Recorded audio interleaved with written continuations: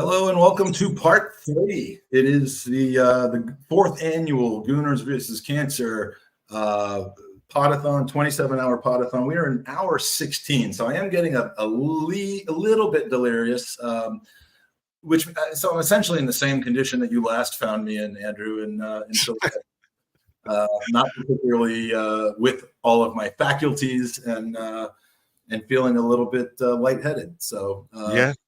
I understand. The more change, the more things stay the same. Well, this is it.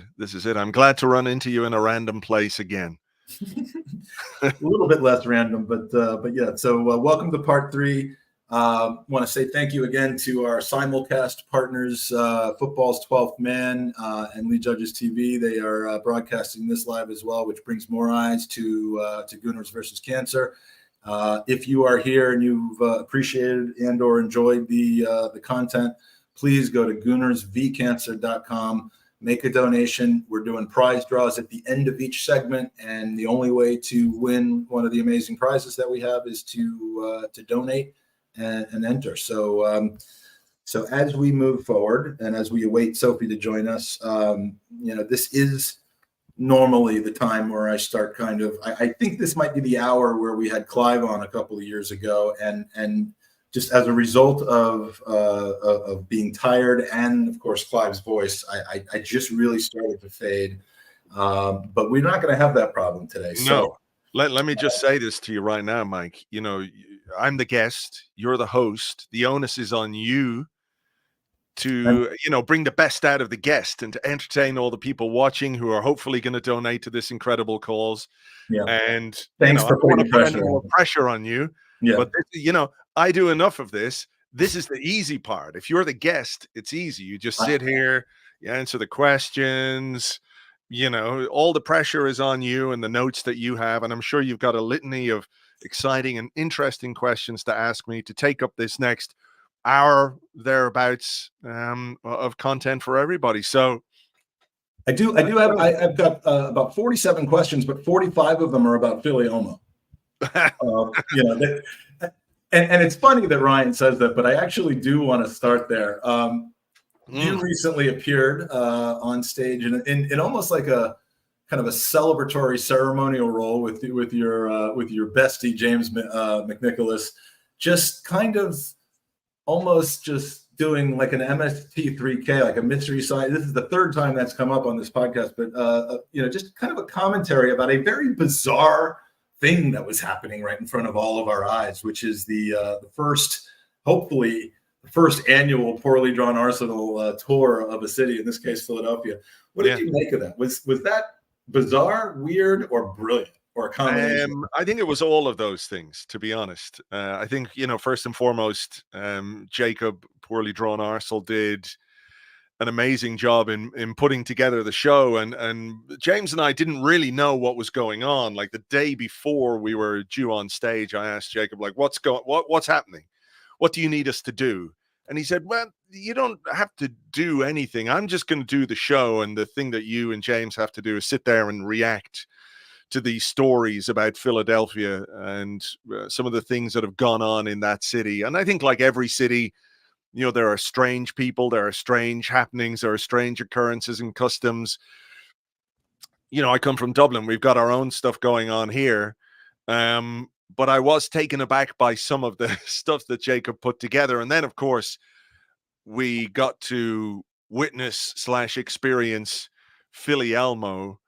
And that was really quite something. I don't think I've ever really seen anything like that before. But it was I really should have downloaded, and I will endeavor towards, but we'll have kind of moved off of the topic by the time I'm able to get this video uploaded. But I think it's incumbent upon me to share that with people because it is one of the more surreal things that you'll ever. Now, whenever I hear drumbeat, I'm just waiting for Philly Elmo to show up. Let me try and explain it in very simple terms for anyone who doesn't know who or what Philly Elmo is. But what we got was a team of incredible drummers dressed in a kind of steampunk outfits, with masks and stuff like that, in the middle of which was a man wearing a giant Elmo head. Are we sure it was a man? I mean, Well, man, woman, I don't want to give the game away here. Could have been a woman, could have been a man. I'm saying nothing. I just, a person, that's how we say it, who danced to the beat of those drums for about 7 to 10 minutes on stage. And it was really something to witness, I have to say. And I want to say thank you to Donna, who by the way, claimed to be the executive director of Tottenham Hotspur Football Club while she was mercilessly hitting on me in front of my son. But I think the fact that your donation is in a particular currency shows that I don't think you're actually the executive director of Tottenham. But I do appreciate your generosity, and yeah, we're on better terms now as long as you don't try to pry me away from my happy family. Sophie, welcome back. Hola, Andrew. How's it going, Hey, mate? all good. How are you? We're in the middle of talking about Philly-Oma, so I don't want to trample the rest of this discussion. No. Oh, you mean like, should I keep my mouth shut so you can carry on talking about? Oh no, I'm saying I don't want to trample over. You can. Oh No. yeah, no. Andrew, you look so like you're like ready for a role in some type of not gangster movie, but you're looking very like hardcore. Thank you. I love it. Thank you. I'm auditioning for a reboot of Magnum PI. well, they actually did that poorly, so I reckon, yeah. Or I'm thinking The Professionals, a little Bodie and Doyle. Oh yeah. That's true. Stick that kind of tan leather jacket on me, a pair of flares, some brogues, and I'm ready to go. Yeah, maybe James could be Doyle, you could be Bodie. Yeah. There we go. My future is set now. I see Jacob drawing right now. He's modern day Bodie and Doyle. Do they have a frame of reference for The Professionals in the US? Because I think that was very much an English thing, wasn't it? You know what? I think they actually tried to do a version of that show, and I'll have to dig. But I do believe they tried to do a version of that show. But for the kids out there listening who are only like 1 year old, The Professionals was an epic television show in England back in the 80s. Yeah, sort of like a bit like Starsky and Hutch. Yeah, not quite, but in that same realm. Yeah. There was no Huggy Bear in The Professionals, that's for sure. No. More's the pity, I say. Oh man, how's everyone doing? You know, I want to hear how you're doing, because I know yesterday must have been a very emotional day. I mean, are you okay talking about it, or should we just kind of focus on other things? I mean, how are you feeling today? It's really, I woke up today feeling like my heart was full. It was it was such a beautiful day.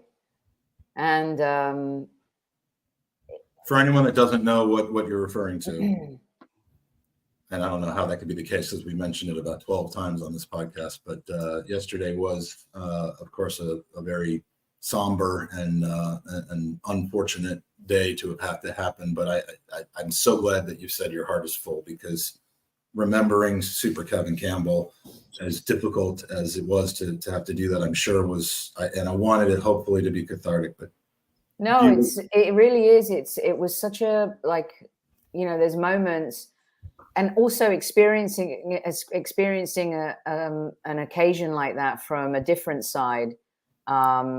It was really warm and comforting and uplifting. Kevin's family is just incredible. The turnout was insane. I think there were like 1,000 people in the church, and the energy. And I loved how, like, the family set it up. We're not here to mourn Kevin's death. We're here to celebrate his life. And it was absolutely exactly that. And I know Kevin will laugh when I say this, but I came away from the whole thing thinking, when I go back to LA, I'm joining a Black gospel church. That's what I'm doing, but it was just perfect. He would have loved it. He would have loved every moment of it, because it was positive, it was uplifting, it was his personality, his character, the outpouring of love that everyone saw after Kevin passed away. Exactly the same thing, yesterday. And our club, amazing. I wanted to show everybody this. This was the program. And there's pictures in here from Kevin's career. And I know I can probably say this out loud, and we'll be doing a lot of this, but, we're building Kevin's legacy, and Arsenal Football Club have embraced what the family have started, the Kevin Campbell Foundation, in partnership with the Arsenal Foundation. And it was just beautiful, and to know that legacy is going to be living and breathing, and that we can all kind of contribute and to be part of that. It was really, truly beautiful. And I know that Kevin, one of the last messages I got from Kevin was one of our games in May. And the text said a lot of things, but at the end of it, he goes, "I'm so proud to be a Gooner." And he would have been really proud of what the club did yesterday. The service was at the Emirates. The club opened up their hearts and they put on an amazing display of love, and there was food, and it was the screens and his career goals and everything. It was just, and they opened up the stadium so family and friends could just walk out and have a moment and take pictures if they wanted to.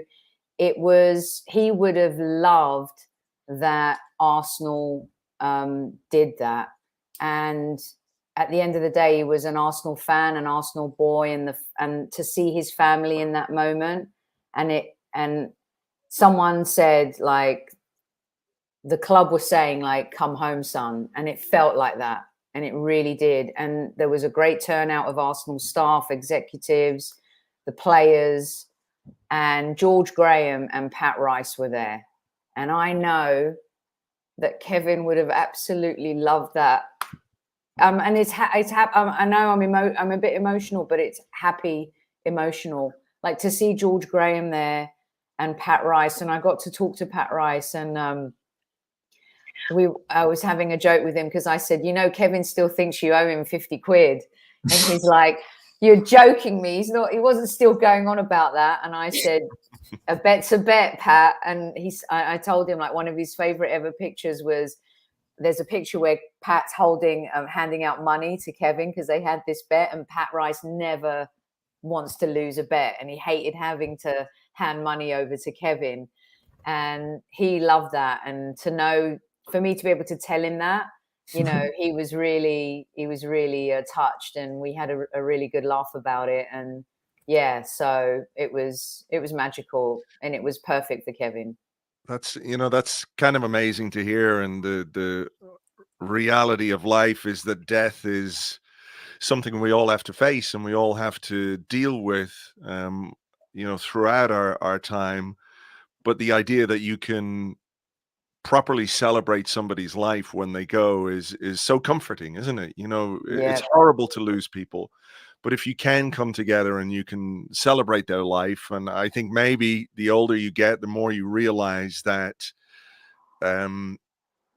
celebrating life and enjoying life while you're here is so important. And part of that is how you live and how you deal with people and how you treat people, and what you put out into the world, I think, is what you get back. And obviously what Kevin put out into the world was so wonderful and positive that then is reflected in that experience you had yesterday, Sophie, where what he put out was what he got back in really sad circumstances.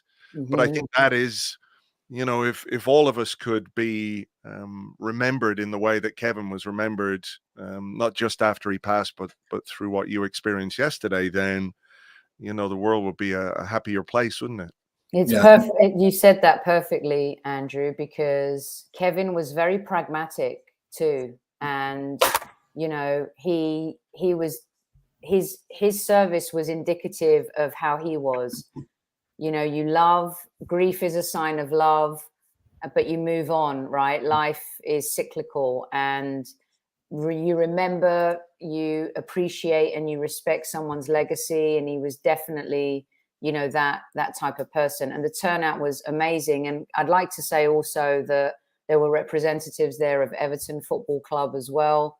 As you'd expect, because they love him. And it was really cool because interim England manager Lee Carsley was there, and you know, Francis Jeffers, Don Hutchison, Les Ferdinand, Andy Cole, Andrew Cole, who really, you could tell like the love he had for Kevin was just unbelievable and amazing. It was really beautiful to see, even outside of the Arsenal family. And people talked a lot yesterday about the Arsenal family. And I know some people sometimes think, oh, that's just, no, it's true and it's real. And when you see the generational players there, it was really incredible. And Paul Davis made a speech, and Kevin loved Paul. I mean, he called him Pups, and he was such a role model for him. And he did such a beautiful speech, and he was there the whole day. I just wanted to say, what a man Paul Davis is. And to have had that conversation with Paul and Kevin on our show last year, I know what that meant to Kevin, and I know what Paul meant to him, and the way he spoke about him, and the way that he was just there all day for the family and everybody. It was just a beautiful thing, among other players too. Mickey Thomas was there. I mean, you know, seeing them, David Seaman, it was really lovely. Really How is David Hillier doing? Is he all right? Yeah, he's great. He was mentioned a couple times. Someone talked about his pass for Kevin's goal against Tottenham, and we were having a laugh about that because Hillier was talking about, oh, it was a crunching tackle that turned into a pass that turned into a goal.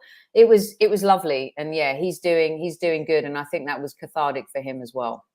And Andrew, what you said earlier, the very last thing I texted to Kevin, and I'm not sure he ever saw it, knowing what I know now about his phone and you know, and how he was doing, but was my favorite line in all of music, and it's the last line of the very last song of the Beatles, which is you know, and in the end the love you take is equal to the love you make, which is just another way of saying what you've said.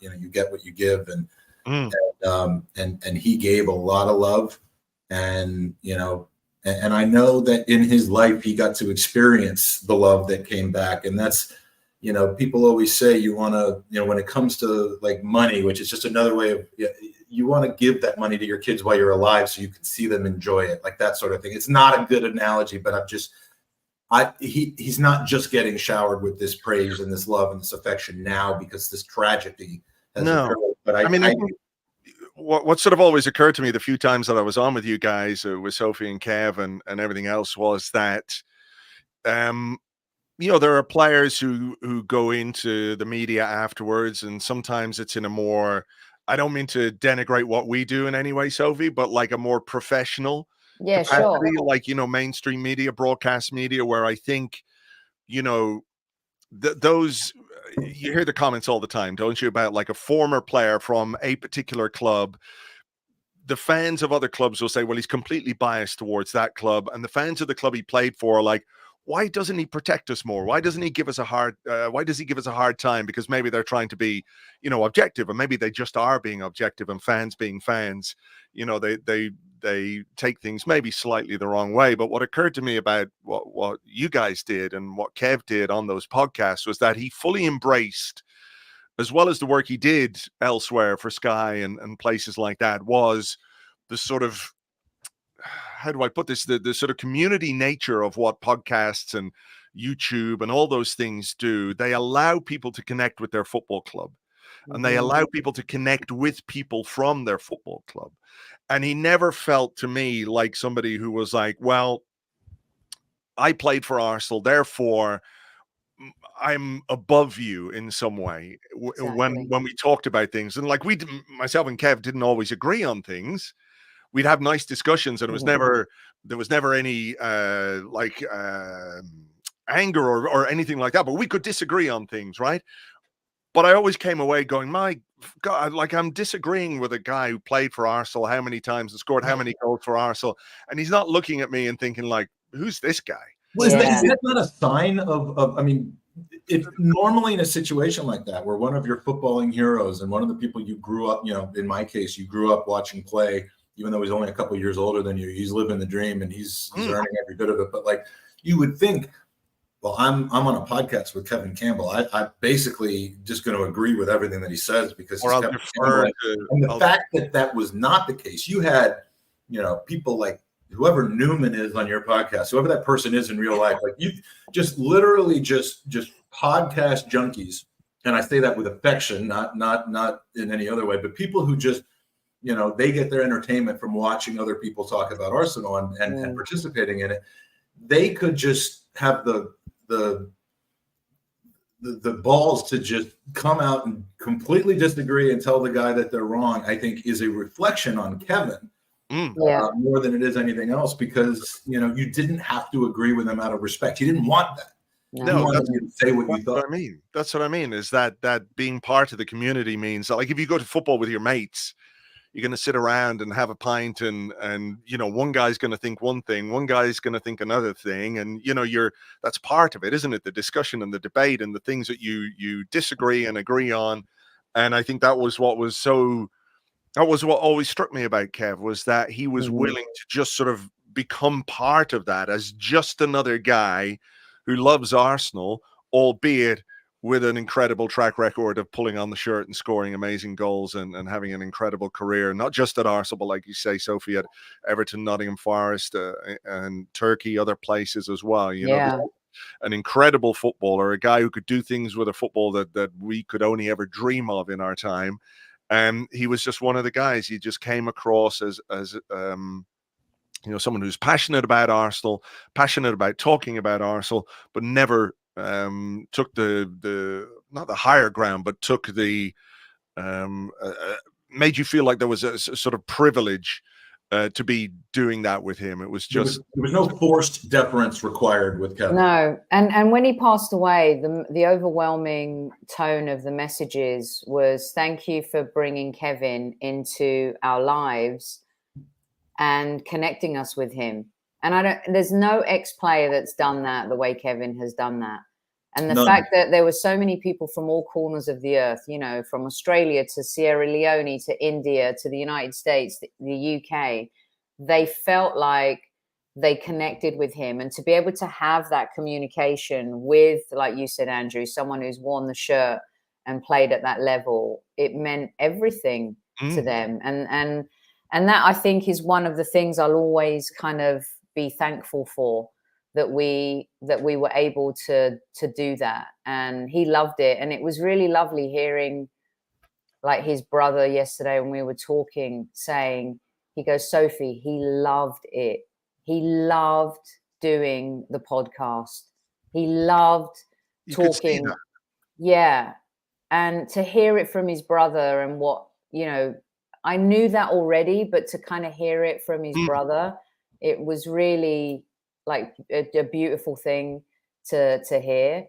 And, he loved, I met people there yesterday that, he's been friends with since he was 18 when he first started at the club. And you guys, guys who used to help him organize the Arsenal player Christmas parties. I mean, great stuff, really great stories, and just, and he loved people. He was a people person. And a friend of his said to me yesterday, said, "Soph, even if Kevin hadn't played for Arsenal, he would still have been the same person doing all of those things, just in another realm or just, differently." And I think back to 2018 when I met Kevin for the first time, and it was Lee that brought us together. A number of us, because Lee had made contact with him and had a relationship, And Lee and I are going to do something together because Lee was there yesterday and it was really nice to have him there and for us to be together and stuff. So, and yeah, you guys probably have not had a chance to just get hug. I mean, virtually, yes, but I mean, I was really happy knowing that the two of you were there together. Yeah. But just what I was going to say is that, you know, on that day, March 11th, 2018, and I'll never forget the date. You know, the story was that Lee went to do his AFTV interview after the game, and Kevin was with him, and Lee's being mobbed by, you know, the throngs of fans gathering around that, and no one really paid much mind to this incredibly dressed, professional looking. I mean, like Arsenal fans, and yeah, it was a section of Arsenal fans that probably isn't necessarily the most historically, you know, astute fans in the fan base, but Kevin got very little attention, you know, and of course, seeing him in Everton, seeing him in the I mean, that would never happen there. And I got a little bit upset that, you know, this man was lionized by Everton fans, and that he was slipping through the cracks in 2018 of not having people necessarily know who the man was and what the man did. And to see that evolve over the following 6+ years, and to see how your venture with him on Highbury Squad really kind of led to that, is why we have somebody up on the screen in India that absolutely loves the man. Why Ryan in Detroit has so many personal stories to share. Why Tanner in Pittsburgh has those things to share. While Albrecht in Austria, and you know, you said Australia and all that. His resurrection as an Arsenal legend, you know, has come through the podcasts that he did with you and all of and where he took that from there. And it's very gratifying to know that, you know, his place in Arsenal lore as a person, as a human being, was set right by the opportunities that he had and took by the hand. And I will always appreciate you for doing that. You know, he did the work, and you did the hard work with him. So I mean, it moves me, and I really hadn't expected to spend the majority of this hour talking about that. But how could I not when you're here and having just experienced what you experienced yesterday? Anything else that you want to share? Because I mean, I do have topics other than Kevin, certainly, that we can talk about. But I just I was really proud of our club. I'm always proud of our club, but yesterday I was really extra proud. And I think it's important that people know that, you know, you all want us to sign a striker and throwing toys out the pram about the transfer window. And all I can say is that I really feel this club is in great hands. And Andrew and you know, you get to talk to people at the club and meet people on the tours and outside of it. And, you know, I had great conversations on the US tour. And then again yesterday, the club is in great hands with people that want to win. And Kevin wanted to win. But at the same time, what they're building is not just for the now, it's to continue for the future. And what they did yesterday for a legacy player, and they talked a lot about the Arsenal family and what that means. You know, they're trying to reconnect generations, but at the same time, support what is the now as best they can. And all I can say is, if you're proud of your club, yesterday I was really super extra proud of our club, and they've been amazing. And I know how much Kevin's family really appreciate that, and the Kevin Campbell Foundation and supporting that too. You know, it's a really good time to be a Gooner, and it always has been, but it just is extra special right now. And that's what I kind of want to leave people with. Yeah. And can I just sort of say as well that Sophie wouldn't be backwards about coming forwards if she felt the club wasn't in the right hands. I remember a few years ago in LA, I think we'd play, I can't remember who we played. Maybe it was Bayern Munich at the LA Galaxy Stadium, when we were in the press conference afterwards. And I remember your question. I don't remember exactly what your question was, Sophie, but it was like, and then went on a bit, and then another, and you got Sophie was on one that night. She was, yeah, I remember that. You were wearing the same hat, I think. Yeah, no, different hat. Oh, okay. And look, to be fair, I don't think Unai Emery was ever the right guy for us, but I sort of remember his face there going, I don't know what's happening here. So, it's not just the case that Sophie is saying, we should be proud of our club just because we're Arsenal fans. If there's things to be critical of, she's been there and done that in the past. So just to give that little bit of context. No, I appreciate that. And I'm not afraid to criticize. And like you said, nobody should be, but I think, Yeah. And I'll call it as it is. And I just feel that this journey I've been on personally as a fan, from kind of not understanding and not believing in Mikel Arteta at the beginning, and being, listening to Kevin saying, Sophie, it's the players, and going on that journey myself, my own discovery, and realizing like, a year and a half in, and seeing what is happening, but also the people behind the scenes are really smart people. Like, I came away from those conversations thinking, fuck, these are smart people, and they're doing and trying. No more criminals. No, they're really smart people. And not only that, I think we have ethics as a club, and I'll leave it at that. But I truly believe we do, and we're trying to do things the right way. And you might want us to go buy a striker for 100 million and whatever, but just look at Chelsea and look at United and look at, you reap what you sow. And it's undeniable. Any doubters right now, or any people kind of denying what's happening or still calling for Mikel's head, I don't understand that, and I just don't think that narrative flies. It's just ridiculous. And this is somewhat of a segue into. I did want to talk, because obviously all three of us spent time in LA, and then Andrew on to Philly. Of course, Andrew on to Philly. The summer tour, it is kind of tangentially related to the club being in good hands. The way that they went around about the summer tour this year, and Andrew, having been in both cities.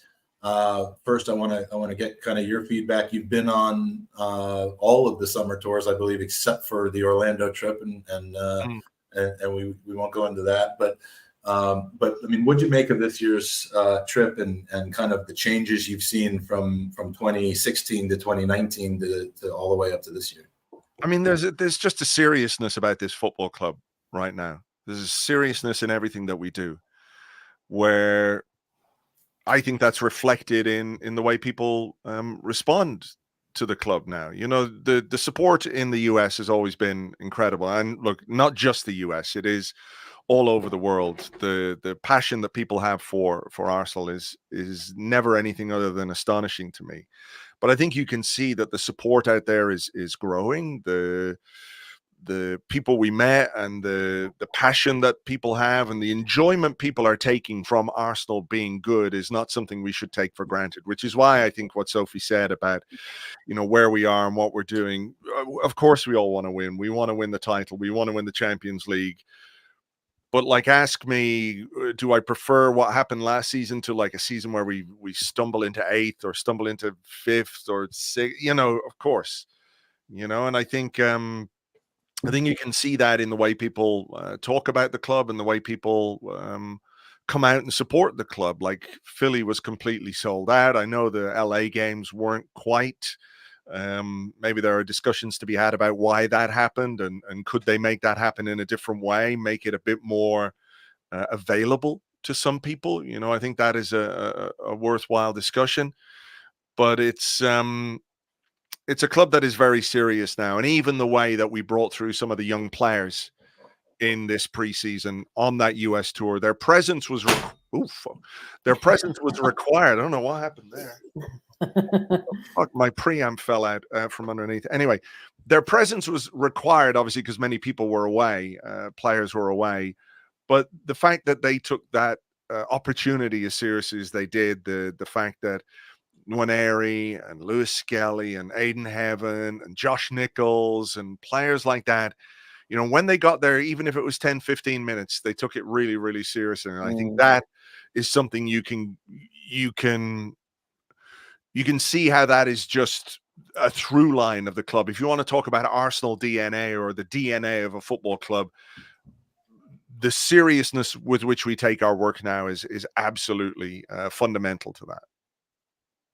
I totally agree. You know, I think we all have a slightly different set of experiences on these tours because, I mean, Andrew, I've seen you both in the press box and also not in the press box. I think, you know, in 2019, you had the misfortune of having to sit next to me in the press box. Well, I just chowed down on brisket the entire time. But so much brisket, Jesus. So much brisket. Look, I'm a changed man now. There's no more brisket for me. Well, there's brisket, but not in as much quantity. But I mean, you've always kind of had that relationship of kind of media / you know, notable host of events and that sort of thing. Sophie, you've got the experience of really kind of putting yourself in a very special position where you are a member of the media, but you are a trusted member of the media, someone who I think the club values and is advocating for, you know, not necessarily having the traditional paper just be the only sources of news. And I think that what you're doing is fantastic. The added perspective I have on it is as a member of Arsenal America's board and really learning a lot in the last 18 months about how the club work with the supporters club in making these events special. You know, most people and myself leading up to a couple of years ago, we would find out 2 weeks before that this is where you need to go for this event. This is where you need to go for that event. And they just all kind of happened. And maybe Gunnersaurus was there. Maybe he wasn't. He or she, I should say. You know, they would just happen. And now I've kind of, you know, I've seen how the sausage is made. I've seen how the club has changed how they work, and they are meeting us where we are.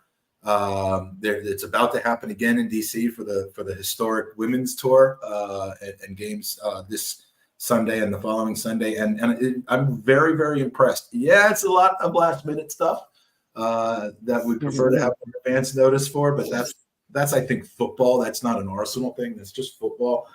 And but this club is in good hands. I agree with you, and it's not just from the perspective of management of valuing their past, their history, and it's in really truly wanting to connect with their supporters, and I hope that they look internally and domestically at that a little bit more. And I think we would all say that that's an area for improvement. But you know, this club is doing things differently than they have in the past, and it's all. I think a lot of it is probably down to Mikel and his cultural changes in the club and how that's permeated all the way up to the highest levels of KSC. I think there are a few people behind the scenes as well that wanted the same. Yeah. And Mikel's become the face of that change. But a change like that takes a team. And there's definitely a core team at the club that work together and have worked together to make those changes, not only culturally on the pitch, but off the pitch as well. And, you know, I did a show with Kevin last year, and, you know, some people sent pelters our way where I asked the question, are the Cronkies one of the best owners in the Premier League? And I believe they are. And I believe we've gone from protests and discourse to them proving, since they became sole owners of the club, that they're willing to support it. You know, unfortunately, there are still some fans that want them to put their hands in their own pockets and spend the Abramovich way. And that's just never going to happen. I mean, I think the Thomas Partey deal is probably the one that was sanctioned by them, that 45 million, I think, right? You guys can correct me on that, but it's a collective.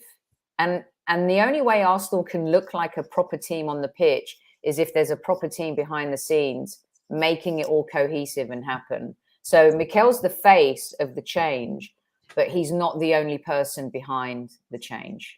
You want to see how far this club has come? This is now in the tunnel on Hornsey Road.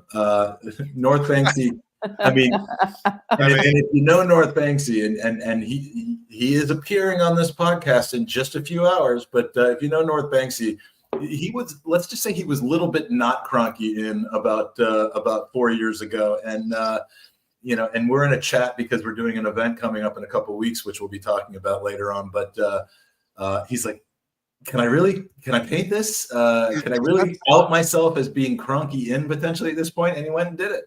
Is that Santi Cazorla beside him? Yeah, it is Santi Cazorla beside him. I mean, can I just sort of expand on what Sophie was saying a little bit? Because I do think it's really interesting to think about, when we consider maybe the last 6-7 years of Arsene Wenger and what happened maybe from 2007, where the ownership at the club was not healthy for the club, right? I think that was something that we talked about, Sophie, and I know that it's something I've written about, where essentially we had a Cold War situation, without putting it in too simplistic terms, where we had the Kroenkes and KSE on one side and Usmanov and Red and White on the other. And I don't know that there's enough examination of how we got to that point.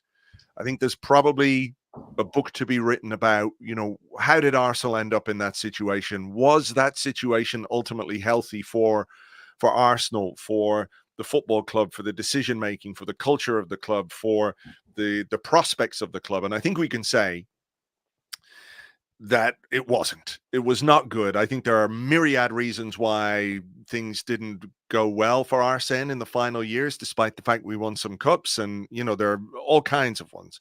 But I think at the heart of it was the fact that we had this ownership issue, where one guy had 63%, the other guy had 30-odd%, and like never the twain shall meet. And I've been critical of KSE and the Kroenkes. I know you have, Sophie. Oh, yeah. There are very good reasons to have been critical of them. Even when they took 100% control, there were things like the Super League decision, which, people came out and protested at very strongly, and they were right to do so, because that was not the right thing for the ownership to do. Even if I can understand why, in the context of what was going on behind the scenes, why they felt they had to do that. But fans made their voices heard. But I think you can see the difference in how the club is being run when there is a 100% owner. And like I, along with many people, had some concerns about, do we want the club to be in the hands of one person or one organization, where this plurality of ownership that the club had with various directors, the Hillwoods, Danny Fisman, David Dean, all the various people who were shareholders, where they were considered custodians of Arsenal Football Club. That was something that I was afraid when we lost that we might lose something of our identity. But I also think that in the modern world, in the reality of the world we live in right now, when it comes to sport, when it comes to owners, when it comes to who owns the biggest football clubs in the world, it's not just Arsenal, it's it's AC Milan. You look at what's going on there, you look at what's happened in the Premier League, you look at what will probably happen with a club like Barcelona, who are going to probably have to give up what is a huge part of their identity in order to get themselves back on track financially. I think that is an inevitability, and it's leverage their sad. future. Yeah, it is a sad reality of what sports ownership is about. But have we been better since the Kroenkes took 100% control? Yes, I think so. Yeah, and I mean, what successful Premier League club has been successful despite having mortal enemies fighting for control, 60, 70, 69%, whatever it is? I look back at the ownership historically of clubs, and Liverpool was a splitly owned club for a long time, and shocker, they really, really struggled through those years. And once FSG, was 100% owner, their rise began, and with a few positive steps along the way, 2 massive sales and an incredible coach hire. But you just can't be successful when every dollar you spend on improving your team is enriching somebody else who you hate and want gone. And I think too many people said, 69% ownership is enough that they should have gotten everything done. And I just, that's just a fundamental misunderstanding of how the business world works. And how billionaires think. Yeah, exactly. And if not for Arsene Wenger, keeping things together with tape and string and that sort of thing, who knows what would have happened, with a few years out of the Champions League then. But, I'm just glad that it ended, and I'm glad that essentially the winner of that battle ended up A, not being sanctioned by the world, and B, deciding and or coming to the reality that they wanted this club to win as much as we do. Well, the other thing as well is when you win a lot of football matches, nobody really cares who the owner is, or nobody pays too much attention to the owner because everyone's happy. And I'm not saying that there shouldn't be questions asked, but there must have been and must be. I'm no fan of Chelsea, but there must be Chelsea fans who were opposed to what Abramovich did and was. But when you win a lot of football matches, nobody questions that. The desire to see your football team win kind of trumps many moral issues that people might have, for better or worse. I think that's just kind of how human nature goes. But I do think that, on the back of what Sophie said about how the club have reacted and behaved and what they did for Kevin, that ultimately there is at the core of this football club, there is something that is still very much entrenched within the community about doing the right thing, about being supportive, about being inclusive, about making sure that Arsenal is for everyone. And when Arsenal win a lot of games, everyone's pretty happy. So long may that continue. And there's no doubt whatsoever, when you talk to people at the club, they want the Premier League as badly as we do. They really do. And when you think about how badly we want it as fans, you then think about how that feels for Mikel and the players and the people who kind of work at the club day in, day out. And we're part of that. It doesn't mean they want it any more than we do, or we want it any more than they do. They are on the same page as wanting that trophy the most of any.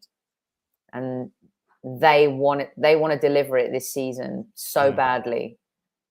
And, hopefully we can make that happen. So hunger is a great motivator, isn't it? It is. They're so hungry. And that hunger is, when you talk to the guys, everyone seems prepared, ready, on the same page. We're one common goal: to win the Premier League.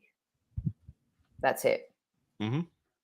I think even a few years ago there was in fact it was Aston that told me this, because the year of the kit release that Aston participated in, he kind of got the celebrity treatment, the superstar treatment, because he was kind of the face of the kit release, and he in Orlando, he was in the owner's box with Josh and Stan and Tim Lewis and that whole crew. And he told me, and I have no reason not to believe him, that Stan Kroenke said something like, when we win that Champions League, we're going to go out for a big steak or something like that, like something cheesy and ridiculous like that. But I do think, he was famously quoted as saying, that the FA Cup was like the Super Bowl, and I think that was used to make allow people to say that us winning 3 FA Cups was enough, and that he didn't care about the league, and he didn't, the league is the singular focus of this club right now. There's no question about it. Yeah. And I think, while we talk as podcasters a lot about would you rather win the Premier League or the Champions League, and there are arguments to have for both. And, this club, I think, is look, they want to win both, and they're building a team that can compete in both. But winning the league right now is, their grudge is not against Barcelona and Real Madrid. It's to get over the hump from Manchester City and get this thing done. And how have we evolved? Just 4 seasons ago, we were looking at Aston Villa, those kinds of teams as, are they our new rivals? Is that who we've become? Yeah. And now, thankfully, Arsenal have been the ones challenging for the last 3. If it wasn't for us, the last 2 years, Premier League would be a total bore. But the fact that we see Manchester City as the head, you know, to kind of overtake, that's huge. And the fact that we've been so close. Andrew. Yeah. Well, 3-4 years ago, the gap between Arsenal and Manchester City and Liverpool was huge. It was huge. And you know, even with the most optimistic hat on, I felt like it would take a long time for us to close that gap.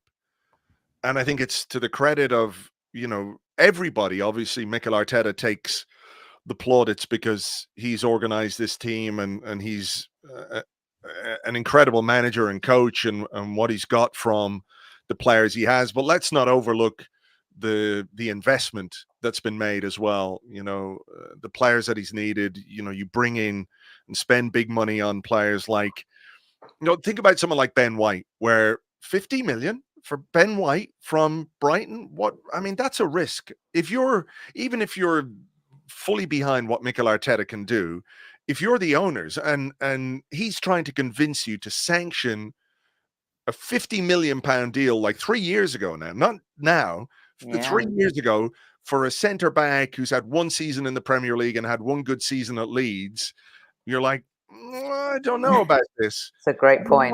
All the spend some epping money people were like, why are you spending that much money? I mean, this is it. So I mean, it has been a collective effort to build this team and spend a lot of money on this team. And the fact that we are where we are now in such a short period of time is genuinely amazing and enjoyable. And I think it is something, you know, we do need to sometimes objectively step back and realize we've got a great football team. They're full of good lads who, you know, give their all every week, high quality, lots of flair. I love all the defending we do. It's incredible. I love the parsimonious defense that we have. And this is a team that should be enjoyed right now. And I hope obviously that we get there this season and win that title, and we can all celebrate with a big steak at Stan Kroenke's ranch. He was going to invite all of us. Was that it, or it was just Aston? It was like, yeah, no, he was talking to like his management team. He was like, when we win the Champions League, we're all going to go out for a big steak. I mean, I wasn't there, so I'm just doing the voice that Aston did. But yeah, there's something. Just steak, no sides though, because we've got to reinvest that money. Yeah, the nice steak restaurants, the sides cost extra, so we're not doing that. I'm going to take a quick second, real quick, because our next hour's guests are rolling in, and I'm going to want to bring them on as quickly as possible, because I think you might know at least one of them, Andrew. But we're going to do a quick prize draw, and this hour's prize draw is for a piece of Ruth Beck's beautiful art, and we've been highlighting this throughout the podcast. But this is one of my favorite pieces. You're going to get to choose which one, but Ruth Beck, an amazing artist, amazing talented part of the Arsenal community, and we're raffling off a piece of her art right now, and so we're gonna find out who takes that home. And if you have already won one, we're gonna do a second draw, because we're starting to get some duplicates here in our number 16. Let's see. Let's share the screen. Go to the wheel of fortune. And here we go. The winner of a A3 sized piece of Ruth Beck art, including shipping. You need the drum roll sound effect.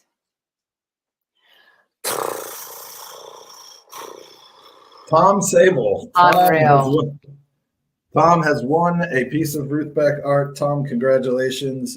It's something I know he already has some of his in his home, but I mean, until all of your walls are covered, can you really have enough Ruth Beck art in your house? So congratulations, Tom. Tom is in the house, so we get a live reaction of the winner. He is happy. Well done, Tom. Golf clap.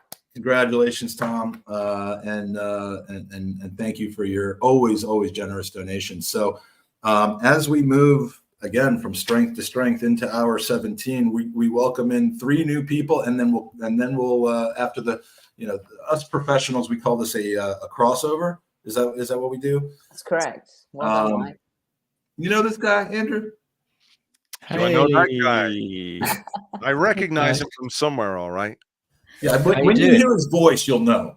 I mean, you may not recognize him by visuals, but when you hear his voice, you'll know. And we've also got, it might get a little crowded in here, but we're taking the handbrake off. We're taking the handbrake off right now. And welcome to the pod, James Gunnerblog McNicholas, Adrian Clarke Blog Clarke, and my favorite new person who's broken his duck on our podcast, Ian Stone. Are you live from Edinburgh right now? I am live from the Edinburgh Festival. If it sort of echoes, it's because I'm in one of those flats with a 40-foot high ceiling, basically. So yes, I am live from the Edinburgh Festival. Yes, and your flat apparently comes with a human that gets to walk around behind you. It does. It does. I paid extra. I paid extra for that. I wanted a human to walk around. Yes, it's nice to be here. By the way, it's nice. We just recorded a handbrake, and then we went off. And James sent me a text saying, if I'm late, tell him I made toast from my grandma. And I thought, that's how very nice. It's not true. I just said, tell him something nice. Well, that's a great excuse. Yeah. Well, Andrew, are you on to your next thing for the day? Yeah, I've got to put together the podcast for tomorrow, which features one of these 3 gentlemen below, along with a number of other guests. So our season preview podcast will be coming out hopefully today. No, not him. Not actually not me. No. This is exciting. Is it one of us now? I mean, either you or Adrian. So you probably know. If it's not me and it's not you, Ian, who do you think it might be?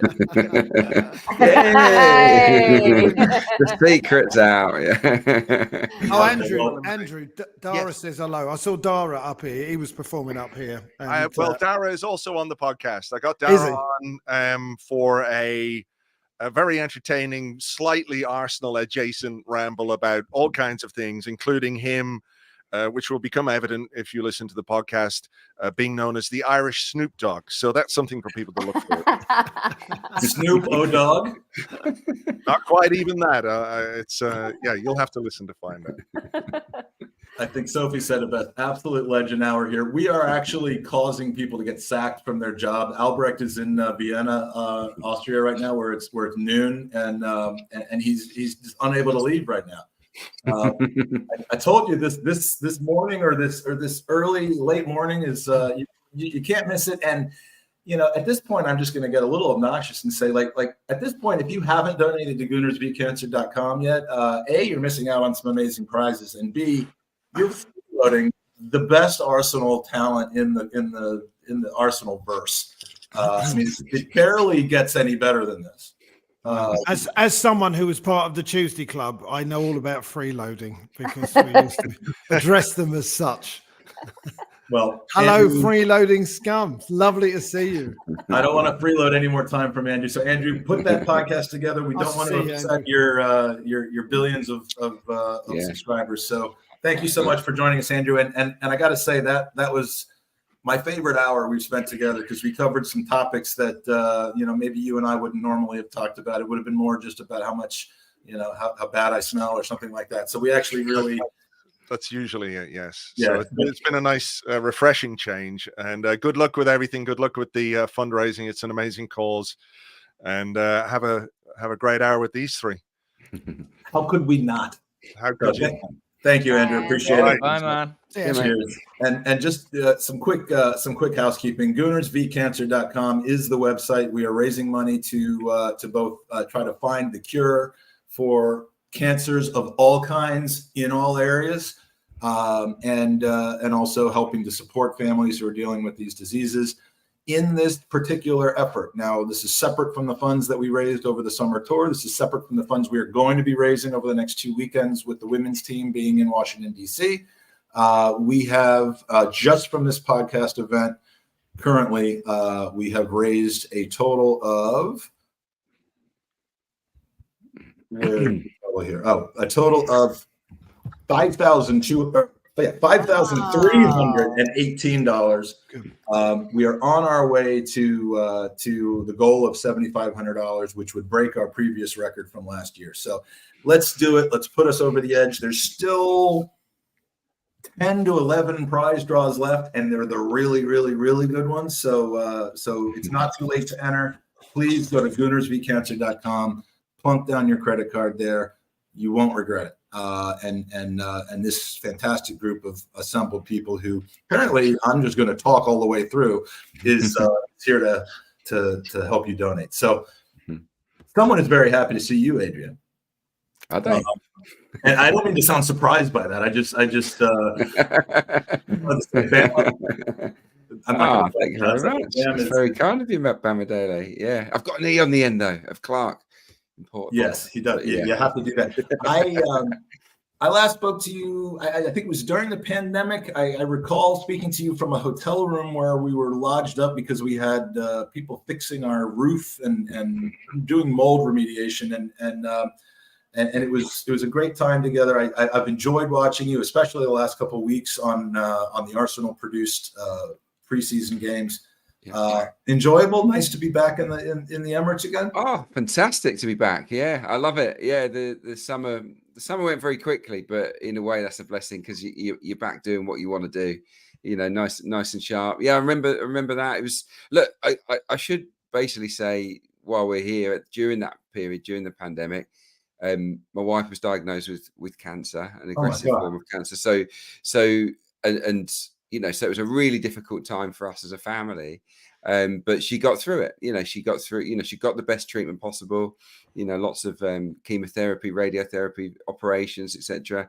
And you know, she's downstairs at the moment. She's back at work. All is well. So you know, it's a cause very close to our hearts here. And you know, we just got to keep going. You know, because year on year, because of the funds that people like yourselves are raising, that you know the research goes in and the treatments get better. And you know, if she'd have you know had it 10 years earlier, that the situation might have been a heck of a lot different. So it's really, really important. So yeah, great cause.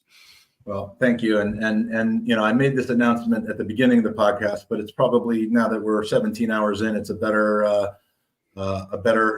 time to say it again. In the last year, since we did this last year, Gooners versus Cancer has become an official 501c3 charitable organization. Previously, we were essentially a campaign to promote donations directly to the Leukemia and Lymphoma Society. You know, obviously that holds a place in my heart, having lost my father to leukemia in 2010. But the goal has always been to truly be not just Gooners versus blood cancer, but Gooners versus cancer. And now that we are our own charitable organization, we can do that. And we will be supporting every type of cancer. We'll be providing grants to the money we raise in Philadelphia is staying in Philadelphia with the Children's Hospital of Philadelphia Cancer Center. And, you know, as we go through and accumulate more donations from folks, we're going to be making grants to some, you know, very deserving and very important organizations. And so, you know, if you'd ever potentially hesitated in donating because of the understandable kind of personalization that you have with certain cancers, be it breast cancer, ovarian cancer, prostate cancer, you know, and said, you know, leukemia lymphoma is an important cause, but I'm going to give to that. We are now kind of just, you know, working towards curing any type of cancer and supporting those charities. So thank you very much for your support and to you guys for joining us. I don't take it for granted. These things usually come together in about 5 days, and it just boggles my mind, that not everybody wants exactly the same hours, and I have to start to, I mean, the schedule just comes together, and I appreciate everything that you guys did to work together to make this happen. And, you know, Ian being on tour, you know, when's the last time you were home, Ian? I mean, you've been a long tour in Edinburgh, isn't it? It's been a while. I mean, to be honest, I'm meant to be doing a show now, but they can wait, you know. You're supposed to be on stage in 10 minutes. Yeah, right. Yeah, no. So no, it's been a little while. I've been in Scotland for about 3 weeks, but Yeah. You contacted it. I mean, it wasn't that difficult to get together for us, wasn't it? Really, because I just said to Adrian and James, "You want to do it?" And they went, "Yeah." And I mean, it was really as simple as that. I'll send you the link. I'll see you Thursday. And it's not like we weren't listening. We were recording a podcast 10 minutes ago, so it's not like it's hard. We just turn the microphone back on and start talking. But yeah, what we now know though is that you're not just so sick. Like some people, bands would go to a concert and they'd finish and they wouldn't see each other until they came on stage the next time, I guess. And you guys aren't like that. You voluntarily spending another hour together. Yeah, I won't see them again for months after this, though. I mean, that's enough, I think, really. 2 hours. I mean, for goodness sake. We usually keep the podcast to about 45 minutes. But, yeah, no, of course we're here. You asked and we came. Sophie, we had a lovely chat last time we spoke, by the way. We had a really nice little chat on the on X, which is unusual for people to ever say that nowadays, isn't it? We had a lovely chat on X. Make sure people know it was on X, not Triple X. Yeah, it was on X, but no, because you went out with the preseason and you were and it was a very optimistic chat about next season, wasn't it? Really, it was lovely, actually. It was lovely, and you had to go to bed. That's the only reason why the chat ended. But you weren't having an early bird night.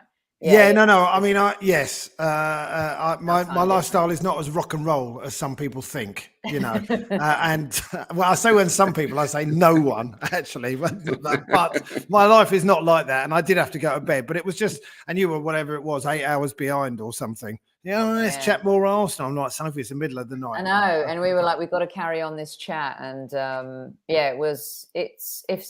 were just talking to Andrew about, coming off the tour and feeling positive. And, yesterday was a really positive day, just more reinforcements about the club and the people behind it and where it's going. Kind of just, I think it's a really good time to be an Arsenal fan. And, you and I were going back and forth on some bits and bobs, and I just can't remember the last time I've had so much fun being a fan.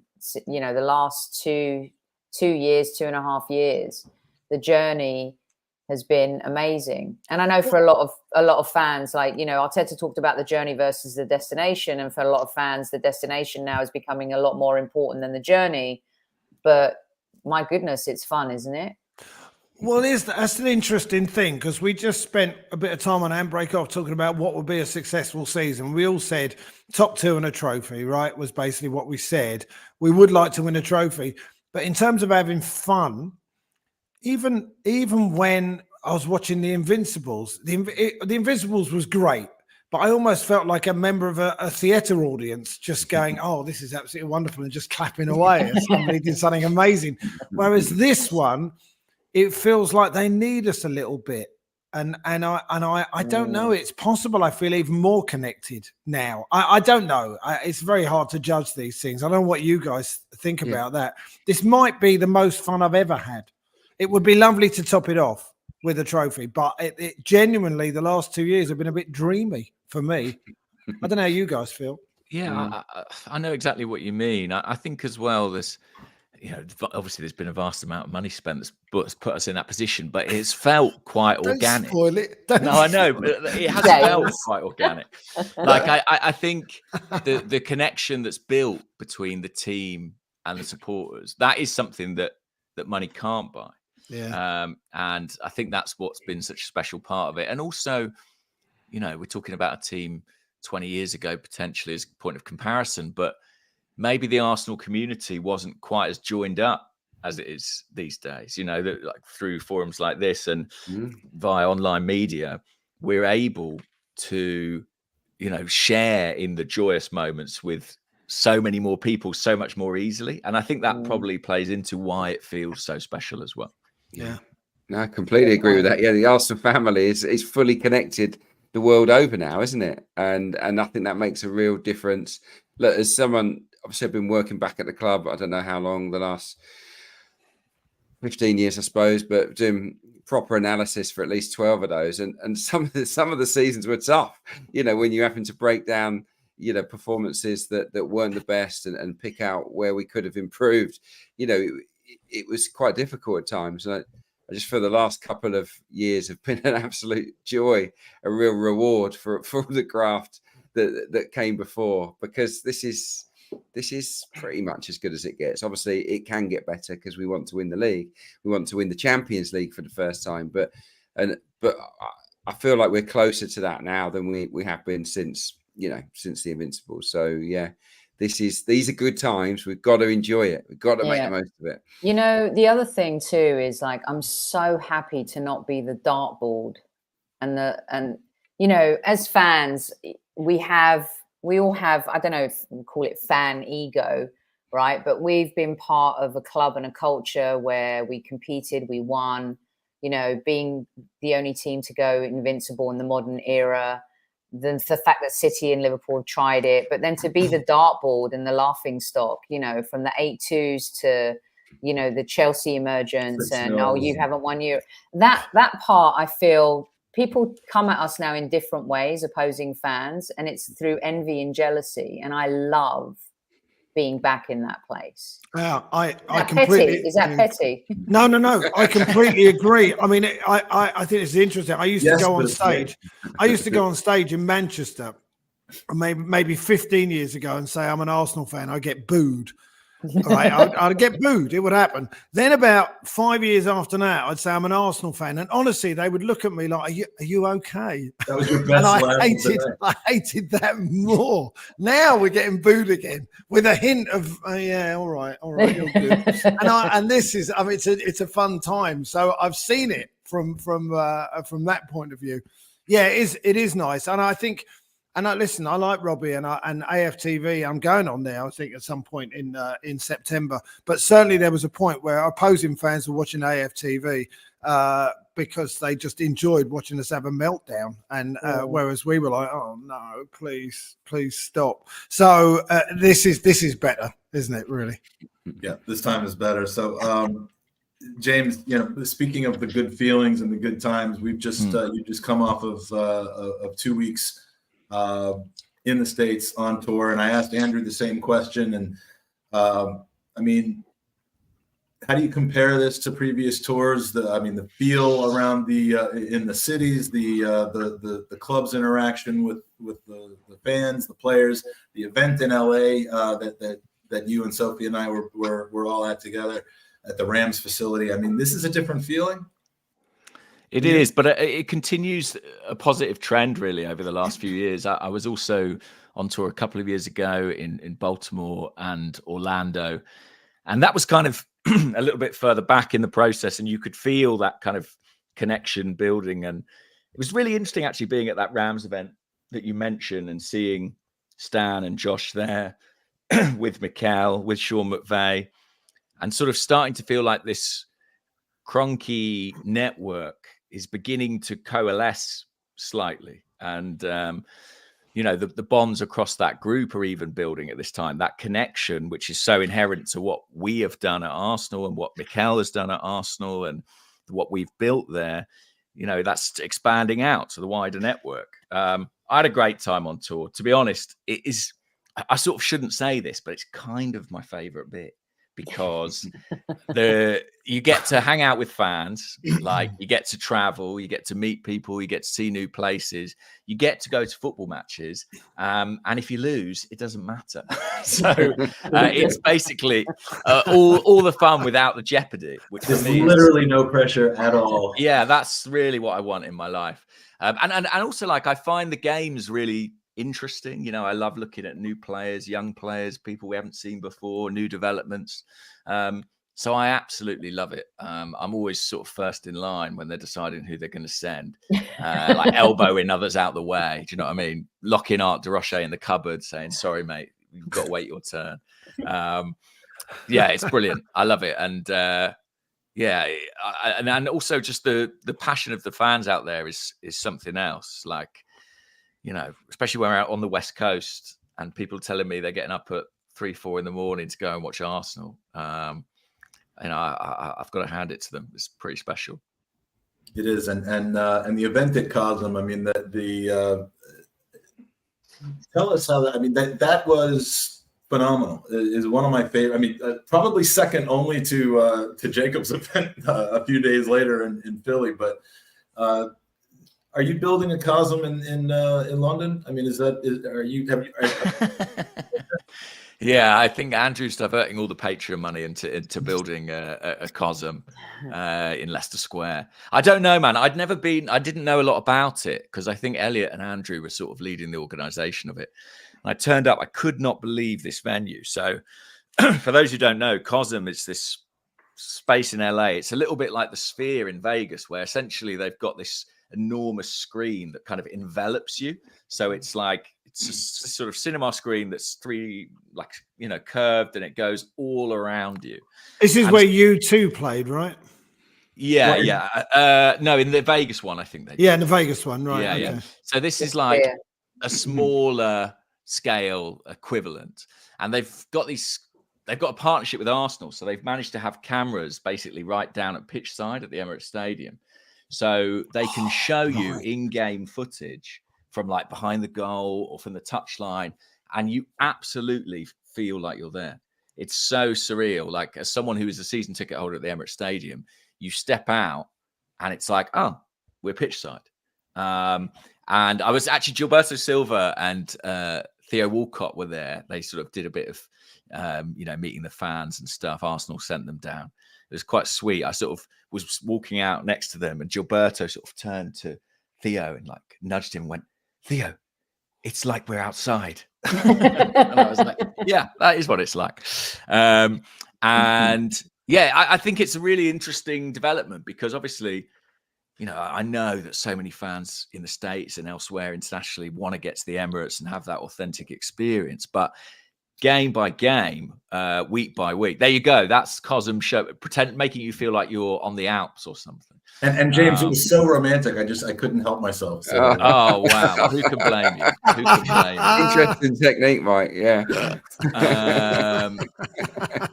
But what was I going to say? Yeah, she left right then, and I haven't seen her since. Weirdly. But yeah, I do think like it could be moving forward, like a really interesting development in terms of how fans, ingest games. I mean, at the moment, Cosm exists in LA. I don't know if there are any others in the States, and it's Vegas, Vegas, right? And it's not cheap to go and watch a game there. I think you're looking at like $100 to go and watch a game there. But it is live. Like they have, like there is, and I think Elliot's actually going to be there for it. I think he said that earlier on the show. But I mean, they're showing the North London Derby live. And quite honestly, you're going to feel like you're in the North Bank. Yeah, and they're going to show Arsenal, I think Villa, the home game of Villa, like when that comes up later in the season. I think it would be a very cool experience. I think it's a good close second to the real thing. Yeah, what they should do is pipe the sound from the fans in the Cosm back into the Emirates, just so you get a proper vibe of how many Arsenal fans are watching and cheering them on. I'm not even joking, by the way. I mean, I'm genuinely not. I mean, we know how many fans support our team, but just to get a sense, I mean, it would scare the living daylights out of teams, wouldn't it? Yeah, I mean, there are clubs that get accused of piping in fake crowd noise, but as long as it would be more legitimate if it was actually coming from like the O'Hanlons in New York and Maggie McGarry's in San Francisco. I mean, if it's at least real crowd noise, just not from the actual crowd that's there, I think that's legitimate. But it's exactly what Adrian was saying about how we're much more aware of the global fan base. We talked about it on the pod a few days ago about all the fans in America and in all parts of Africa. There's Arsenal fans everywhere, and it'd be great to get a sense of them all having that experience at the same time. I'm going to write to the club. Quick, go out and get a patent on that, so that nobody steals that idea. So, Adrian, how was I mean the Leverkusen game?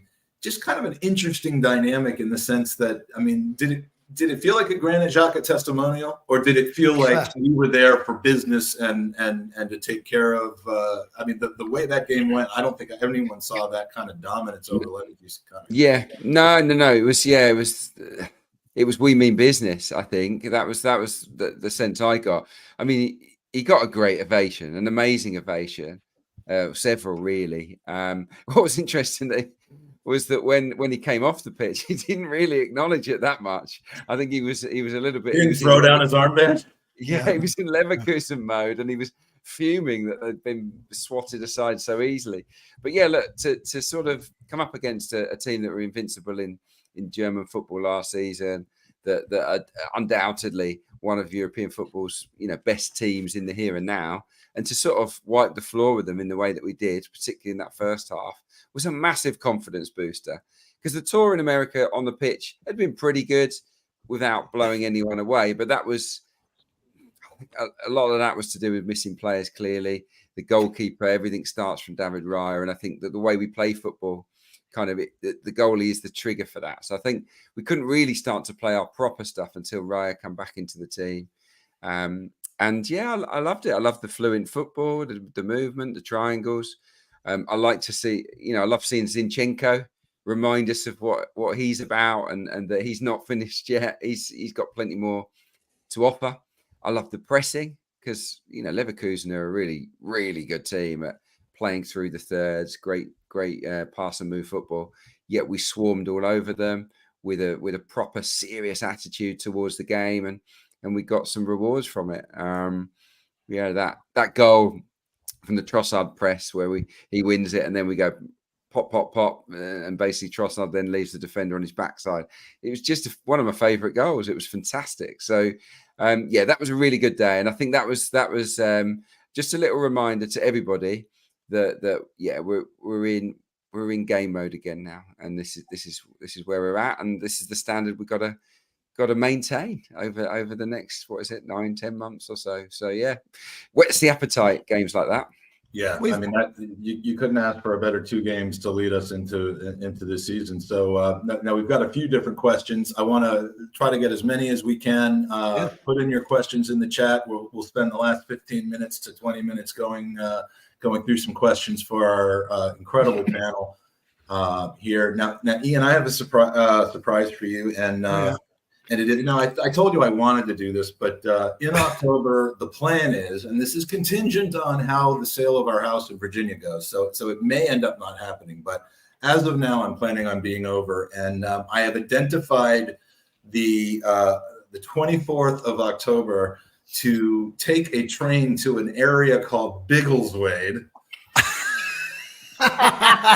Partly because I need to see you at a live show, and partly because I need to find out if Biggleswade is just a piss taker. If that's not yeah, it's an imaginary town. Actually, it's built out of Lego. The whole place. It's really interesting.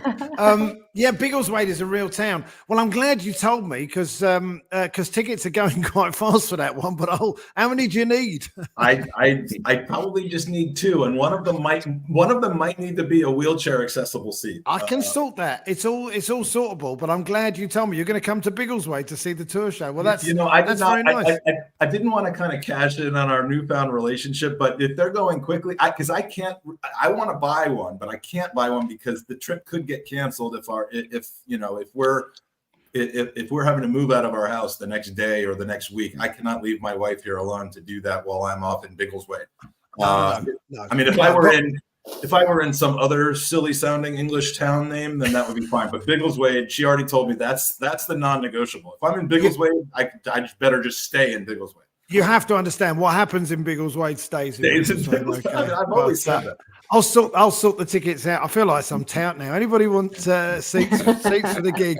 2 seats, 2 together. It's like Oprah, like you've got a ticket to Biggleswade. You've got a ticket to Biggleswade. Under your seat. Yeah. Oh, well, that's great. Yeah, no, Biggleswade is a real town, and I will be there on. Is it the 24th? You tell me. I think it's the 20th. Yeah, I think it's the 24th. Oh, in fact. Where is that in England? Whereabouts? It's not far from Narnia. I was going to say, it sounds like something out of the Lord of the Rings. It's I don't know, about 30 miles north of London. It's on the Luton area. I think I passed through Biggleswade actually when I went to go visit Danny Sweetman he lives in Huntingdon. And that's it.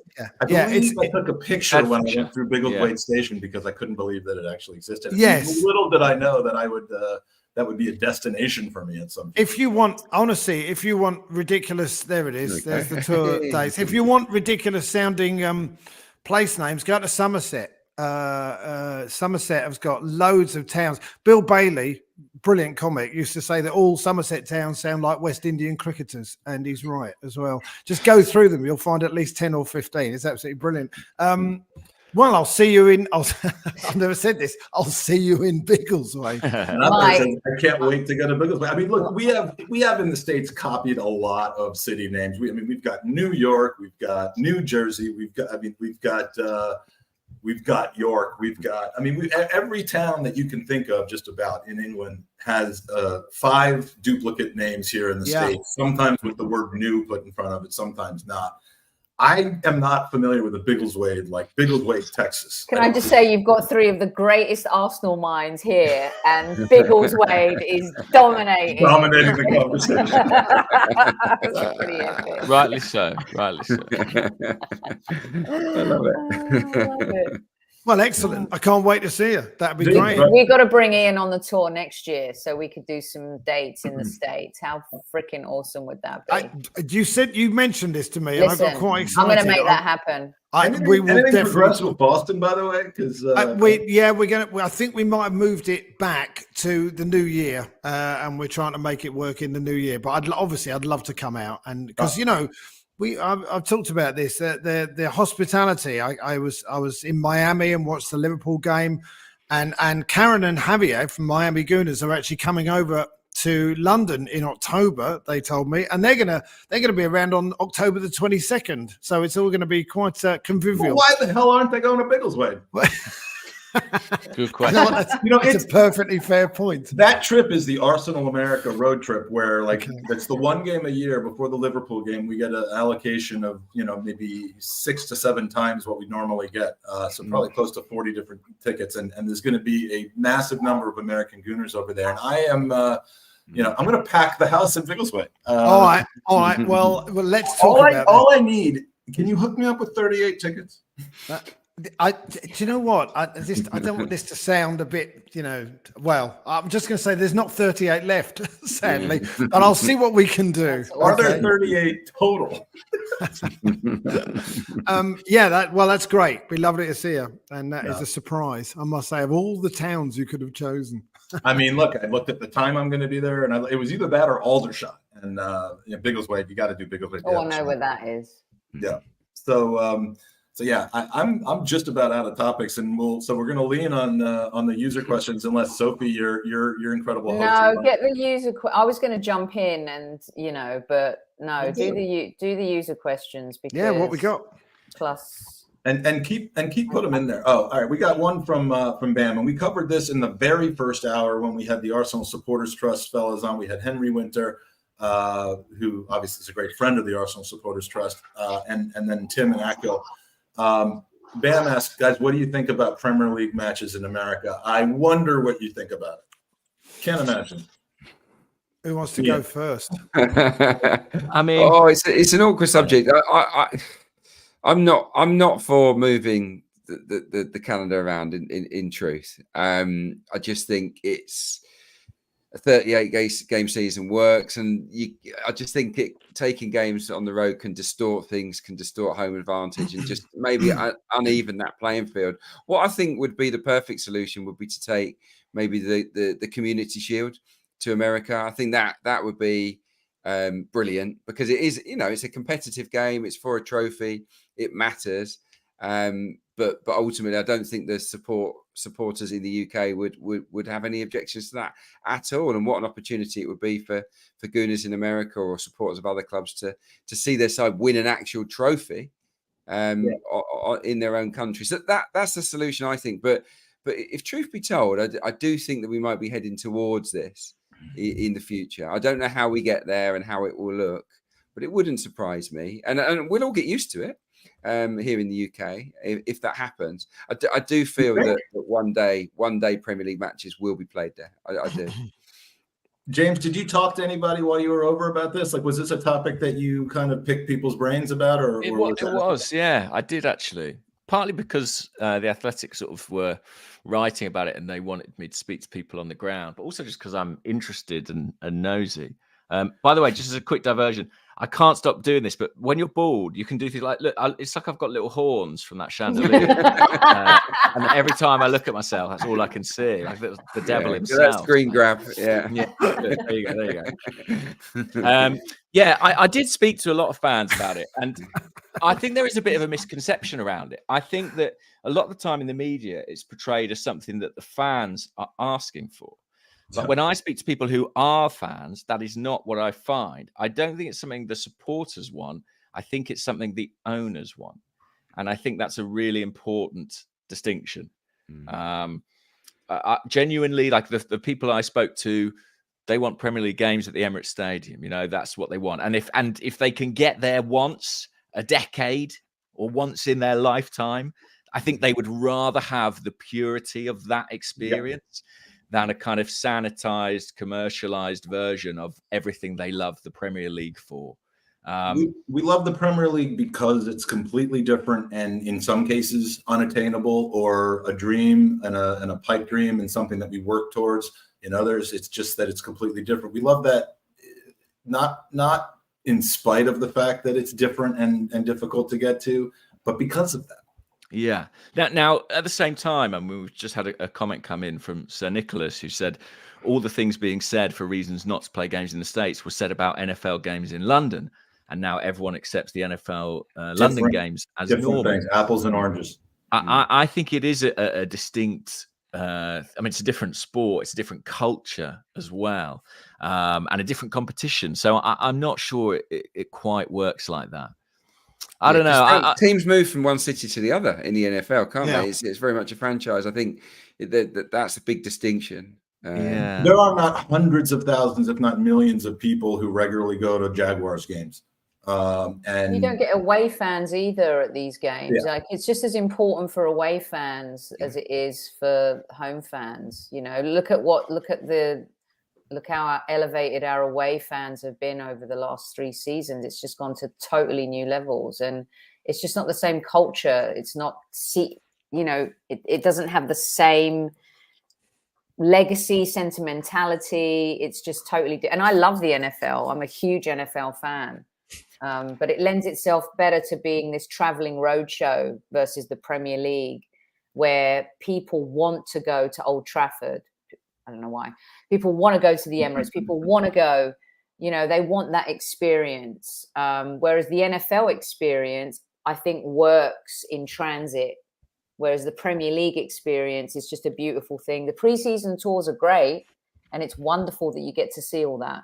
But when it comes to a game, and I'm a Brit who grew up in North London, living in America, you just want to go to a game there. You want to have your dirty burger. You want to do the thing. You want to go to not the Tollington, any other pub than I appreciate people like it, but it's like being a sardine. But I love that part of it too. I want to go be a sardine at the Tollington.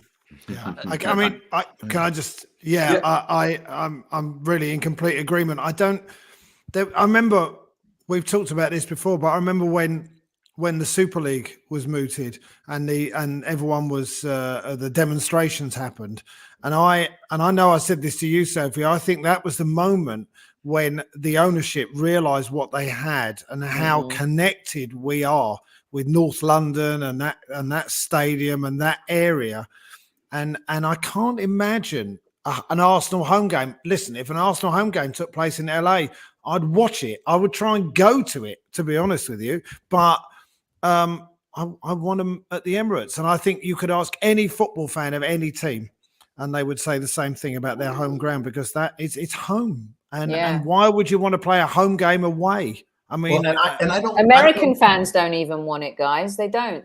I don't want to be a gatekeeperish type of person, but there is a certain environment in these summer games that you get. You have every 5 minutes, what do you think of Tottenham when we're playing Liverpool? You have, people doing the chants kind of the wrong way or too eagerly, because and again, I hate being the snobbish type of person, but it's just that I am fortunate enough to live the authentic experience enough that it is a noticeable difference at American games. And the biggest thing to just kind of lean back on and say is there's a reason for this. This is a first experience for many people. This is a rare situation.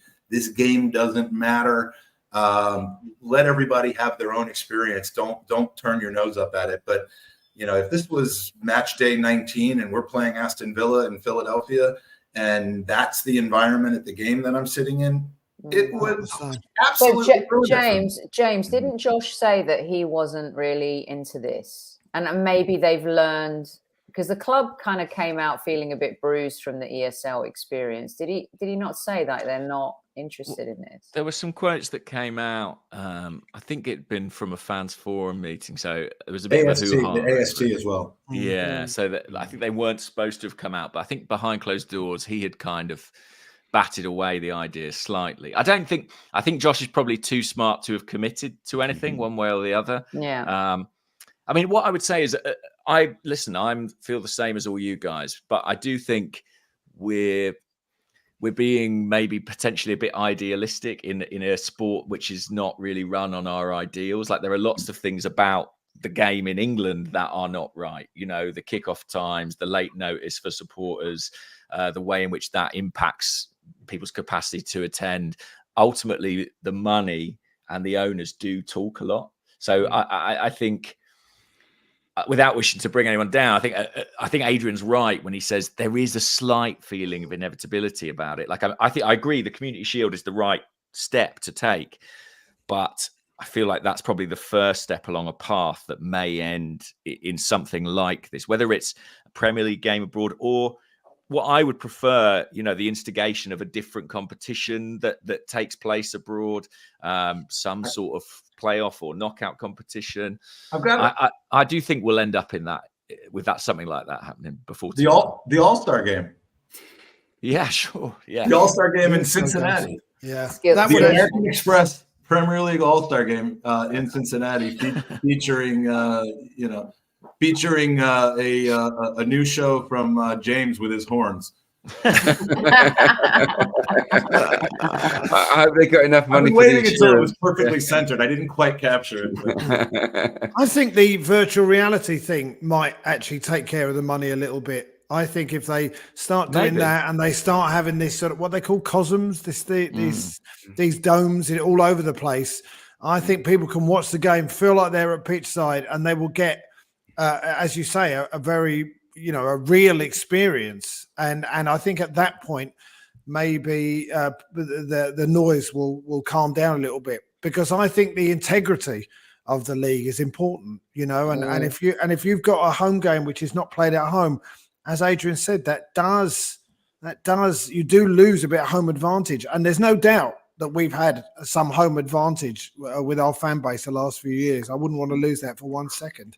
And let's be honest, the reason why the NFL have continued to expand their international games is they were talking about fans want an additional game. And they added, Mike, didn't they? Like the 18th game. But that was the 17th game now and 17th. 1 bye week. So, yeah. Right. Yeah. And they're talking about adding yet another one. That was purely for the international schedule. That had nothing to do with home fans that wanted more games and stuff. That was to give them the ability to take the game.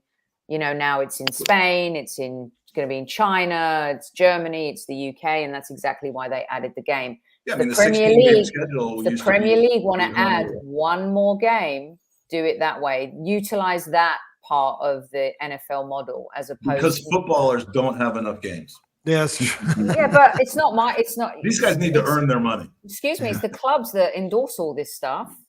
They have the power to say no to some of this stuff. It's the powers that be that do it. They all want to make more money. They can earn so much money doing this, can't they? And really? if they do add one more game and utilize that game as the international game, I think fans will be okay. We're not taking anything away from you. We're adding something that you never had. I definitely like the Community Shield idea. I think that one is the one, really, because it's meaningful and at the same time, okay, we can live with that one. But split the. And by the way, the other thing, sorry, amongst all the teams. The other thing to say is getting to LA is probably easier than getting away from Wembley. No doubt. we're going to do a prize draw right now. I'm trying to do these at about 45 after the hour, and then that way we can go through questions. We can just go right up until the next guests arrive, and we're ready to switch over. So this is a unique one. This is a prize that was donated by my great friend Ryan Youngblood, aka Detroit Gooner, who is in here right now. Skills competitions, that's right. And this is a authentic. You may have remembered these kind of coming on the market, but an authentic Dennis Bergkamp banknote in Wow, excellent condition. This is actually a collector's item. It has a certificate of authenticity, and it has a case that you can keep it in that will keep it protected. So this is and I don't. Was this a limited, like a limited quantity item or something? But either way, it's a collector's item. Wow, never seen those before. Yep, and Ryan was generous enough to donate one to the cause. So we are drawing for that, and one of our incredible 114 donations and entrants is going to win this. So let's go to the wheel of names and see who's going to win the banknote. And the winner is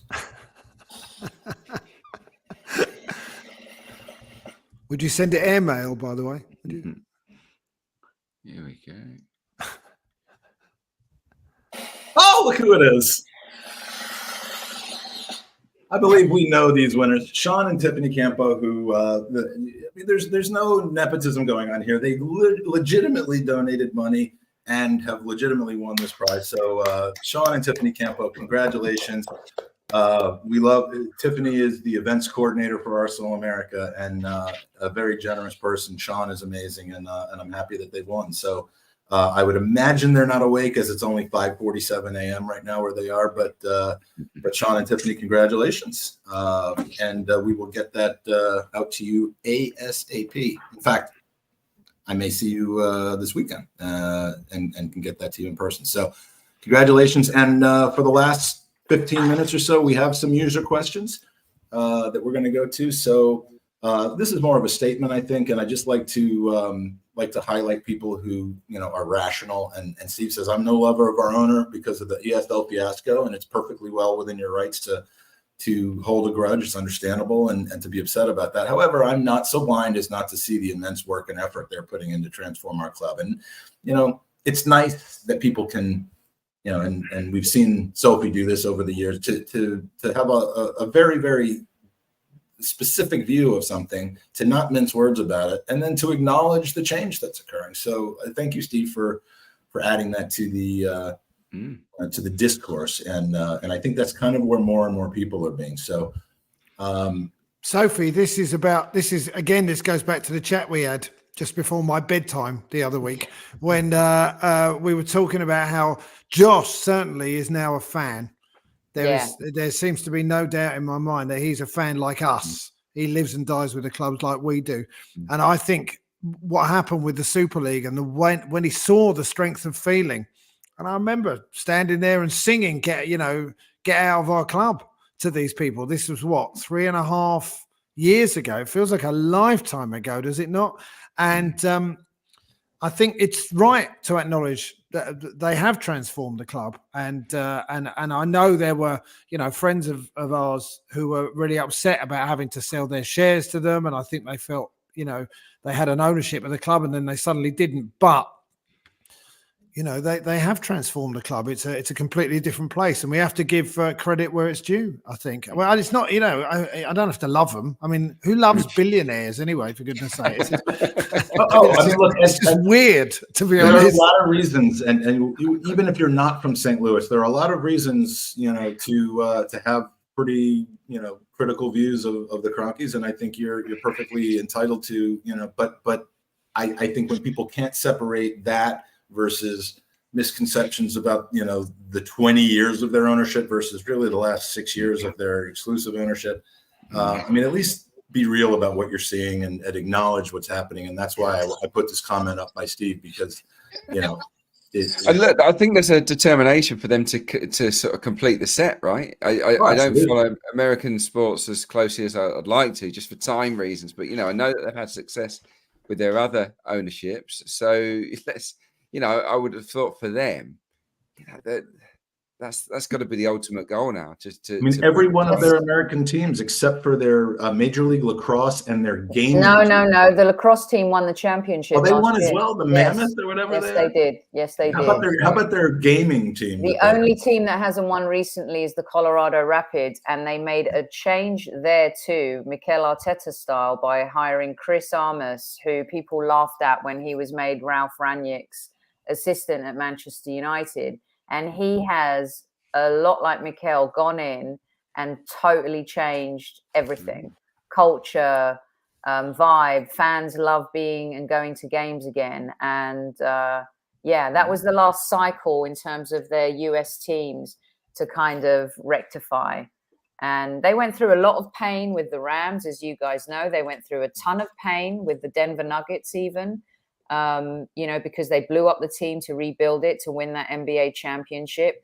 The Colorado Avalanche were a storied franchise. I hate to use that word, guys, but it's American sports speak. I mean, they are. You're not and then Colorado was rebuilt and they won the Stanley Cup. And in all of those scenarios, Stan and Josh have been together, reaping their hard work and the rewards.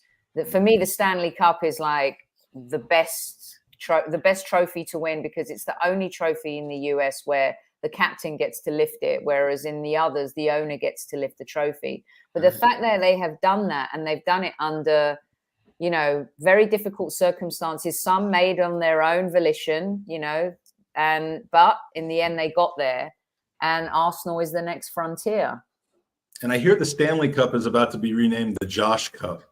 Just because of how much people just don't like the Stanley Association, and the owner doesn't lift the cup, because the last thing the NHL wants is the owner lifting the cup and then falling on his ass because he's on ice and he doesn't skate. No, they bring out the red carpet. I knew you were going to say that. No, I know. There's nothing like a Game 7 in the Stanley Cup. It is thrilling and exhilarating. It's my second favorite sport. And then there's just a chasm between that and everything else. And the fans are the closest thing to football. Gets a little rowdy in there, I like it. Yeah, it does. There's big time rivalries. So AFC Max, thank you for the super chat, the donation, appreciate it. For the panel, how good is watching Odegaard? What do you think he could get to? Is he world class? Is Saka or Rice? Big up, Sophie. So that's 9 questions and a compliment in one question. I'm just going to pick one of you to answer that question, and it's going to be James. Is he world class? I mean, this is such a difficult distinction, isn't it? I think he is. Yeah, I think he is. I think he's probably the best player. I mean, Adrian, we just recorded Handbrake off, and Adrian said I think he was the best number 10 in the league for the most part of last season. I think he will be that again. I don't see anyone playing at his level. I think technically he's outstanding, but it's so much more than that. It's the physical output, the leadership, the intelligence. I think he's a footballer of the year in waiting, to be honest with you. And I think he's, if Arsenal are going to do what we hope they're going to do this year, I think there's every chance that he wins a big individual prize. I know that's not what motivates him or what interests him, but I think his talent is on that level. For Saka and Rice, I think Saka's output puts him up there with anybody really in world football in that position. And Rice absolutely has all the tools. I think he's only spent a year kind of at the very top of the game. He's been playing at West Ham. I know he's played for England deep in tournaments, but I think the intensity of competition in the Premier League, at the sharp end, in the Champions League, I think he's got another step to take. And I say that not as a criticism. I say that with excitement, because I think he absolutely has the potential to do it. If you look at what someone like Rodri's done at Manchester City, if that's the bar, I think Rice has the capacity to influence teams on that sort of level. And let's hope he does it this year. He's pretty special. Yeah. I just want to. I read a piece, Barney Ronay, who writes beautifully in the Guardian in the UK. He said Martin Ødegaard was sublime, such an odd mix of roughhouse pressing and wonderful surgical passing, like being hounded to death by a poet. And it stayed with me, and I thought, because it's with him. It's not just how good he is; it's the work ethic. I mean, he is leading our press. He's the fulcrum, as we said earlier, of the team. I mean, he could get better, but I think he has making him captain just is such a smart move because he seems to have grown. I think he could still get better. Actually, I think there's more to come from Martin Ødegaard. I completely agree with you about Declan Rice. I think there's more levels again. Saka, it's awesome. It's awesome what he does on a week to week. I mean, he gets kicked, he gets knocked down, and up he gets, and he keeps getting 15 goals a season and 15 assists.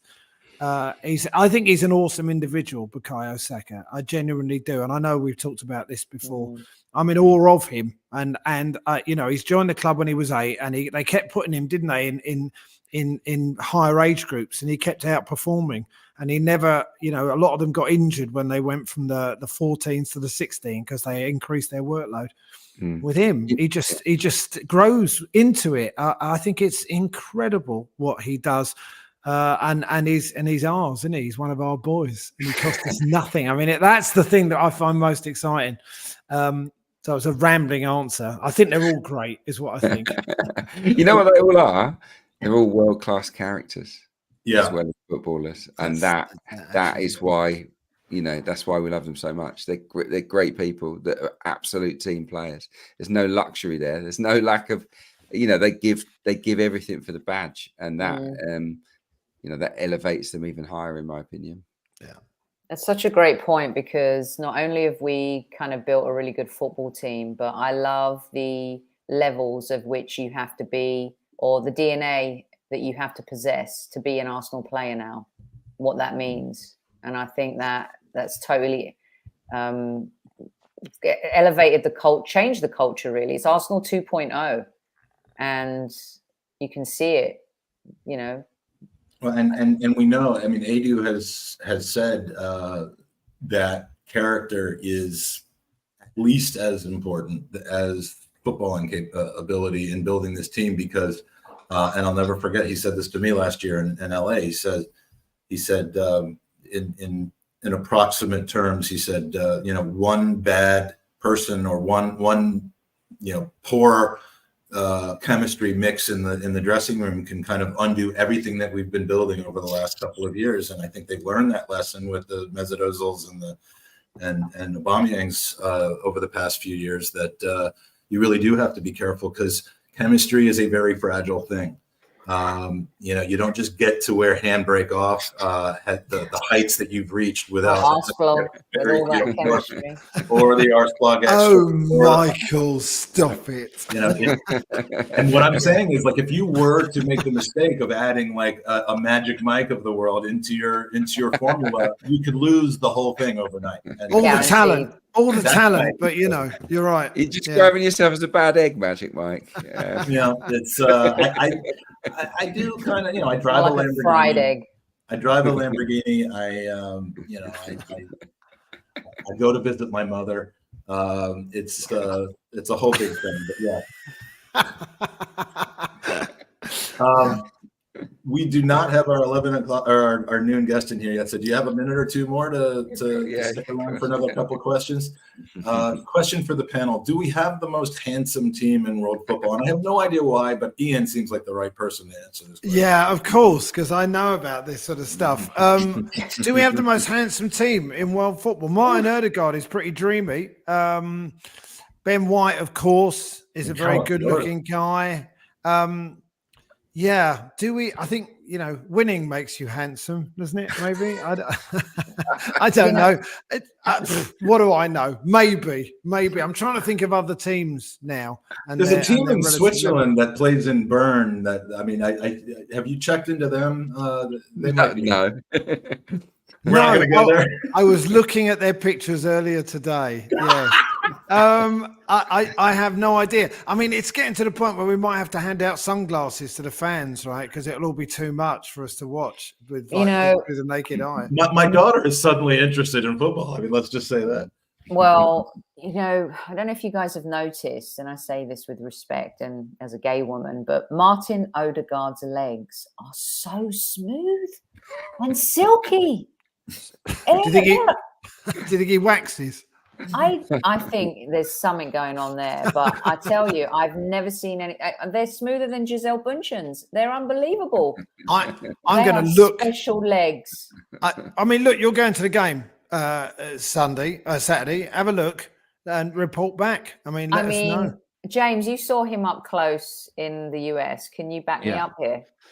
Well, yeah, I guess he's just very fair, isn't he? So even if he does have leg hair, it's kind of not really showing. Downy. Imagine if he knew that these conversations were happening. What would he make of that? You're doing a piece on the player's legs. I'm doing a deep dive on his beard. Yeah, it's very athletic. Yeah, but Calafiori has added another edge to the good-looking ranks. He's got that kind of, he's going to have. Man. Yeah, handsome. He is a good-looking guy. Yeah, one has to say. Yeah. Yeah. Martinelli's got that cute vibe. I think we've got different buckets too. There's handsome, there's hot, there's cute, and there's rugged. It's a good mix, isn't it? That's the point. You can't have too many handsome because otherwise it'll just be too much. Well, I kind of like these, guys who can fill two different roles and handsome and rugged, or smooth-legged and rugged. I guess you can't really do those things, but it's the Arteta strategy, and you love to see it. The last question before we move on to the next hour, and we mercifully let you guys go and enjoy the rest of your day and your evening. Is where is it? It's for James, and it is have you been terrifying Rocky with the duck mask anymore lately? No, it's been hung up. Although I have hung it in his room. It's just like propped up in his room, so staring at him. But he doesn't seem bothered, so all good. I've not been donning it again recently, and I think that's probably for the best. I didn't understand a single word of what was just talked about there. I mean, it sounds a little bit dubious, doesn't it? The story is that what is the story? I can't even remember now. Oh yeah, my son is obsessed with ducks. It's like it was his first word, and he loves ducks. And it's crazy because he's 26 years old. He's 26 years old, but he's still very into ducks. And the other day, I went to pick him up from the airport, and in a moment of, I don't know, insanity, perhaps, I was like, I'll go and collect him with a latex mask of a duck. Oh, no. Yeah. So I was stood. So I put it on. Bear in mind, it was like 28 degrees and it's just like pouring sweat. And I couldn't really see out the mask. So I didn't realize that on the board, it said their luggage was delayed. I was waiting in arrivals for like half an hour, dressed as a duck. And anyway, I spoke about it on a podcast, and people rightfully took the piss out of me. And so what I did when I went on tour to America, I took the mask with me and basically had a photograph done in all these different locations of me in the duck mask. Put it up online. But that is it now. You won't be seeing, now the season started, the ducks being retired. Or is it? Keep your eyes peeled. I will say my second favorite piece that you ever, or piece of writing that you ever did, second only to, of course, the article that you wrote all about the gerbil, is what you wrote about your son when he was born. That touched me. Having a son who I feel unbelievably in love with, even to this point where he's 20 and he's just my best friend at this point. I really, really was moved by what you wrote when your son was born. And I don't remember whether you wrote that in public or whether that was just on your Facebook page. But it was really, I mean. No, it's out there. It's pinned on my Instagram and it's on Twitter somewhere. Well, if you haven't seen it, go to James' Instagram because it was something really, It's really weird, you know. Yeah. I that was a weird thing where I wrote that, and it kind of went viral among the sort of mum community on the internet. So I suddenly had all these new followers who were like mumfluencers, who do you know what I mean? And like I was being posted on like Mumsnet and things like that. It opened me up to a whole new audience. Yeah. It was published on aw.com. Basically, and, yeah. .co.uk. And now they're looking at my content, and it's like a guy in a duck mask, and they're like, "Who the hell is this bloke?" Yeah. We were misled that this person was a just post something about Odegaard's legs. They'll stick with you. That's will true, stick actually. with you. If I want to retain that audience. There you go. Well, thank you so much for all three of you coming on. It's been an absolute pleasure talking to the three of you together. Want to send out a special hello to Amy Lawrence, of course, the fourth member of the podcast, who I think is traveling right now, and she sent her best and obviously has been incredibly generous with her time and our podcast and our charity in the past. So thank you guys for joining us. Where can we, and now Ian, you're promoting your tour. So on Twitter, it's Ian D Stone. Is that right? Ian D Stone on Twitter, or Ian Stone Comedy on Instagram and TikTok, and you can find dates. Biggleswade will be full of Americans. Can't wait to see that. That'll be fun. I so hope that I don't have to cancel that trip, but it'll be fantastic. And I'm in Edinburgh for the next 11 days every day, and you can find it on the Ed Fringe website. It's been lovely to talk to you. It's been great to be part of it. I've enjoyed it. We have good chemistry, and I really enjoy you coming on the pod and sharing your thoughts with us. Adrian, great to see you again. So happy to hear about your wife's doing so well right now, and excellent news. And James, been fun. It's only 2 weeks ago I saw you, so I don't feel like less exciting. Yeah, less exciting for you. Yeah, no, but lovely to see you guys. Yeah, great to see you guys, and it is a brilliant cause. Keep going, Mike, and keep donating, everyone who's watching. Yeah, well done. See you, Sophie. Great to see you guys. All the best. Care. Yeah, see you soon. Yeah, bye-bye. Take care, all. Bye. I just put Ian on when he wasn't expecting. We're catching Ian's private moments now. 12:08. That's so much fun. It is now in hour 18, and I'm more awake now than when I started. It's impossible to go through the wall. I'm sorry? I was dozing off last night listening to. I woke up and it was you. Who was it who was on first? And I was messaging. I can't remember. And then it was Hertzie and the boys. And then it was Tom Canton. So I've been up and down all night and I've just kept my phone on. So when I wake up, I hear someone and, No, that's got to be very unpleasant, especially considering that the middle of the night hours got a little bit, what's the word, noir or dark or it's the reason why you. Well, when Andy Rhodes gets involved, yeah, the F word was just flying left and right, and I told him in advance. I said this has to be PG, and no, he didn't go for it. But see, we continue to go from strength to strength, and we've reached the 12 o'clock hour in the UK. I would like to welcome back somebody who I first met in Denver at the Arsenal game in Denver, and was one of the few people who actually was in the room when we got to speak to Josh the first time. Welcome back, James. It is fantastic to see you again, my friend. Oh, sorry, I'm just getting a call right this instant, which I'll just hang up on. Sorry. It was probably Josh. Was it Josh? If only. No. Not this time of year. He's no, unlikely that Josh Kroenke. It was actually my dad, which is not, which is really not the call you sort of want to disrupt things for on transfer. Well, it feels like transfer deadline day, but on the eve of the new season when all these transfers are happening, no one needs their dad calling. I certainly hope everything's okay. I'd love a call from my dad, but a way to bring the tone down. But in any case, James, great to see you. James, with CBS Sports, you are. We were talking with Peter Drury earlier, and the question was asked: would you love to be? When will you? Do you aspire to cover the Champions League again? and European football. And, I'm like, how is he going to answer that question? He's employed by NBC and Sky, who have the rights to the Premier League. Is he going to, it's not like when. Fuck the Premier League. That's what I say. Yeah. If he's like, the little boy inside me has always wanted to do the Champions League again, that would probably not be a good career move for him. So, but you, on the other hand, are out there, and you're in Manchester, you're in Madrid, you're roving the sidelines and the press rooms and all that of Europe. How has that been? And are you happy to see the Arsenal back in your territory?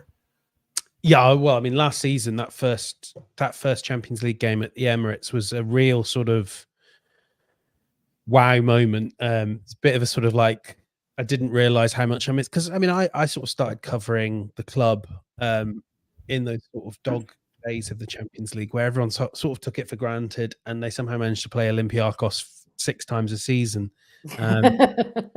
And yeah, obviously I'd followed the club before, and so you didn't value it. It was, if anything, I suspect I speak for a lot of Arsenal fans when I sort of say I could see the argument for just not being in the Champions League anymore. By that stage, it was more of a chore than a thrill.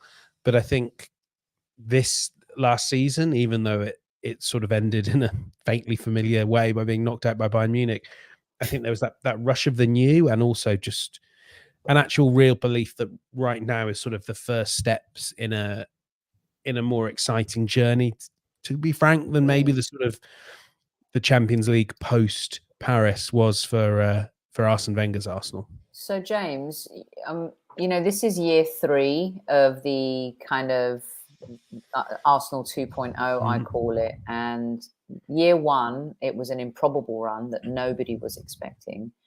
Year 2 we really were one of the favourites to challenge Manchester City. Didn't quite happen. I was talking to David Hillier on our show, and David was saying how to go around a third time, it's not going to be as easy or a slam dunk as people think. The pressure intensifies, the expectations are higher to be in that spot. What do you think about the third try here in this kind of third year of being this almost complete Arsenal team? I do agree that the pressure's harder, but I think also the determination has risen to the sort of levels you don't really, you guys will have seen this on the tour as well, but we had Ødegaard and Arteta speaking from Marbella, and one thing that really shone through then was just this, and it felt like the same message had carried through from the final day of the season, of just like, we are leaving no stone unturned. There is nothing that we could do that we won't do to win the Premier League title this season. And it feels to me like this is the year that Arsenal, I've not played any football yet, so you're speculating a bit, but that Arsenal really just grabbed the bull by the horns. I think they are incredibly motivated by the challenge, and actually really of the belief that if we can take it to, what was it, the 60th minute of the final day of the season, not only can we go further, go another half hour this season, but we can win the league. And the thing that struck me, I know it's preseason, and I know you shouldn't get too carried away with it, but the way that team played, exactly what Rufus Peterson is saying there. Martin Ødegaard was the one for me. The way he flew out of the blocks in pre-season, and the way he was playing against Lyon in what was a pretty baking hot day in London, when you would think a lot of players would have their eyes on just keep my fitness. It's only a week till the season begins, and he was just going for it. And I think they all are. I think there's a real collective. I think to an extent it might even be propelled by a level of kind of fear about what happens if it doesn't go right for the third time. The will it ever happen to us if it doesn't happen now? And while I don't think anything you see about this squad would suggest to you that they can't do it next year if they don't do it this year, I think they don't want to leave it too long. And it's really I actually really believe. Go on. No, I was going to say it's really funny that you bring up fear, because I was going to follow it up with, do you think that they'll play with more fearlessness versus fear because of what they've experienced over the last 2 seasons? Of course, there's going to be stress and pressure, but the Martin Ødegaard, Eye of the Tiger type vibe, Do you think that element of fearlessness going into it, got nothing to lose? That's the thing I find hard to read, and maybe we will start to get that in September, because I think they've got a lot to lose. I know that they're a young team, but I think, and they're very capable of managing their emotions. But I think missing out 3 times is when it becomes hard to just stick with what you've got and trust that they can all turn into a title team in year 4, year 5. I think there is going to be a sense in this squad of something's got to happen now. And maybe if they win a trophy, maybe that eases the fear around them. But I don't know. I mean, I don't think last season Arsenal were afraid by anything. So that maybe is why in the end you would say you can trust in this team. And I really do. I think they're going to win the league. So when I say these things, it's all sort of caveated on the belief that they were better than Man City last season. If you look at pretty much everything other than the points, expected goals, expected points, field tilt, all those things, they were the first team in a very long time that were better than Man City. And I think that will shine through because they've got better and City haven't. So I want to tap into what you just said, because, when you say you think we win the league and the caveat, what is the difference for you? Did you believe we'd win the league last year first? No. Right. Didn't think they'd get that close. Okay, so talk to me a little bit about why you think that can happen this season. I think it's as much a City thing as an Arsenal thing. I think City have got a lot of players who are 29, 30, older, and I think you kind of have to assume that some of Bernardo, De Bruyne, Walker, who else am I missing? Stones. Mm-hmm. Maybe to an extent someone like Edison, because we know there's questions over his future as well. You have to assume that maybe some of them will be more injured, because that's what happens when you get older, or their form will drop. De Bruyne as well. I think you almost have to sort of price in injuries with him. And they've lost Alvarez, big loss, even if they replace him. I don't think they've kind of, when you look at the depth of this City team that could be playing almost a full year of football and will have to plan in that way. They've maybe got 4 good quality central midfielders: Bernardo, Rodri, De Bruyne, Kovacic. They look okay on the flanks, but if anything happens to Haaland, I don't know who leads the line. Defense, yeah, great. So I think that's part of it. Whereas I think Arsenal do look a better team. Although, they found a lot of things during the course of the season. I think we forget they started the season a little bit on the back foot. The midfield didn't work for a long time, and we've kind of discovered through that season that Kai Havertz might be a better option at 9 than 8. Martinelli had an off season. Jesus was infrequently available, and I'm not sort of assuming that Jesus will come back and score 20 goals, but I can see more cause for growth in Arsenal. I could see Arsenal going from, I can't remember what the points tallies are, but I could see Arsenal adding sort of 3 points and getting towards 95. And I think City feel like they might not be what they were 2-3 years ago. I mean, this could look very silly, couldn't it? But I mean, what hour are we on this stream? No one's ever going to discover this, are they? No. Well, 18th is your first, but no, that's your 18th. Exactly. People are going to have to watch through 18 hours to all fast forward. What about James? What about, we always talk about kind of like the players, but the maturation of Mikel as a manager and a leader, and we all know he's got this insane hunger to win and to kind of bring the big one to the club. But what do you make of his, if you could kind of pick holes in maybe not his immaturity as a manager, but where he still needs to learn last season, and how you think you'll see maybe even him evolve this season? What would those be to close the gap too? Because it's not just the players, right? It's him and how he's going to manage this whole process. Yeah, I mean, there's one interesting aspect which I think we're sort of starting to see shine through in the transfer window as well. And the thing that gives me hope, if I'm an Arsenal fan, is that Arteta seems to understand this, which is, I think he has been very guilty of having a squad where you're all in or you're all out. And we saw that with guys like Smith Rowe, Nelson. I mean, even someone like Nketiah, he was either starting every other game or was nowhere near the pitch. And, you know, when you see Arteta talking pre-season about we need to have more, did he say variety, you know, be able to surprise teams more with how we do things, I think it gives you reason to believe that the squad won't be sort of split in two quite the same way it was. Because I know that players on the fringes found it quite demotivating, found it quite hard to understand what they needed to do to change Mikel's mind. You know, someone like Emile Smith-Rowe, I don't think I'm sort of giving much away here. You sort of saw how he pushed for that move to Fulham.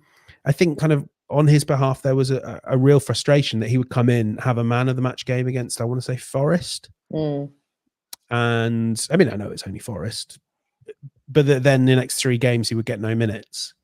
And I think an ability to just sort of manage the depth of the squad so that you're picking from 20 as opposed to 16 really gives Arsenal that edge, that you know, when we saw them tiring in December, how valuable would it be if, you know, they had a player like a Nelson who's fully ready to go and can come off the bench or can come into the 11 for a game.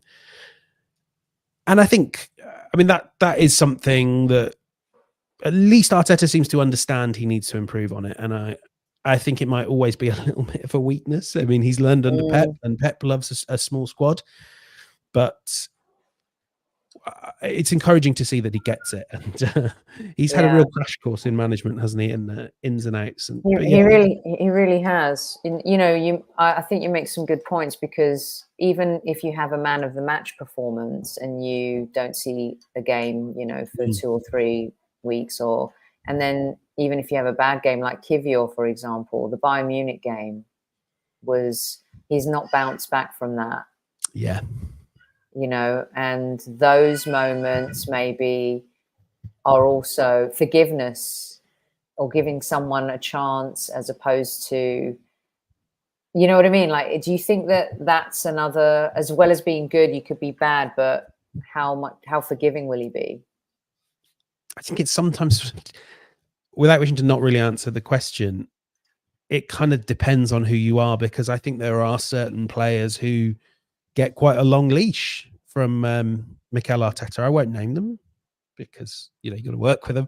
But I think there are certain players who can put in a run of fairly ordinary performances and still get selected. It hasn't happened that often this season, but I think there was maybe patience with, I'll name one because everyone knows I really like the player, but I thought Martinelli was really afforded opportunities last season to play through his difficulties in form that others weren't. And look, I understand where that comes from, because I think Martinelli is a potential superstar, and you maybe need to give him opportunities that you don't give Kivior, if you always view Kivior as someone that's a squad depth player.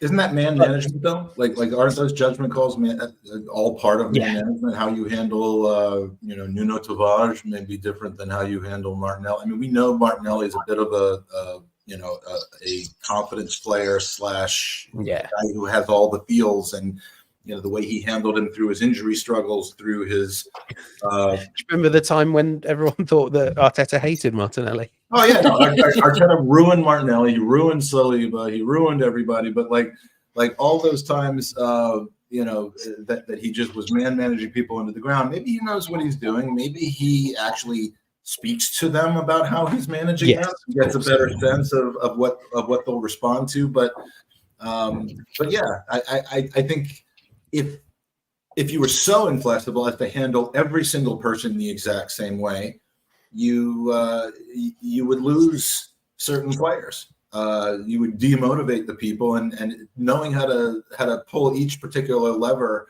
the right time and the right way, how to nurture somebody through a downturn in their play versus giving somebody the space to kind of find their form at Colney as opposed to, you know, at Old Trafford is a completely it's a judgment call that he should know this team well enough to make at this point.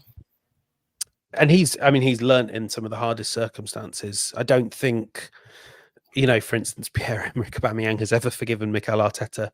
And I think learning all that in COVID must have been incredibly complicated. But yeah, I just think there is something to be said for if you can build. I think if you kind of look at last season, there were maybe 16 people who by the end of the season trusted that they would be trusted by Mikel Arteta. I was trying to mute myself and I did the exact opposite of that. There were maybe 16 players that trusted they'd be trusted by Arteta. I'm kind of plucking that number, but I think if you can add 2, 3, 4 to that group, they don't all have to be signings. If you can do that, it just becomes a little bit easier to run through those runs of fixtures like Arsenal had in December, where it just felt like everyone was dead on their feet, because that'll get even harder this season. 2 more Champions League games, hopefully deep runs into the FA Cup and especially the EFL Cup, which you can watch on Paramount Plus. I think then you are really going to need to be able to exploit a squad. So James, I was talking on our show and to a couple of others about the domestic cups and how it would be great to have a run in. But I actually would love to win the League Cup in February and see this team win something together, because then you have 3 months of Premier League football for that to maybe further galvanize them. What do you think about that? Because all I hear back is that our squad is small. You talked about the Pep way and having a small squad. We've seen Pep, of course, win the domestic trophies with small squads. Is it possible for us, do you think, to do that when we know the biggest prize the club want is the Premier League? It's really interesting you mentioned the League Cup. I'm sort of from a generation who's basically, well, I've never seen Arsenal win the League Cup, so I have that sort of side of it that's like, well, it would be very nice to sort of see Arsenal win a trophy in February. But I actually think as well, I know that there's that sort of special kinship with the FA Cup, but those sort of, if you're running deep on that, the Champions League and the Premier League, that's when I think your legs really start to get flayed. The reality is, I know we keep saying these extra 2 Champions League games, but most of the League Cup is manageable. You're not playing a huge number of games. You probably are going to, I think the way Arteta did it in the early rounds was just about right until they kind of ran into a West Ham team that really fancied a trophy and had got in that cup mindset, where I think, you would still play the B team with the odd star youngster. I'm sure we'll see Nwaneri and Lewis Skelly in the EFL Cup this season. And then if you come to the quarterfinals and the semi-finals, well, then you're only going to need to use your Erdegaards and your Sakas for 4 games and put them on the bench as well. I think a lot of the time, I don't want to sort of, I could go on for ages about the Arsenal fan base, amorphous thing that it is, but I do think sometimes there's a desire, especially online, for the moon on a stick. They want Arsenal to win the EFL Cup and to compete for cup competitions, and everyone's unhappy when sometimes it feels like Arteta doesn't take them as seriously as they might, but they also want to make sure that Arsenal have a pathway for the best young players and that those guys are on the bench. And I remember turning up to Brentford last season and everyone was raging because Cedric was in the squad and Mo El-Neni was in the squad. He was in the 11, wasn't he? And you can't have it every way. And you also can't have the squad that I just said is really important, a deep squad, without playing those guys in the League Cup ahead of the kids, because you kind of talk to these guys when they aren't selected, or the agents of these guys, or people who know these guys, and there's nothing that will infuriate them more and that will lose them from the squad more than if they're seeing their opportunities going to 16, 17-year-olds. So to answer your question, I think it would be a huge propulsive force, and we see City exploit it all the time, and Chelsea used to under Mourinho, didn't they? Yep. That League Cup gives people that taste of winning, and I think it would be brilliant. Not least, and like I say, it'd be really nice to see Arsenal win the League Cup. It's been 30 years. 31 it would be by next year. Yeah. Is it 1990? But that's the last time. 92, 93. Yeah. The Sheffield double. Wednesday double. Yeah.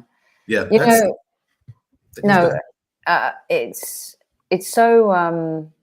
I love this conversation because I love to pick your brains, because everyone keeps talking about the inches, right? Like these incremental improvements, and I think that we've made them so well over the last 2 or 3 seasons. And you always feel like when we just make those incremental improvements, City do something additional to kind of crank it up a notch, right? Would you say, though, last season we made those improvements and our lack of clinical finishing is what was the difference? Or did they really kind of put that 5th gear in towards the end and they know how to win and they just went into this mode? Because I think it was closer than that. It was closer than that. And I mean, I think Arsenal are very clinical as a team, but I just I honestly think it's last season was really just a few unlucky bounces of the ball, a couple of off moments. I think if games like the loss to West Ham had been kind of reflective of the performance, if they hadn't just totally brain farted against Fulham twice, Arsenal would be champions. I mean, it really is that simple. And is that clinical when they can also sort of score 5 goals, 5 goals almost every game in January? I don't quite think it is. I think Arsenal were just a little bit unfortunate that they hit a bad patch of form and weren't quite able to weather it. And yes, sort of having an Erling Haaland is a great get out of jail free card when you're out of form. But I just think in the end Arsenal did everything right, and sometimes the ball doesn't go in the net. I know that feels like a cop out answer, and there's always ways you can get better. And I would love to see in the I don't think it's a cop out answer at all, because the biggest incremental improvements for me last year were you've got to win 1 game against City and Liverpool. You've got to do that and get a point away from home. And we did that. And you bring up the most fundamental kind of moments where, in order to win the league, you can't lose twice to Aston Villa. Yeah. You can't drop points against Fulham, and you can't get beaten 2-0, almost 3-0, albeit for the save by David Raya, against West Ham at home. And, even West Ham was shocked by that result. Yeah. So... And they paid the price for it the next time. They did. Oh, that was beautiful. But James, did you think to yourself, man, we actually got those points, 4 points against City, 4 points against Liverpool, and we didn't win the league? 6 against Chelsea. Or no, it was 4 against Chelsea as well last season. Yeah. Was it 4? Oh, yes, of course. Yeah, we drew away 6 against United, I think. I mean, we beat United twice last season. Yeah, I mean, our record against the top 4 last year was unbelievable. Or the traditional top 4, top 6 even was incredible last season. We didn't lose a single game. And usually that is what wins you the title. If you go and sort of dig around Liverpool, when they won the title, they blitzed everyone, but they didn't. I mean, I don't even want to say shoot themselves. Well, it is. In the end, it was shooting themselves in the foot. Especially, I need to sort of double check what the points Arsenal took in those first 7-8 games were. But I think a lot of those games were, I mean, I actually would say right the way through to Villa, I think Arsenal was still a work in progress then. And we forget that Mikel Arteta ripped up the midfield of the second best team in England at the start of last season. And while I think the idea was right and it might still work in the future, the plan he had in the first place wasn't the right one. And Arsenal were kind of always trying to overcome that. And they did really, really effectively. But the vision of a Rice, Ødegaard, Havertz midfield, I mean, has probably, you could argue, still hasn't really clicked. And this time round, Arsenal are probably going to start with 11 players on the opening day that were there last season. And we'll see if Calafiori eventually usurps Zinchenko. But this is much more sort of needling around the edges and honing the team and maybe trying to improve the left flank, which was a little bit disappointing. This isn't sort of open heart surgery, which is kind of what Arsenal, or whatever you want to call it, I mean, putting a new rib cage in. That's what Arsenal did last season. And having done that, they still adapted quickly enough to have the best underlying metrics in the Premier League. So we really saw a tale of two completely mirror image seasons from an opposition. We saw a team that came out of the gates flying 2 seasons ago, playing swashbuckling football, knocking our socks off, having me going on interviews saying that we'd won the league. But of course, there was a little bit of chemical reasons why I may have said that, but and then just absolutely running out of steam and depth at the end, and like an inexperienced team would. And then the next season, the exact opposite of that, where we really kind of came out of the gate searching for our identity. We have Gabriele on the bench. We've got Partey in right back. We've got like, what is going on? Why is Arteta tinkering with what seemed like a winning formula? And ultimately, that proved to be, something that even though we were in the top spot for a period of time, ultimately it didn't allow us, combined with City's strong finish, to get it over the line. But boy, did we turn into a stronger team because of what we went through the first half of the season. So it's almost like kind of take the first half of 2 seasons ago. I mean, it's easy for me to say. The second half of last season, and we got no problems to it. Just do that, Miguel. Formula, though, don't you think that maybe now the players have that experience? They understand what they did right at the beginning and what they did wrong at the end of 2 seasons ago. They understand this a little bit better, and now they have the experience to draw from and know how to do it over 38 games. I think, though, the run up to the 2022 World Cup was just a little bit magical. They were playing really well. I don't doubt that, but I don't, when you look back on it, you go, I'm not certain that version of Arsenal was sustainable. I think in many ways it was sort of typified by Granit Xhaka, who came back from the World Cup and was still really good and a far better version of Granit Xhaka than we'd seen for most of his career at Arsenal.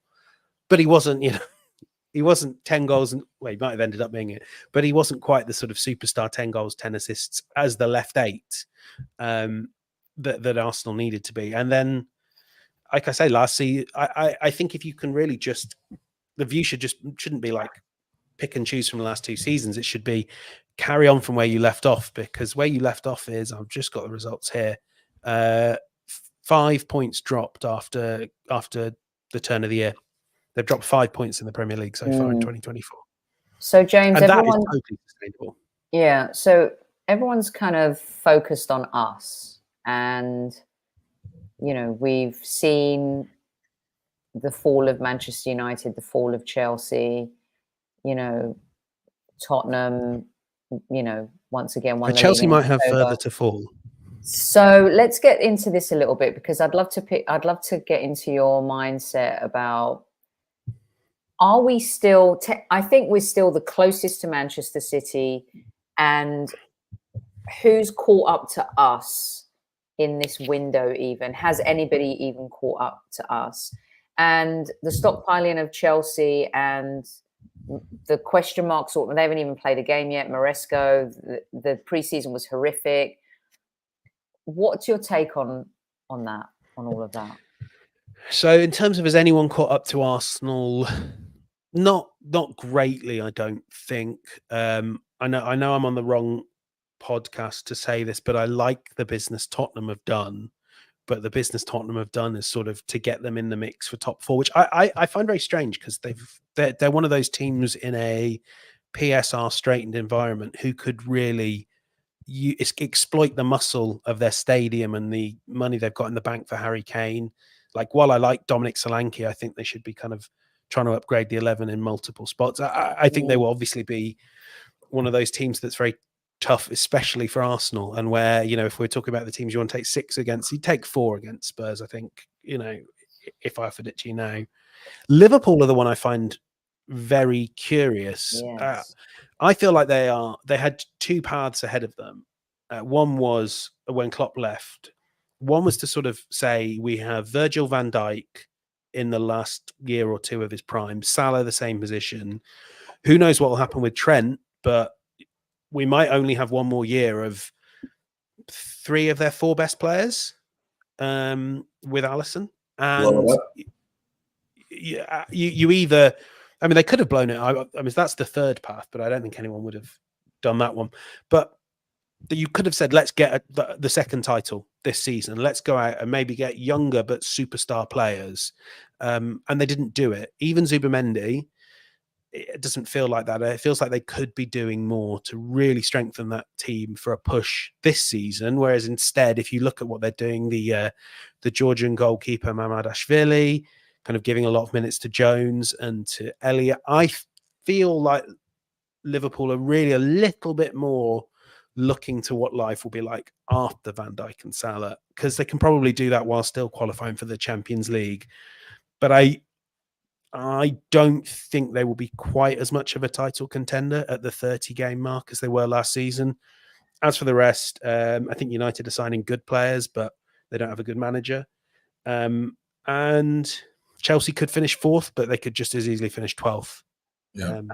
Pedro Neto's not better than Raheem. Pedro Neto's not better than Raheem Sterling, who you're now desperately trying to hook out of the club.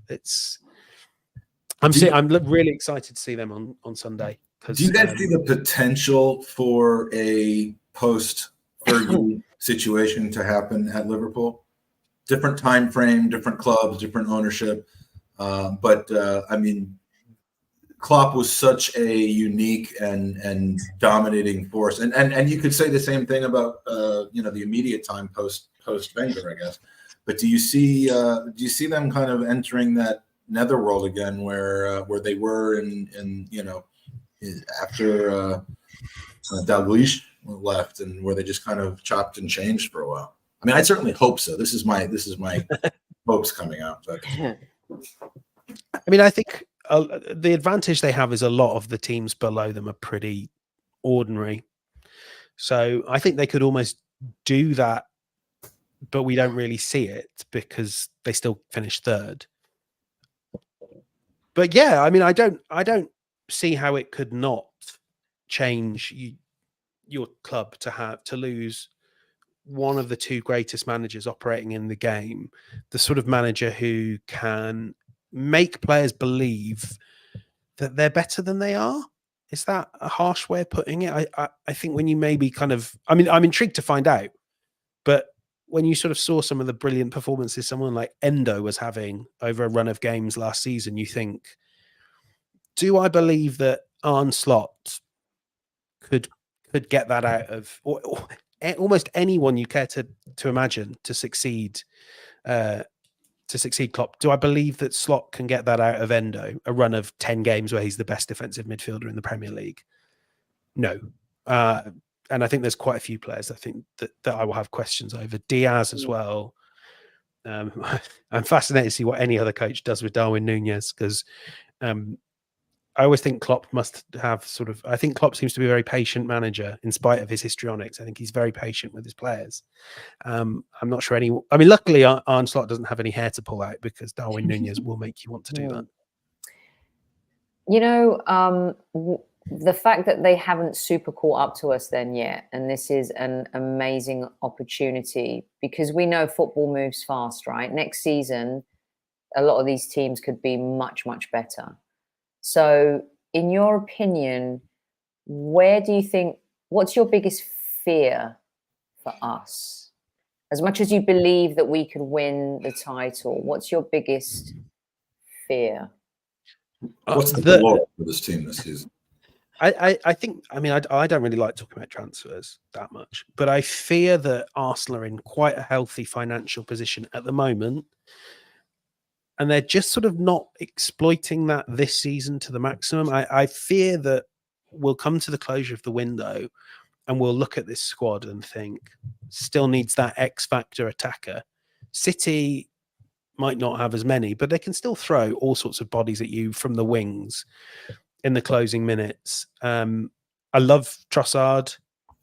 I think him and Martinelli, I really enjoy the competition there, but even so, I think Arsenal maybe just lack. I think it's in wide areas, and I think they lack that one extra game changer that either forces Martinelli onto the bench, that allows Saka to rest and becomes a starter themselves. And Arsenal they're not, super flush with cash, but they're not sort of like right up against the PSR, whatever you want to call it, the PSR limit anyway. And I think when you aren't, and so many of your rivals are, I think it behooves you to actually take a really big swing at what you can do with the money you have. And I don't kind of like the idea of looking at it as like, well, we can then spend money next season, a little bit of money next season, a little bit of money next season. When you're in a position to really go for it, so I think this. I mean, I think so. This Who does that represent though? I almost feel like Kvaratskhelia, either of them, or Nico Williams. I know that one wouldn't really happen, but. Because I think they're probably looking at it very similarly, but just saying we're in a position where we can let those deals come to us instead of having to go out and force it. Like I don't think they're unwilling to put the money into a player like that, but I do think that they're not going to force the issue. The amount of discipline in having the right player come along, rather than say we're going to spend money on a player because we want to go for the jugular while other teams are up against the wall.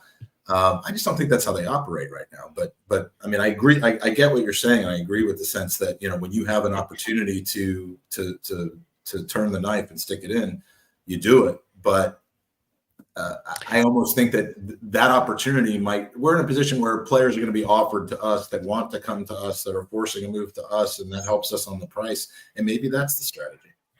I think though we're sort of functionally now, whether we kind of like talking about it like this, we're functionally in like a salary cap or league effectively. Yeah. And I think Arsenal right now are in a position, if I sort of they're like the basketball or the football team that's sort of one piece away, or you see them as sort of the coming dynasty. I watch a lot of NBA and it happens all the time. You see this team and you're like, yeah, they're going to be ready to compete for 10 years. And then something happens. And maybe that something is to do with 115 charges. Maybe it's all Chelsea's young players. Some of them click. Something can happen and your window's closed. And right now, the sort of window is ajar. And I think, or the door's sort of breaking open. And I think Arsenal need to kick it down. So right now. I agree with that. And, we talk about City and we were talking about how they haven't really strengthened, losing Alvarez. And I kind of want to tackle both because does Pep have something up his sleeve with regards to, we've seen Rico Lewis play, we've seen Bob play, and they're both great young players, good young players. I shouldn't use the word great. You have heard about Oscar Bob, haven't you? And then I have, yeah. Well, I'm talking about Sophie. Sophie was busy yesterday, but he broke his leg in training yesterday. You're joking. No. Oh my God, I didn't hear that yesterday. Yeah, I was at the service all day, so I didn't have my phone. Oh my God, that's, I know that's really sad for a young player to have to go through that. That's a blow, because I was thinking, James, that he'd be a trump card for them. Like Pep always has something cooking, right?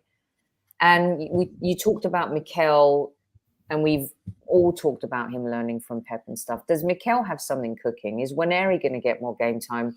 You said in the cups and stuff and Skelly, but can you see something like that brewing, which would then ease the blow with any non-additional transfer business?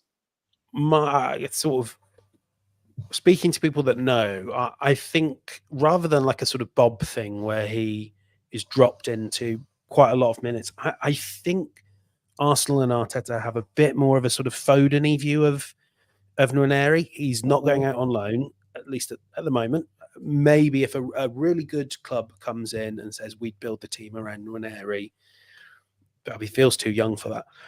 But he's not going out on loan. He will be afforded minutes, certainly in the Cups, probably in the Premier League. But the trajectory, I think, is really going to be one where we look up in 3 seasons and we go, last season, Nwaneri just played 2,000 minutes and we didn't really notice, or 1,500, however many minutes. I think it's going to be a lot steadier than a big bang with this kid. Of course, the one thing that can be the plan until he plays brilliantly, or maybe, but less likely until he plays poorly and makes it impossible to not select him. But I think the vision is a little more step by step. But there's a reason why Smith Rowe, I think he will sort of step into a lot of the minutes that were afforded to Smith Rowe. Yeah, interesting. So, James, who do you think needs to have a big season? Good question. I know I'd really like to have a big season. Gabriele Jesus is really good, and if only he were fit all the time. And I fear he won't be, because there's no better predictor of future injuries than past injuries. But the guy we saw in that period before the World Cup is utterly transforms this team. He brings the best out of Martinelli, would bring the best out of, say, Havertz, if Havertz was playing as the left 8, because he's so diligent, responsible for what he does defensively, that you could play him and Havertz. And I think beyond all that, when he was good, he was so much fun. I think the worst thing in the world when covering a team like Arsenal is when the players you really enjoy watching get sort of smashed into the great discourse machine of sort of, oh, Arsenal should sell him, but who can they sell him to? And Saudi Arabia, blah, blah, blah. And you just want to get back to the stage where you're like guffawing openly at whatever it was that Gabriele Jesus did. It's what Mikel Arteta said about he changed Arsenal's world, I think is totally true. And if you could get just 35 games of Gabriele Jesus at full tilt, this season would be a joy, no matter the result. I don't know. What do you guys think? The other thing is I can't really think of anyone else. I think maybe, the guys that are going to be playing at DM, Partey and Jorginho, the big pressure on them, but even that could be eased with Marino. So I agree with you, because I actually picked Jesus to be my impact player of the season. I believe if he can stay fit, and for all the reasons you just said, that first season was just, he was infectious on the pitch, off the pitch. He did make Saka and Martinelli hustle more. Everyone learned about discipline off the ball in so much greater detail. And I think if he, and I see a lot of fans poo-poo, oh, he can't score goals. He's not that player, and what he offers, I think, is so unique and special to this team. And he was great in the Champions League when he was able to play as well. But yeah, I mean, I see people talk about Saka, cover for Saka, but I think maybe we have a cover for Saka in Jesus. When we saw Havertz in the left 8 struggling last year, who was in the 9? Eddie Nketiah.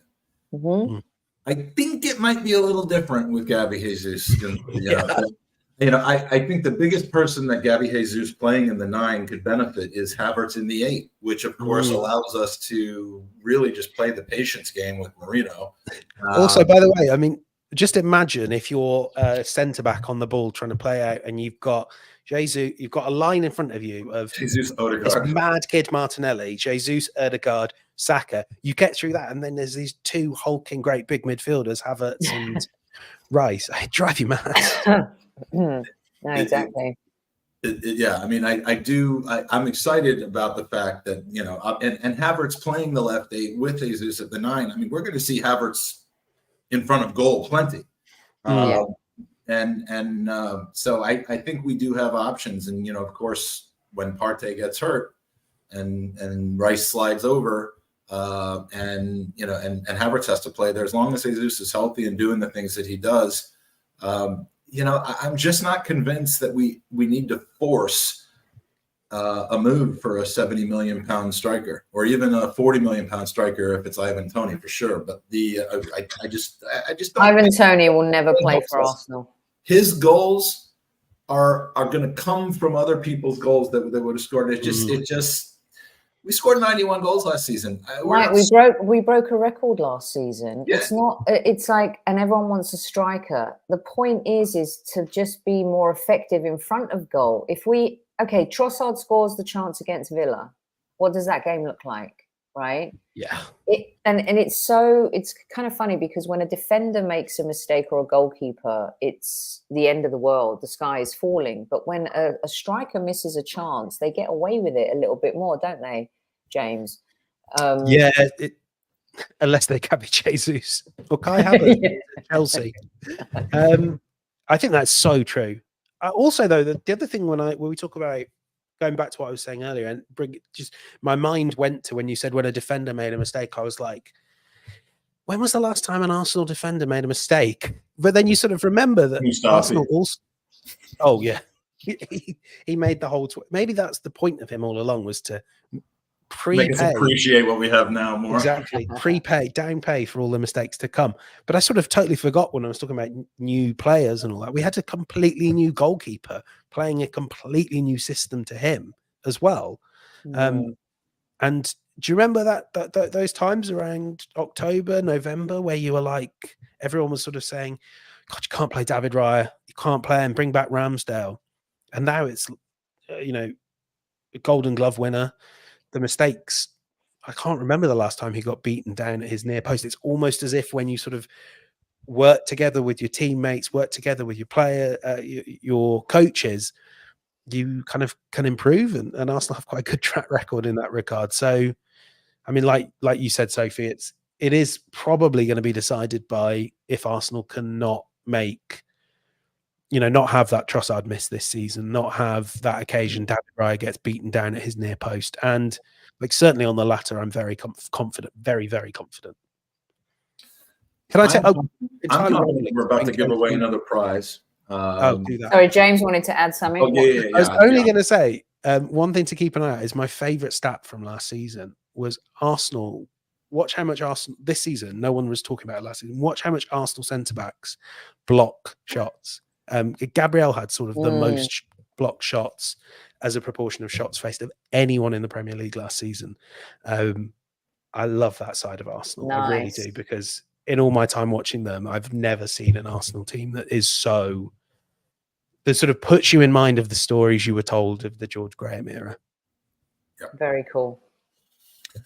So we are here to raise money for cancer research and support of families dealing with it, and that is through goonersvcancer.com. So I just want to remind everybody that's watching, and we've got across all platforms nearly 300 people watching.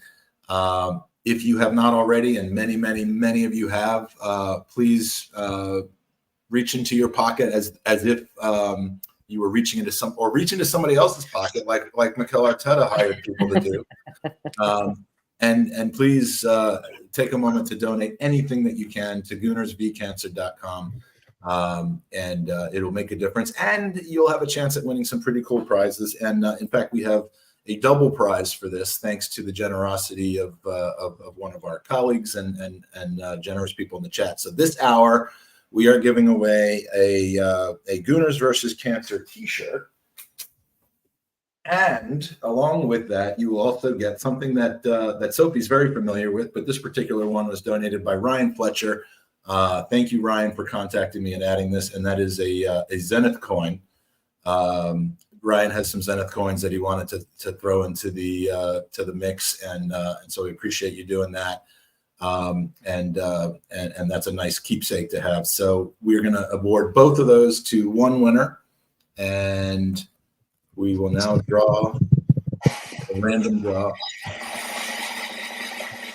We have our own drummer. Here we go. And the winner. What is this?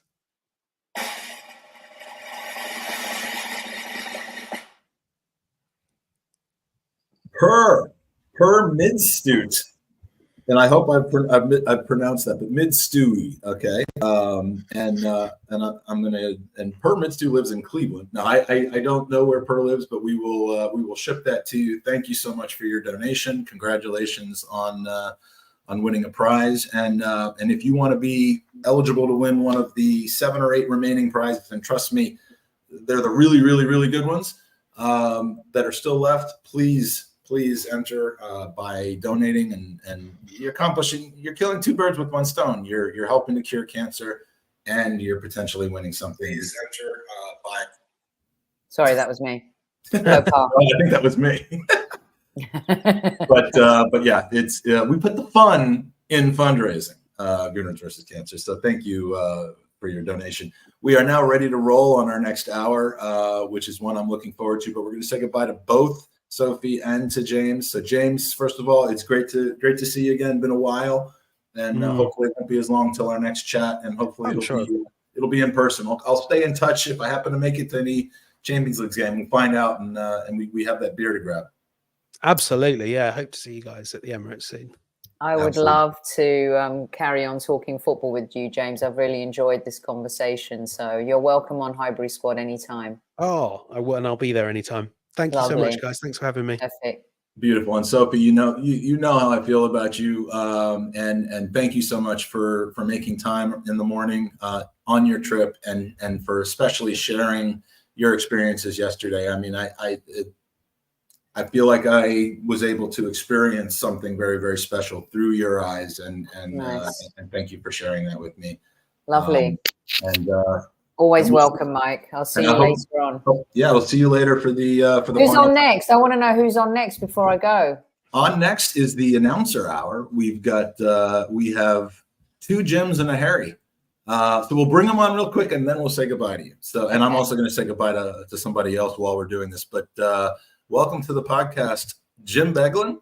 Woo! Jim Proudfoot. Hello.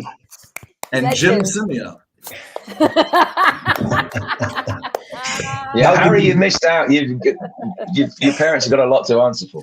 Yeah, I was going to say, how could you build it up so much with 2 legends and then bring me on third? What a down. No, not at all. Look, you're one legend, and one legend. Very nice. So Sophie, James, I just wanted to say hi to you guys because I love all of your voices, and of course me and Harry sporting the Greeks in black always. I love it. And just wanted to say hello and love all of your stuff and what you guys do. So well, it's very kind, Sophie. Thank you very much indeed. Being a fangirl, you know. Yeah, it's very kind. And on that note, Jim and I had a little chat earlier this morning, and I think we're both actually predicting Arsenal to win the title this season. There you go. That's an early shout. All right, I can end the podcast now. I mean, we've got an ex-Liverpool player, ex-Leeds United defender picking Arsenal to win the league. That's you can't get any better than that. Love it. Yeah, love it. But he's not a professional gambler though, so don't read too much into anything we say. He's not a punter, is he? Yeah, Jim will jinx it. Jim will jinx it. Yeah, beautiful. All right, bye guys. Have a great show. Thanks, guys. Have a great Enjoy hour. the show. Take care. Lots of Give my love. best See you, to your Sophie. Bye, coaches. Joe. Cheers. Bye. All right, beautiful. So this is becoming quite a tradition now on the. I mean, we have multiple commentator and football announcer hours now. We were joined by Peter Gurry for what was an absolutely fantastic hour earlier. We're going to try to replicate the quality of that here in a different way. But Jim, not to put too much pressure on anybody, but Jim, you joined us last year. Jim Proudfoot joined us last year, but in kind of a, I feel like I almost kind of did you wrong because your first visit to the podcast, and it was a game. It was a FA Cup of football phrases because I just wanted to get the expert's view on some of these amazing phrases like, pulling up trees and pockets of space. And I mean, it's a favorite of mine to do that, but we didn't really get a chance to chat that much and to dig into what makes Jim Proudfoot tick. So I'm glad that we're not doing the game this time, and we also have, of course, a former Shamrock Rovers, Liverpool, and Leeds United defender. First goal for Liverpool was in the semifinal of that fateful 1985 European Cup, scored against, I had to say this, Harry, but Panathinaikos, which wasn't a great memory for you if you had been alive, I think, at the time. 15 senior caps for the Republic of Ireland and can now be heard on co-commentary for the Premier League and Cup competitions, including this coming Saturday for Brentford and Palace, alongside a certain Jim Proudfoot. So is this considered preparation for the big game on Saturday, for the Brentford Palace game? Yeah, that's a good idea. Jim and I can work out exactly what we're going to say for Brentford against Palace, because that's exactly what all of your viewers want us to do, Mike. You know, I'll just mute myself for the next hour, and you guys can we'll work on some strategy. Yeah, we'll talk about Vitaly Janelt's work off the ball and how Palace are going to cope without Michael Elise. Yeah, we'll just do that for an hour. Jim and I have worked together for a long time. We've known each other for even longer. We've probably known each other, I would think, for the best part of 25 years. And it's always a privilege to be in his company. I'm happy to very much regard him as a friend as well as a colleague. So it's very fortuitous that the two of us are on together.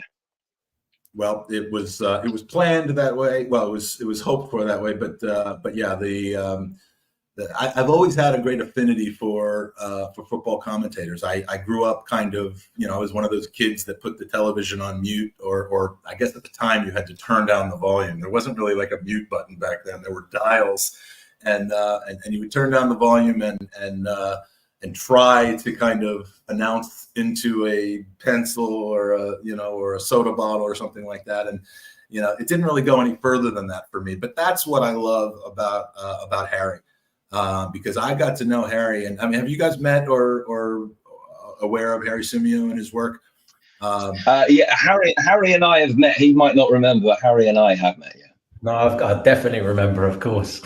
But Harry is someone who I first knew as a kind of a fellow podcaster who clearly had eyes on bigger goals. I sell insurance and podcasts for fun, and I think it shows because the level of I'm literally podcasting in front of fours and fours of people every week.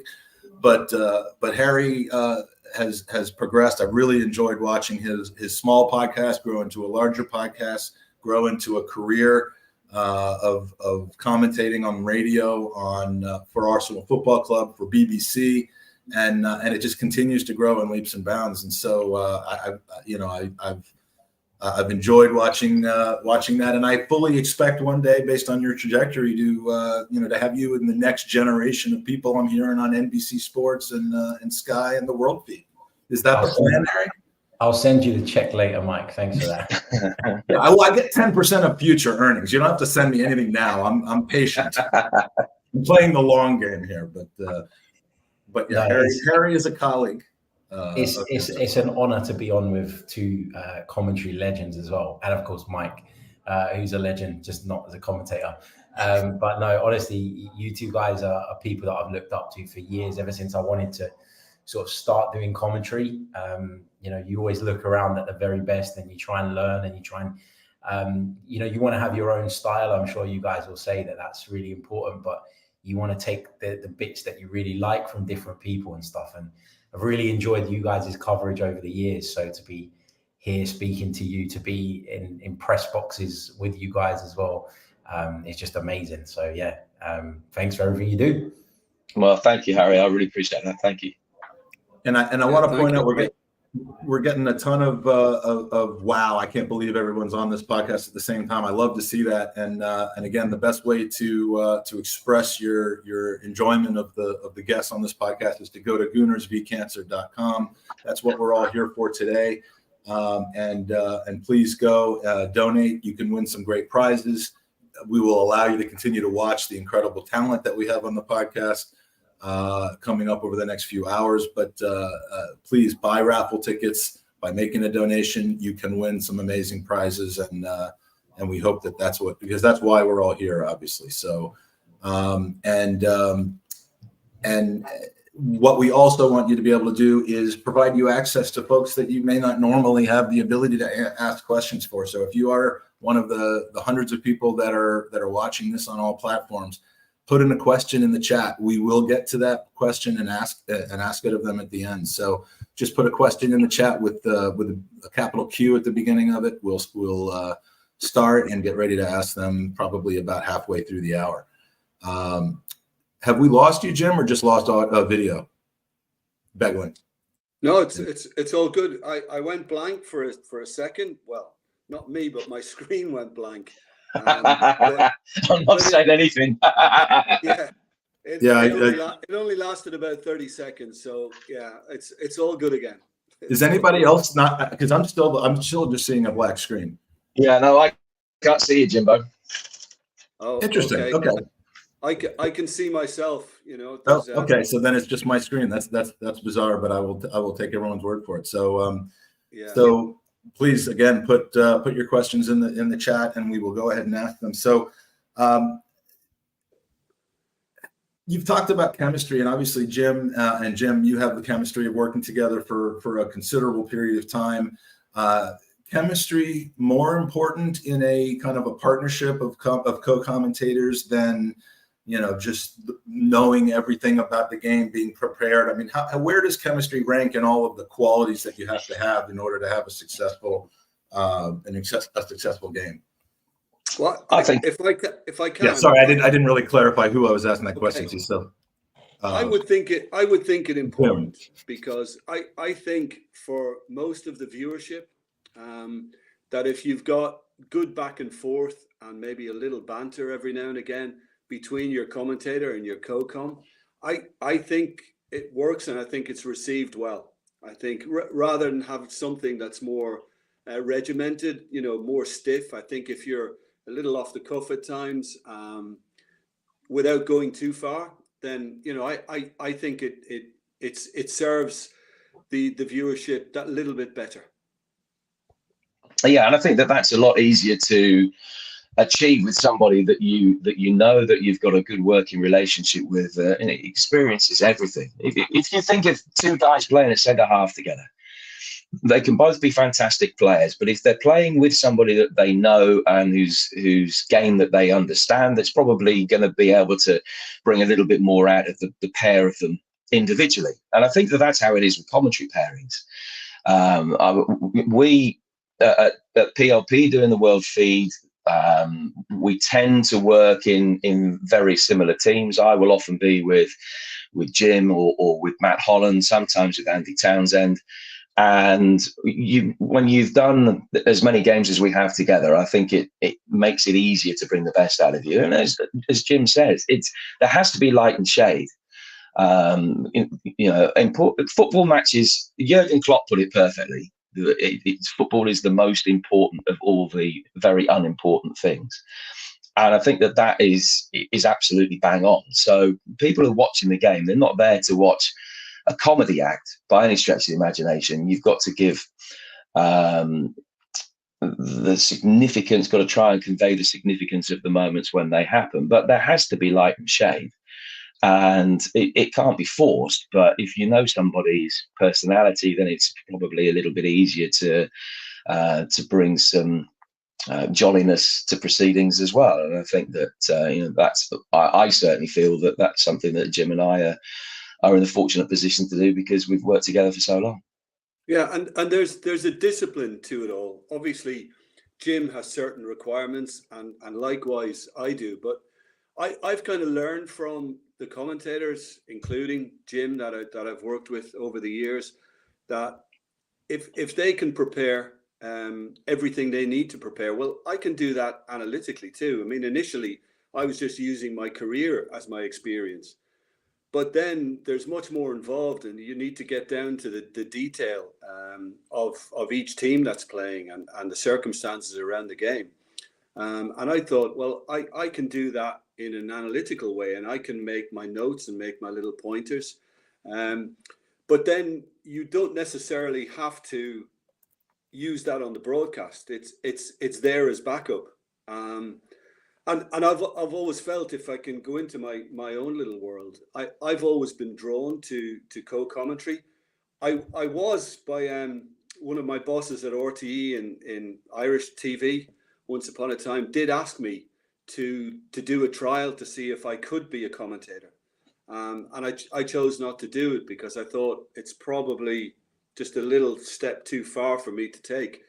But I've been drawn to it because co-commentary, that is, because you get some great work in studio. You get some wonderful analysis.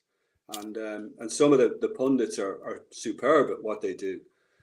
But I've always been drawn to on site, the stadium, the football, the atmosphere, the noise, and what's happening below you is fact. In a studio, there's a lot of speculation, a lot of conjecture. But on match day, when you're looking down at fact, and then it's my job to put my interpretation on the fact. And so I think you kind of know that there's a discipline there, and that you don't want to be kind of stepping on each other's toes verbally, if that makes any sense. But yeah, it's lovely to get the nitty gritty and you know, get down to that detail. And as Jim said, the more you work together, the more relaxed you become, and the more familiar you become with everything, and you start finishing each other's sentences after a while. So yeah, it's always been commentary for me. Is it a coincidence? It can't be a coincidence that I mean, I'm trying to think of all the kind of co-commentators that aren't necessarily doing play-by-play and announcing, you know, and calling the goals. I mean, what percentage of co-commentators are former players? It's got to be close to 80% or something. I mean, that just seems to be the formula, and obviously for good reason, isn't it?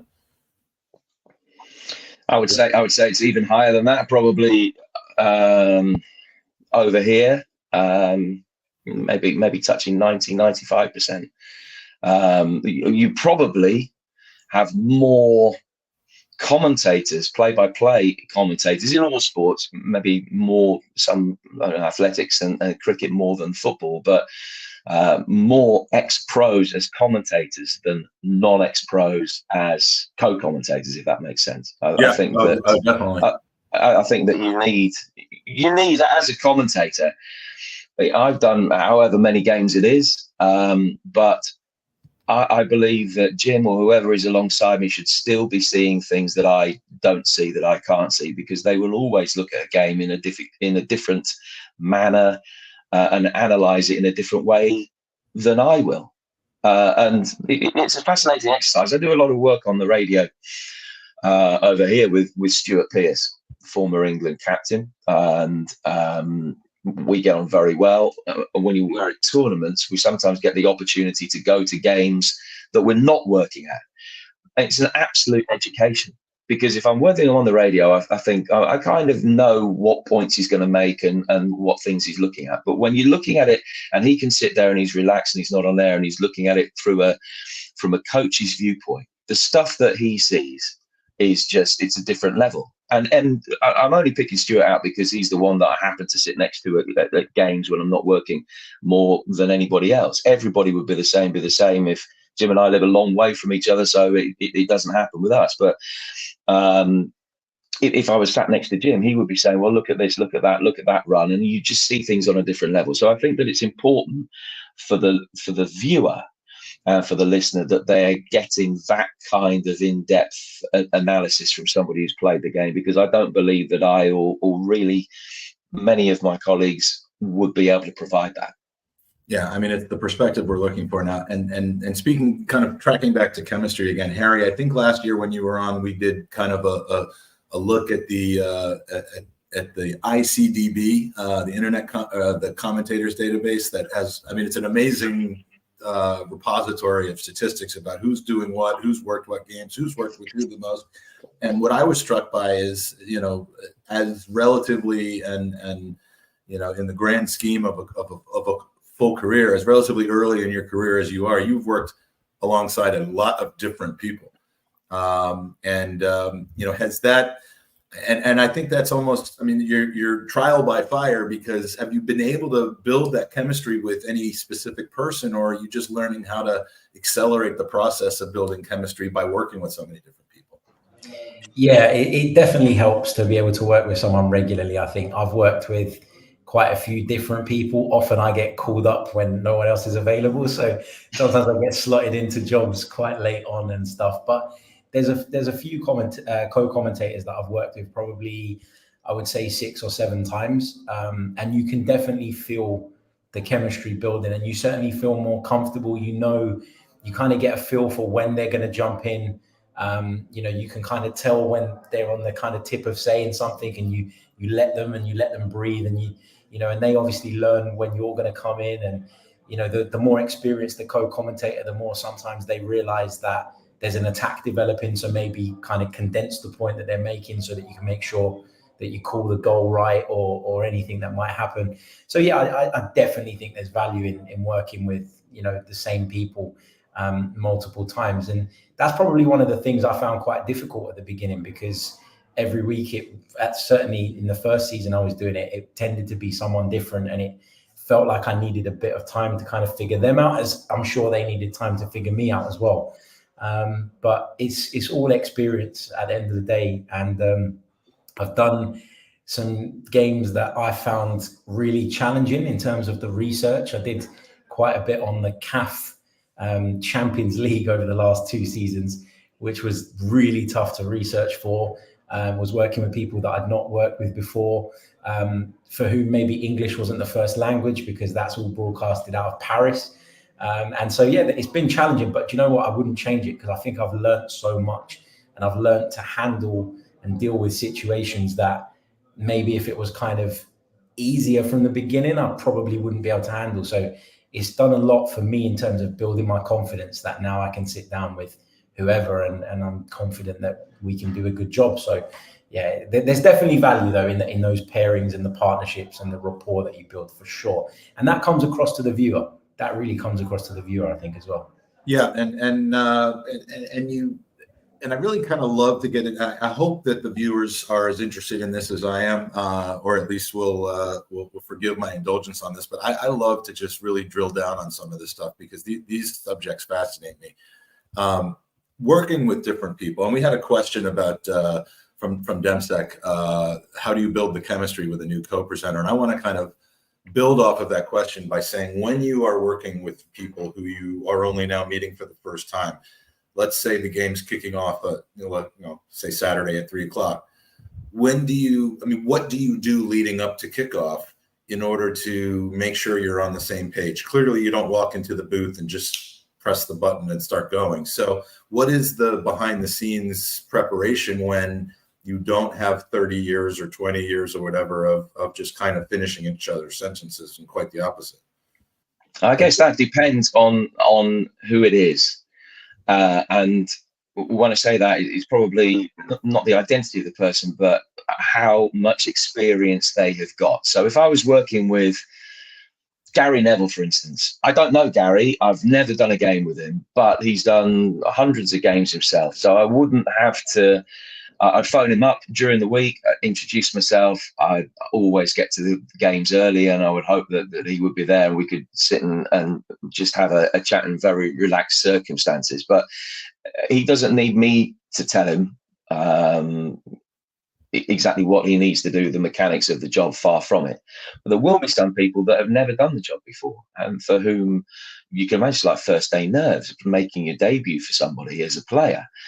So those conversations, it's just like the proverbial arm around the shoulder, and this is what you need to do. This is when you need to speak. If it's radio and television, are 2 very different skills. So it would depend on the broadcaster who we were working for as to exactly how that conversation might go. But generally speaking, it's probably a little bit easier than you think, particularly if the person you're working with has done the job before. It's not too bad, because the mechanics of it pretty much all work the same way. But there'll be idiosyncrasies that you probably can't sort of foretell, that you just have to sort of ride the wave as you go, I guess. And let's ask a practical question. Jim Beglin, let's say you get your assignment for match day 2, and it's Spurs against Everton, and you find out that the commentator for that is Harry Simeo. Now, besides spending an hour with him talking about Spurs and how much we hate them, what are logistically you doing to ensure that you're ready to go? And I mean, because not having worked with Harry before, I'm really kind of fascinated about like, do you meet the day before? Is it just the morning of the game? And what do you talk about? Because obviously one of you a disparity in experience and and a lack of knowledge of each other's kind of processes? Well, I guess Harry and I would share a phone call the day before and just have a little chat about how we like to operate or the game itself. I just think that once you arrive at a stadium, just be ready as a co-com, be ready to allow the commentator to do his work.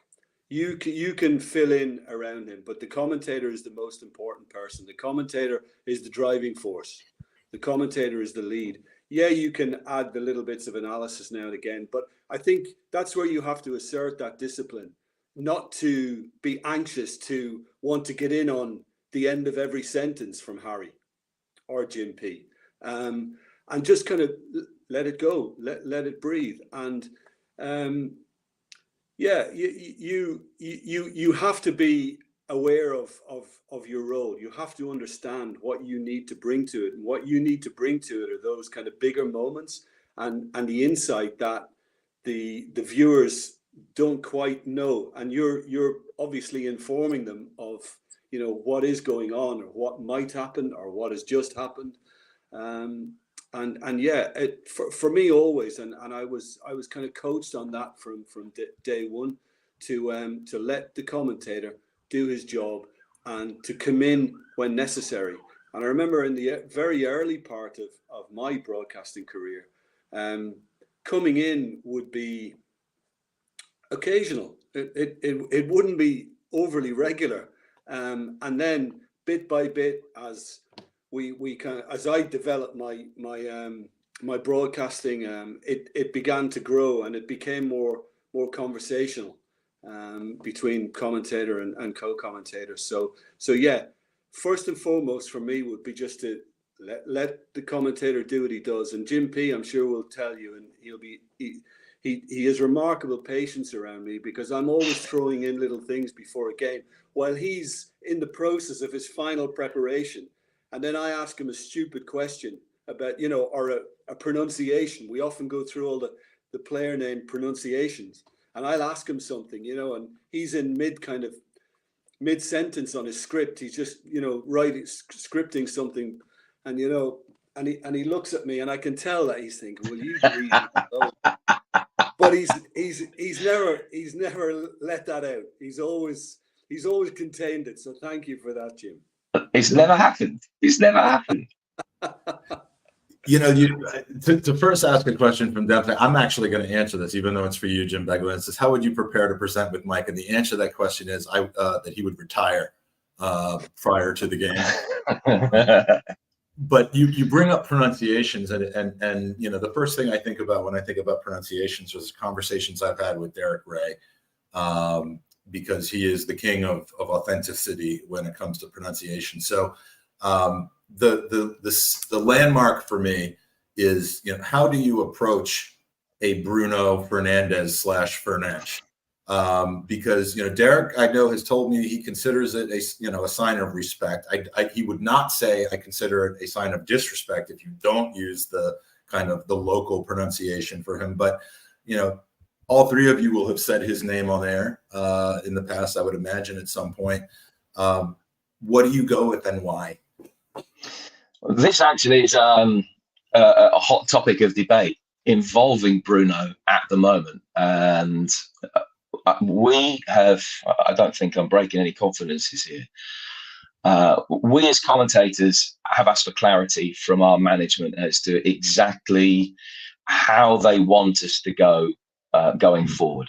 What happens is at the beginning of every season, it's just been going on over the last week, 10 days, that production crews go to every Premier League club and they have media days. Every club has a media day. And as part of that, the players will stand in front of a green screen and they'll do the walk-ups that you see, and for the celebrations, so they'll walk up to the camera and they'll do that, and then they'll do the celebration. James Maddison will throw his dart or whatever. But part of that process is that they stand in front of the camera and they say their name. They say it twice, they say it, and then they say it again slowly, more broken down into syllables, so those idiot commentators can actually get our heads around it. And part of that process will be Bruno Fernandes. Now, there's a train of thought in England that he's played in England for so long that if you change from Bruno Fernandes to Bruno Fernandes, you change Jose Mourinho to the correct Portuguese pronunciation, you change Freddie Ljungberg to Freddie Ljungberg, that you are alienating part of your audience. And I agree entirely with Derek that you have to respect the people involved and get the name as accurate as you can. I think that there are some cases, and Erling Haaland's probably the most prevalent of them, where they genuinely don't care, even to the extent that Erling, whose name is Haaland, wanted it because he was so sick of it being mispronounced. He actually asked people to call him Haaland because he wanted the uniformity. So going back to the original question with Bruno, I think we're still waiting to hear. I can imagine a situation where for domestic audiences in England this season, I'm calling him Bruno Fernandes on the radio, and on the TV around the world, I'm calling him Bruno Fernandes. I don't know how that's going to play out. I'm not doing Manchester United for a week or two, so I've still got time to digest the emails and listen to the phone conversations about the way forward. But it is a course of debate. The bottom line is you've got to try and be as accurate and as authentic as possible. But I do think that comes with a caveat that you've got to make sure you're not alienating your audience at the same time. I had no idea that this was such a current day issue. I mean, I obviously he's been playing in the Prem for what, 3 or 4 seasons, and I almost thought it was, you know, like what they would call here in the States settled law. I think it is to a certain extent. That's the problem. But I think we've got to take a step back and say, okay, if we're going to the effort to make sure that we are getting every African player's name correct, which clearly as commentators we should be doing that. We've got to make sure that we're also getting every Portuguese player's name correct. The Scandinavians are constantly mispronounced. That we're getting them all right. And so yes, it is settled law, but I think that we're at a position now that we're taking an overview. Well, should it be? Just because we've always been getting it wrong, is, you know, should there now be uniformity that we all start to get it right? And I think that what is important is that as commentators that we are all saying the same thing, essentially. I think it sounds, I mean, Jim and I on a broadcast would, Jim will always say to me, if we're talking about pronunciations, he'd say, well, what you say what you're going to call him, and I will follow whatever you say, with an asterisk, even if it's wrong. Jim will very politely follow me, because you need to have that uniformity within a broadcast. But I think we've got to a stage now where as broadcasters working over a number of different outlets, we all have to be saying the same thing, really. You'll never get it right. You'll never get it right across the board. It won't happen. I'm glad you're familiar with my work. I'll give you a little example. Luca Dean, and in France, in the French language, it's Dean. But even when he had to perform in front of the camera, as Jim P alluded to, he even said Digne to suit the British way of pronouncing his name. So even the players are serving up their name not quite as they would say it in their own country. So as much as I respect Derek and he's brilliant at what he does and the pronunciations, it will never, ever be completely clean. It will never be absolutely correct. Well, but it's consistent though. And even to the extent that, I mean, one example I got this week, I've commentated on.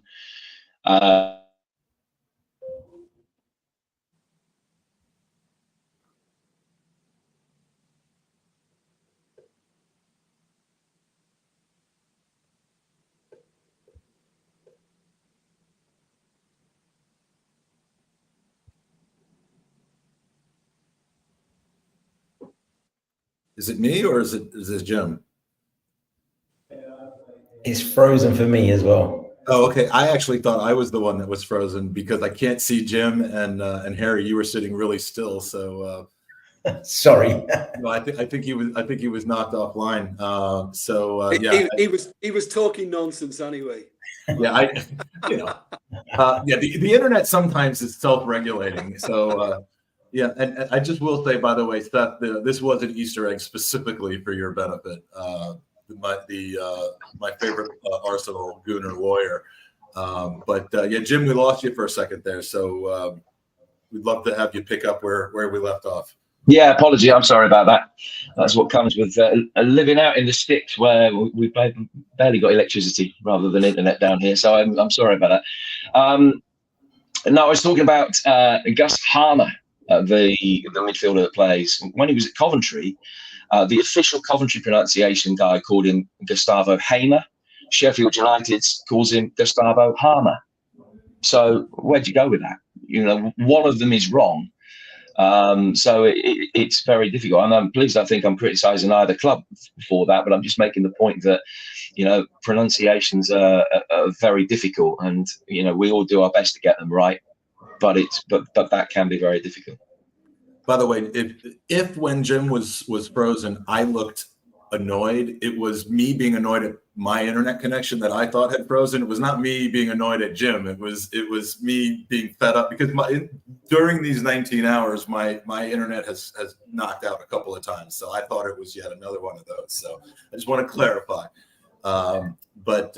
Harry, we haven't heard your views on pronunciation, enunciation, do you have a kind of a policy going in, or is that something that is a matter of conversation with the companies that you're working for, like it is with Jim and Jim?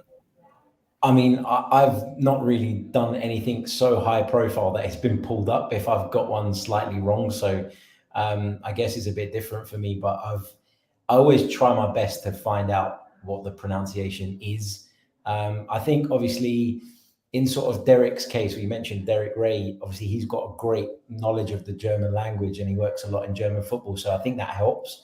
I see, for example, commentators that maybe cover Serie A who are doing it week in, week out. I think if you have that knowledge of another language, and then you can obviously find the right ways sometimes yourself as well. But I think when you're working on the Premier League, which is such an international competition, and you've got players coming from all parts of the world, I think you've got to do your absolute best to get it right and be as accurate as you possibly can. But I think as Jim Beglin says, I think it's really difficult for everybody to be, 100% spot on with every pronunciation. I think that should be, as a commentator, your goal and what you aspire to do. And you should always put the maximum effort to do that. But I think you'll always get situations where one becomes a little bit difficult, or, it's been said in a way that you feel like you need to kind of uphold it moving forward. And I think sometimes, I speak another language, right? And I find that helps me if I'm covering, I've done a few bits on Greek football, and for me it's easy because I read the name and I can pronounce it. But I can understand why for somebody that maybe doesn't speak that language, sometimes your tongue doesn't even roll to say it the way that you should say it. Sometimes it's not that easy as just hearing it and then being able to kind of repeat it. So I think you should make maximum effort. I think that's the minimum standard as a commentator. But I think it can be difficult at times, I think, as everyone knows. Yeah, we thought that counts. I was going to say, Mike, that we got a very renowned presenter of sport and football in this country, Des Lynam, who retired quite a few years ago now. And every time there was a European Championships, like we've had in the summer, or a World Cup, he had a column in the Telegraph newspaper here, and he would get really angry about the fact that the commentators were trying to take it into the languages the players were from, the country that the players were from. And he just wanted everything simplified and anglicized. Yeah, this is almost kind of like the borderline xenophobia angle of things, where we're in England, we're going to say it English. Simple. Yeah, don't complicate it. Just break it down and just say it as kind of as anglicized as you possibly can, and everything will be okay. But it doesn't necessarily work like that. The anti-Derek Ray, in other words. Yeah, you could. Raric day. Very well put. Yeah. So we've covered some amazing ground. We have a lot of listener questions here. Many of them amazing bangers from the same people. So I want to make sure to get to those. We've got a prize draw to do and some great user questions. I want to start with one question, which is just what's been the highlight of your career so far? And I realize that is a big question to ask of the gyms. So I'll start with Harry because you probably have a smaller range of possible things. I mean, I can think of something that might be the answer to this, but I obviously want you to answer. What is a certain call that you've made, a certain highlight, a particular game, an opportunity, an experience? What have you said? What would you say so far has been the highlight of your career? And then I'll go to the gym stuff.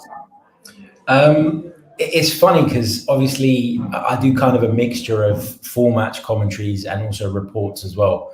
And I cover Arsenal for BBC London. And if I go back to the Reece Nelson goal against Bournemouth, that's probably the one for me. It was a report that I was doing, but obviously when we do the reports, we do the highlights of the game as well. So I was in full kind of commentary mode, and to call that moment and to just feel the stadium erupt around me. Like, it's no secret I'm an Arsenal fan. So for me, that was just incredible. And to be honest with you, like, it's just the experience of just walking out into a stadium and knowing that you're voicing a game that, it would mean so much to you anyway, that like just that privilege is unbelievable. And I've been really lucky to do some of the TV comms for the club over the last year or so as well. And just to turn up at the Emirates Stadium and go into the positions that your heroes have been occupying,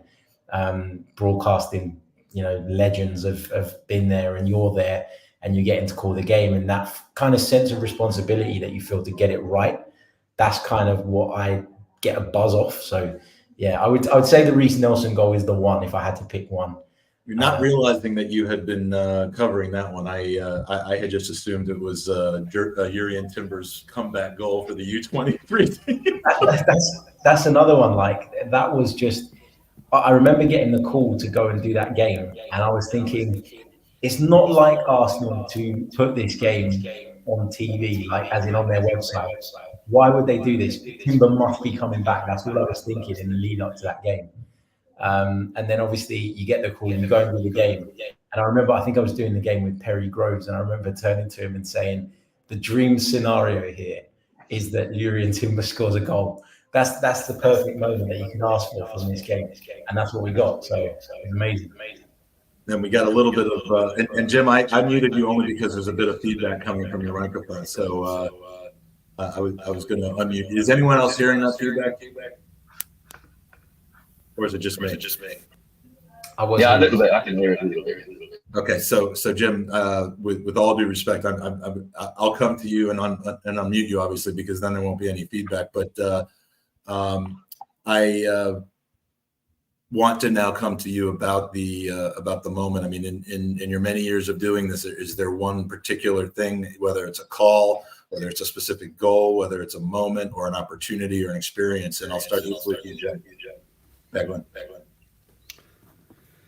I would probably have to say, I mean, there's been a few important ones over the years. The opening game for the World Cup in South Africa, between South Africa and Mexico, that was important simply because working for ITV at the time, UK broadcaster, they'd had a few problems and they wanted everything to go right. And I worked with Peter Drury, and he called the great goal from Shabalala. I mean, it ended up 1-1, but he called all that, and everything had gone smoothly, and the boss was pleased afterwards, and I always kind of have a good feeling from that. But I would have to say, looking back on them all, would be Liverpool-Barcelona, when Liverpool recovered from a 3-0 deficit in the first leg of the semi-final, of course, and without the likes of Firmino and Salah and Robertson having to leave at half time and things like that, they were so up against it. And it was just a remarkable turnaround, and the belief and the atmosphere on the night, and just kind of saying the right thing at the right time. It just seemed to be one of those nights where the words seemed to fit what was happening. And I felt that if we can say that Liverpool have a maybe at half time, then that would be a really good thing for them. And they did have a maybe, and ended up scoring another 3 goals in the second half, and it was just kind of one of those nights that you didn't expect that to happen. You didn't expect a greatness to somehow emerge from what was looking daunting at one stage. And I think not only did Liverpool go on and win it, but I think there was I think a real blow to Barcelona. I think it knocked Barcelona for 6. It knocked them out of kilter. I think for a while they were stunned into what had happened and wondering why they couldn't see something like that through. So yeah, that was a one that always stands out for me. And I worked for Irish TV on the night, and of course we got a call from our boss, which didn't happen much. We got a call from the boss after that game, and he was thrilled with the way it had gone. So, and he's a Man United fan, by the way. Nothing to do with Liverpool. Well, he also likes successful commentary. So, Jim Proudfoot, is there a moment that's crystallized for you in your memory? The one goal I can guarantee, if someone's going to say I remember a goal that you did, I can guarantee pretty much that it will be a goal from a Division 4 game in the last century, which was the last goal that was ever scored at Brighton's old ground, the Goldstone ground. That season, they had been on the brink of going bust and even closer to being relegated out of the league for the first time in their history. They've been bottom of the table for nearly 7 months. And the last game that they ever played was the penultimate game of that league. So the last game that they ever played at the old ground, the Goldstone ground, was the penultimate game of that season. It was a terrible game of football. There was more fighting than football. There were at least 2 red cards, possibly even 3. And Brighton won it 1-0 with a scrappy goal. And my commentary was literally just shouting Stuart Storer's name very loudly. There was nothing more to it than that. But it's almost like a Dennis Bergkamp. Well, yeah, almost, but less coherent. Yeah. And slightly louder. But people still say, Brighton fans will still occasionally say, "Oh yeah, I really remember that moment," and it's just a guttural roar of the name Storer. I'm so eternally grateful that I got the goal scorer right, because it turned out to be a very significant goal. Took them off the bottom of the table. They ended up drawing the following week at the one side that were beneath them. They stayed up, and look where they are now in the upper echelons of the Premier League. So that was arguably the goal that kick-started their recovery, because they then got taken over just after that. And although they had some nomadic years before they ended up at the Amex, that is a goal that I know means an awful lot. The goal itself, not my commentary, the goal itself means an awful lot to a lot of people of my generation and older who are Brighton fans, and that is for essentially quite a random goal. That was a real privilege to be there and see that. Would not have expected that to be, but it just shows you it's not necessarily the significance of the competition from a top level standpoint, but the importance of that game to the people that were there and the people that cared about it. So that's fascinating. So a quick comment I would like to just a quick comment, and then Harry's got a question. This is what I like about the podcast community, and there are certain people who are proponents of kind of having intra-club podcasts, and Dan and Lee are certainly 2 of them. Turkish as well. That they have podcasts with other clubs, and there's a friendly yet rivalry there. And we've got the Wolves fancast here at the very beginning of this hour. Said well done to all involved with the Podathon. Keep at it. Hopefully see some of you in person on Saturday. You know, and it's nice. I appreciate you dropping in, and you know, I'm apologizing in advance for what's going to happen on Saturday, but other than that, I'll try to be nice. Harry. Yeah, just a quick question that I wanted to put to the guys, because obviously I'm learning, I'm trying to get better and better. But one of the things I've found quite interesting, and I don't know how you guys have managed this over the years, is the transition from radio to TV. When I'm doing radio commentary, obviously there is no pictures available to the listener, so you need to fill in a lot more. You need to be more specific where the ball is at and all that kind of stuff, and keep people sort of aware of every single happening. Did you find when you kind of moved from one to the other that sometimes you found yourself having to kind of keep reminding yourself that actually this is a different job? Because I think like I found it quite difficult. The first time I did a few TV things, I was like, in my own head anyway, I was like, am I talking too much? Do I need to speak this much because this is TV now, not radio? So is that something that over time gets easier and comes more naturally? It certainly does get easier over time, Harry. I'm in the fortunate position that I most weeks I will do both radio and TV, and I adore doing radio still. I just love it. They're very different skills, as I guess is self-evident. And you're absolutely right. It's the biggest challenge, I guess, is being very almost minimalistic on TV. I don't think, some producers might suggest otherwise, I don't think you can ever say too little on TV, really. I think that you can, and it's important to let it breathe and let the atmosphere within the stadium come through in a way that you can't necessarily on radio, because by its very definition you've got to keep going and you've got to keep saying what is happening all the time. But less is certainly more, without a shadow of a doubt. I think TV is harder, actually. Some people say they think radio is harder. I think TV is harder, because on radio, if you're having a bad day, you can get away with just saying who's got the ball and where it is, and let your co-com do the rest. You can't do that on TV, because you say that's where the ball is the one thing everyone can see where it is. So that's a no-no. And there is perhaps a greater responsibility on TV to be able to find exactly the right word for the right moment to complement the pictures. So they are two quite different skills. The one thing I would say is that the more TV stuff that you do, the easier you will find it to flit in between the two, until it gets to a stage where it becomes second nature, that it's just like swimming. I'm a swimming backstroke or breaststroke. Okay, I know what I'm doing. So it's you're essentially doing the same job in a completely different way, and it does get a lot easier quite quickly as things go on. But you have to, certainly you've got to think to yourself the mechanics of what you need to do on any given broadcast.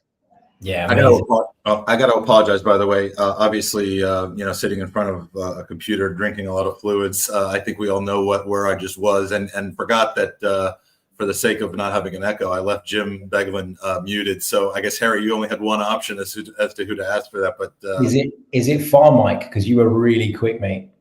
Did you watch it? At my age, the bladder's a little different. It works differently. But Jim, if you have an answer for Harry's question.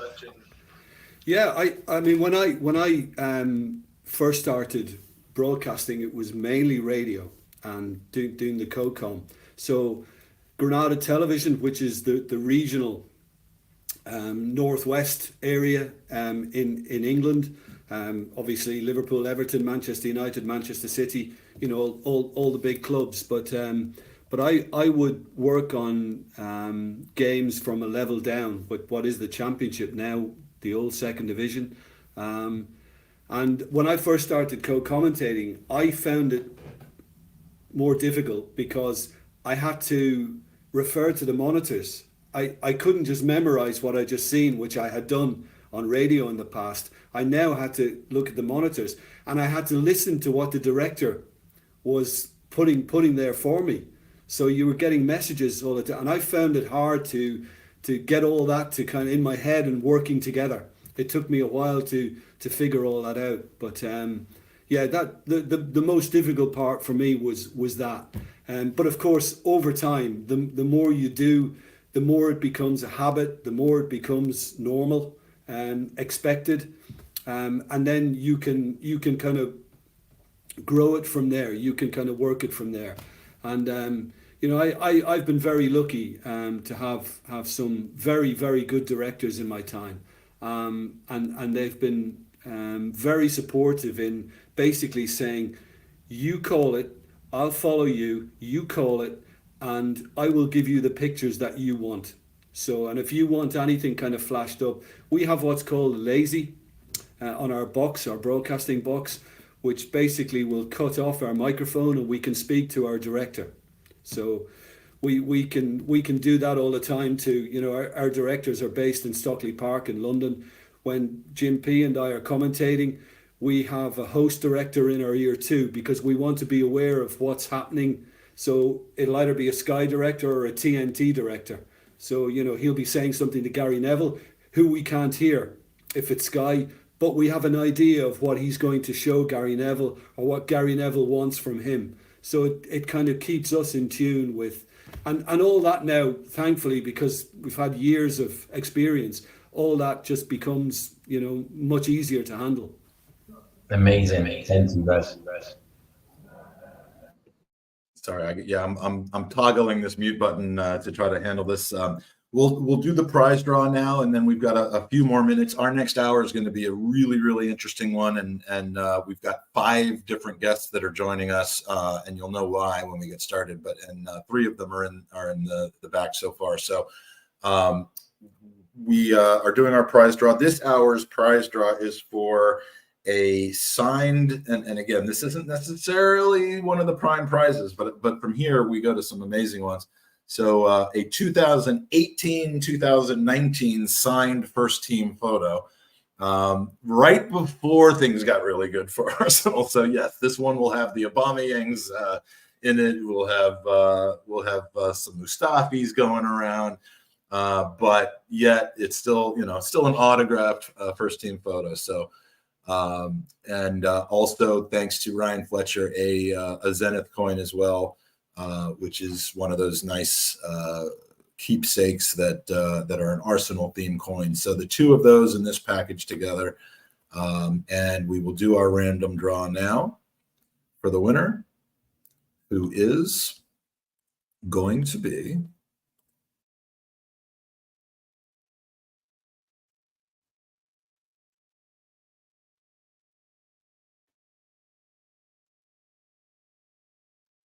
Robert Smith.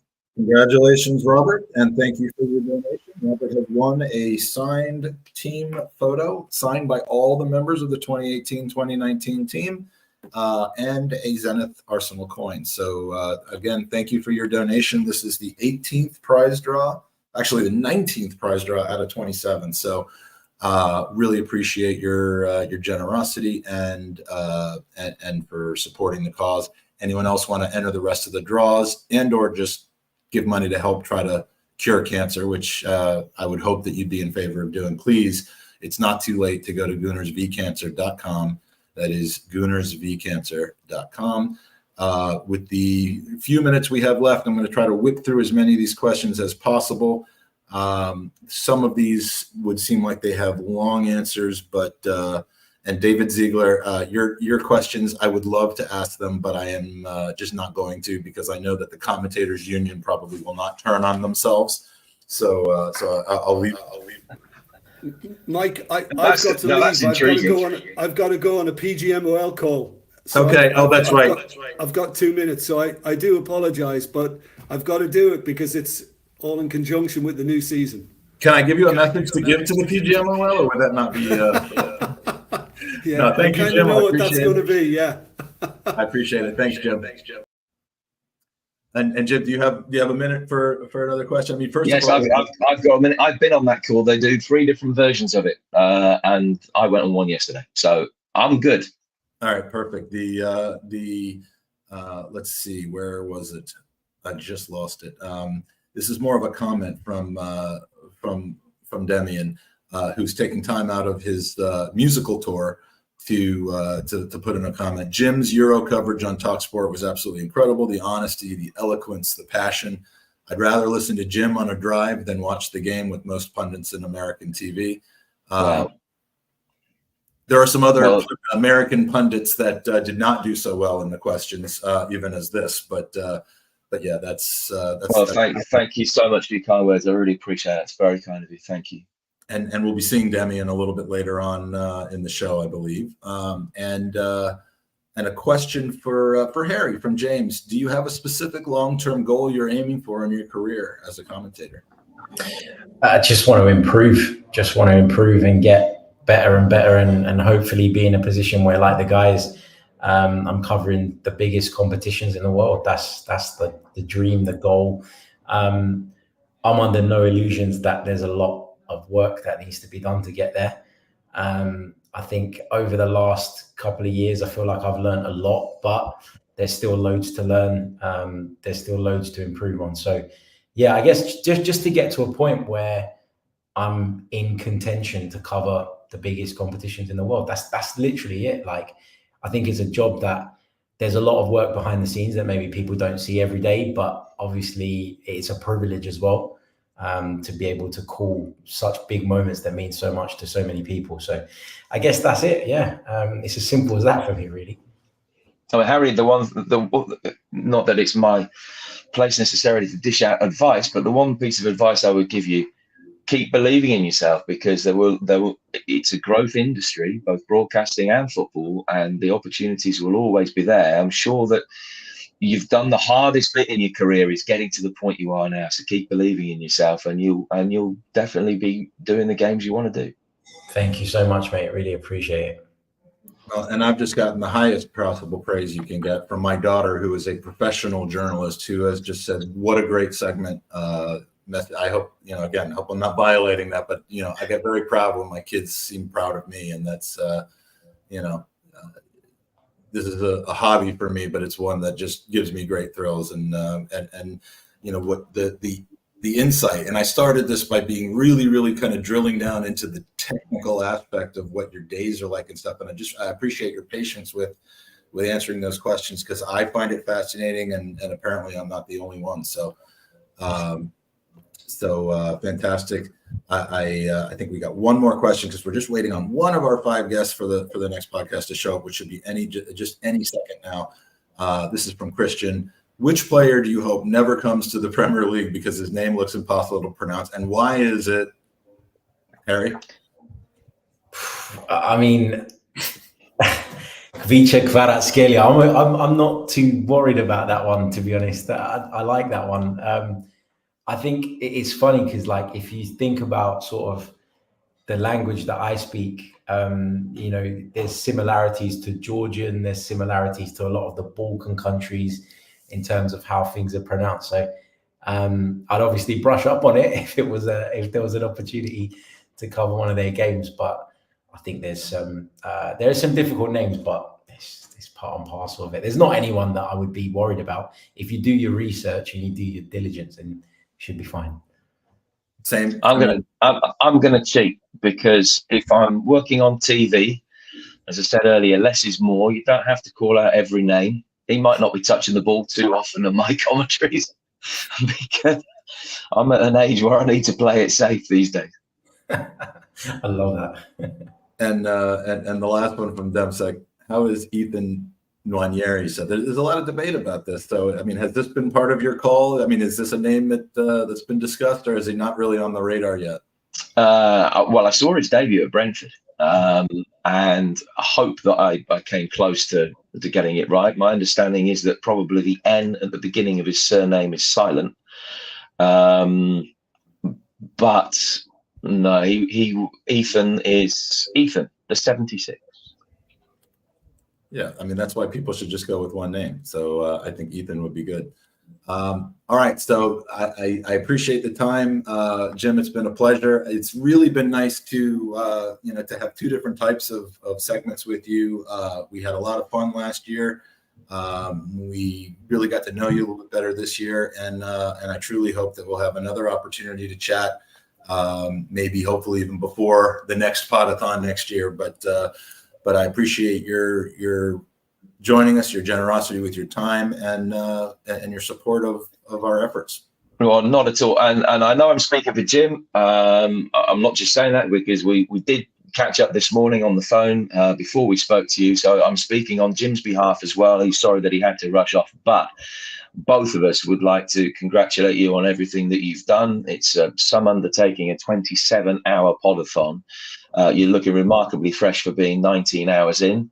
I know how tired I feel having just done a day's work yesterday. So the fact that you're going as you are, it's a magnificent cause. And on behalf of both of us, many congratulations on the amount of money that you will raise, and thank you very much for giving us the opportunity to be a very small part of it. Well, it's an honor for me, and it would not be easy to be up 27 straight hours sitting in a chair if it was not for the fascinating conversation and I mean the people that we've been able to have on. I mean, how can you get tired and start to lose interest when we go from guest to guest like we've had on this podcast? And that's a tribute to those of you who give your time for that. So thank you so much. And we wish I won't be watching you this week because there's kind of this Arsenal Wolves thing that I got to do. But enjoy, and congratulations on the start of yet another Premier League season. Thank you very much indeed. Great work, Mike. Harry, I look forward to seeing you very soon. Thanks, guys. Thanks, Mike. Thanks for having us. My pleasure. And Harry, thank you for joining us. And I will see you and talk to you later. All right, here we go. Wow, I don't think I've been alone on the screen once during this podcast yet. And I'm going to make sure it doesn't last that long because who wants this? But our next hour is a really, really, really interesting hour. And if you've been following me on social media, either the Gooners Beat Cancer account or the Gooners Pod account, you will know that there's a really, really interesting event that's coming up on the 30th of August. It is the first of its kind that I'm aware of, and it involves incredible teamwork and generosity from 5 different amazingly talented people. And these are folks in the Arsenal artist world. If you're on social media, you know that Arsenal as a football club has just the most unique talent, the most diverse talent, and in the artistic field. So, obviously we're going to start with someone who's a very, very good friend of mine, who's become this. Ruth, it's a fantastic honor to have you back on again, and thank you as always for contributing your amazing creativity to the prizes. So many of my American friends who have bought and won your artwork through the years. I mean, you've changed the way people are decorating their house. And it's insane. And I've got to thank you for that, Mike, because honestly, I was a really small fish in a massive sea. And I'm not saying I'm a big fish now because we've got some bigger artists coming after me. But yeah, with your help, it's just been an amazing journey. And to be part of this, Gooners Beat Cancer story as well it's an honor. So thank you. And when I say people are excited to have your art, I mean, Seth won a piece of your art earlier, right in the middle of the night, and he's excited, and he already owns 12 pieces of it. So next joining us is someone I've gotten to know a little bit better over the last few weeks as we've been planning this event. But Mr. Charlie Shanks, it's lovely to see you. Thank you for joining us. No worries. And Charlie, I mean, again, if you can't not know these people because you've seen their artwork. In many cases, the club has highlighted it, and I'm really excited. I'm not going to slow walk this anymore because I want to get to the meat of this. But also joining us today, Carl Bourke from Carl Bourke Art, which is an aptly named company. It's lucky that it actually had your name in it. I mean, that's just coincidence, isn't it? Oh, are we? We can't hear you. I'm not sure, Carl. We're not hearing audio, but it doesn't look like you're muted, so there might be a microphone issue. Let's see. Can't hear you, Carl. Is anyone else hearing him? I can't hear him. Oh, okay. Well, you look great. But yeah, I'm not sure what if the mic setting on your computer might be off. I don't. It's going to be hard for me to kind of walk you through this on the live. But let's try that. You want to try that again, Carl? Yeah, it's not that you're muted. I think maybe the microphone is looking for input from a different source or is off or something like that. But unfortunately, we're not able to hear you. So I'll bring on the next. Llewellyn joined us last year on the Arsenal Artists Hour. It was great to have you on. But Del, fantastic to see you again, my friend. Good morning, Mike. Hello, everybody else. No doubt. Thank you for recognizing that it is in fact morning where I am. He's a full service person, and I'm not sure whether this has happened before. And I don't mean to overhype this, but someone whose artwork but who you may not have seen before, and we have partial disguise here, but the one and the only North Banksy is joining us today. Yay! There he is.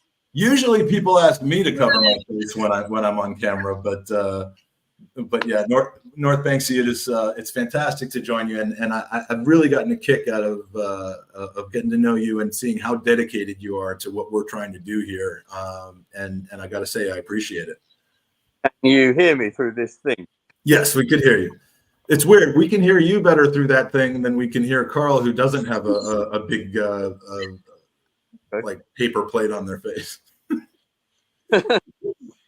Is that like two COVID masks sewn together? Like Builder's dust mask? Well, appreciate you joining. Not too much. I think it's you remember the days of the pandemic when everyone was living in the 2020s. Yes, exactly. So we are all here. Last year we had an art hour, and it was Ruth and North Banksy and Del joining us. Or no, sorry, it was Ruth and Del. And did we have a third person that was joining us last year? Fran was supposed to, but couldn't. So maybe it was Ruth, I think. Yeah, it was the two of you, and if you've looked at how the decor is in our Highbury flat, and I'm going to be adding to that. We're going to be diversifying. It's not just going to be your art anymore. Because there's good art to go around. But an idea came. I'm not going to claim that I came up with this idea. I want to credit this idea to Sophie Nicolau. I believe that she's always been about recognizing the talent in our Gooner fan base, and I believe that she said she planted the idea. And if I'm wrong about this, and I'm not giving the credit to the right people, I apologize. Years ago, what if there was a live art show? Yeah, I did. Carl, did you? Am I on? Yay! There he is. Hey. That's a good start to my podcast and debut, isn't it? Hey, look, it's we were almost at the point where we're going to have to all learn sign language in order to be able to communicate. So, little cards. It would have been almost as quick. Yes, but what we have all kind of come up with is a date, a location, a concept, an idea, and unbelievable buy-in from the five of you. And so I'm going to kind of tell the story a little bit, and then hopefully if you want to jump in and kind of give your thoughts on it. But what we're doing is an in-person event that is also online, taking place on the 30th of August. That is a Friday night, the night before the home game against Brighton. And it is an art show, an art fair, an art exhibition, but bringing together these five incredible artists for a night of drinks, of artwork, of culture, which is something I'm not particularly known for, but will be on this night. And really what I wanted to do is obviously combine fundraising with awareness of the incredible artwork that you guys all put out, give you an opportunity to showcase it maybe in front of a different audience, right across the street, as it turns out, from Emirates Stadium, and you all have taken it to another level in your generosity and in buying into the Gooners versus Cancer element of it. So I don't want to do all the talking in this hour. So, I'm gonna put you on the spot, but Ruth, tell us what your contribution to, and I've got pictures to show, but if you come to this event, you will have the opportunity to purchase art. You will have the opportunity. We've all got like, the plan is we've all got like a little stall. So it'd be like, that's the art fair element of it. So we should all, most of us will have bits and pieces that you can buy on the night. I think you've got a couple of bits, Del, hopefully. But we'll have a stall set out, each of us, and you can buy from us directly. Or we've donated to hopefully an auction, but definitely raffle prizes. And I know the other artists have been amazingly generous, and we're giving either original or signed pieces over, so they'll be auctioned. And pretty much original is, there's only one of them, so if you can buy this, then you're going to get a really special piece. A lot of times I've done a lot of fundraisers over the years, and I do, in person, like what we're going to be doing this next weekend for the Arsenal women's visit. Basically, anytime you have a large number of Gooners getting together and they're willing to allow me to kind of set up my shop for Gooners versus Cancer, it's usually a raffle. And we always kind of look at, well, what are the fundraising opportunities versus the value of what we're giving away? And I always, I don't want to overdo it.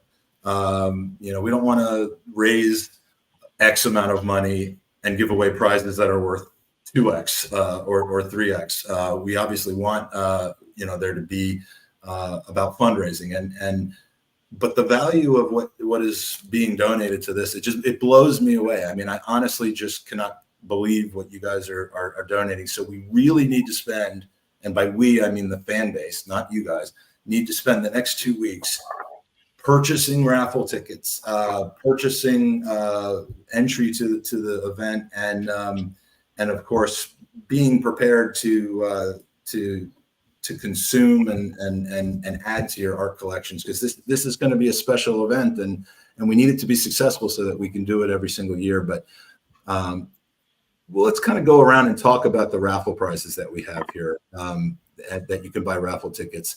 Oh, Charlie's got his here. I was going to put it up on the screen, but why do that when? Why do that? Put it here, Mike. We're all prepared. Look. Oh, look! All right. Let's start with Charlie. Charlie has generously donated what? Let's take a look at it and tell me what we have here. Oh, it is a print of my commemorative artwork that I've done for the 1994 Cup Winners' Cup team, and it is hand signed by Alan Smith up here and by Nigel Winterburn down there. Amazing, and that the winning goal. So, and we'll be hearing from him in just a couple hours on the podcast. And I love it. But yeah, he's phenomenal, and obviously that game is an incredible memory for people. And obviously the signed element of it, that's a 1-of-1, correct? That's a 1-of-1. Yep, that's a 1-of-1. And you have a chance to win that. I've got a few of Alan Smith by himself, but none with Alan Smith and 99. Amazing, and I can't thank you enough for adding that to the available prizes. Carl, you've made a submission for the raffle. Do you have them with you, or do you want me to put them up on the screen? I don't have them with me just now. They're still being signed in the week ahead, so these will be signed by the two legends you see before you. Obviously celebrating the FA Cup in '71, and I'm hoping for a few other pieces as well, signed by the gentlemen, maybe Pat Rice, George Graham, and a couple of individual pieces as well. So a few signed by the gentlemen there. Yeah, this one here with George Graham as well. So lucky to have a couple of contacts through Twitter who are generously helping us out with this cause, and they'll all be one-offs, signed by legends of '71. What a great squad that was. I mean, being a Highbury fanatic, and that's where I learned about Arsenal. That's where I became an Arsenal supporter, and of course during the George Graham era. I mean, this alone would be amazing, much less being signed by the man.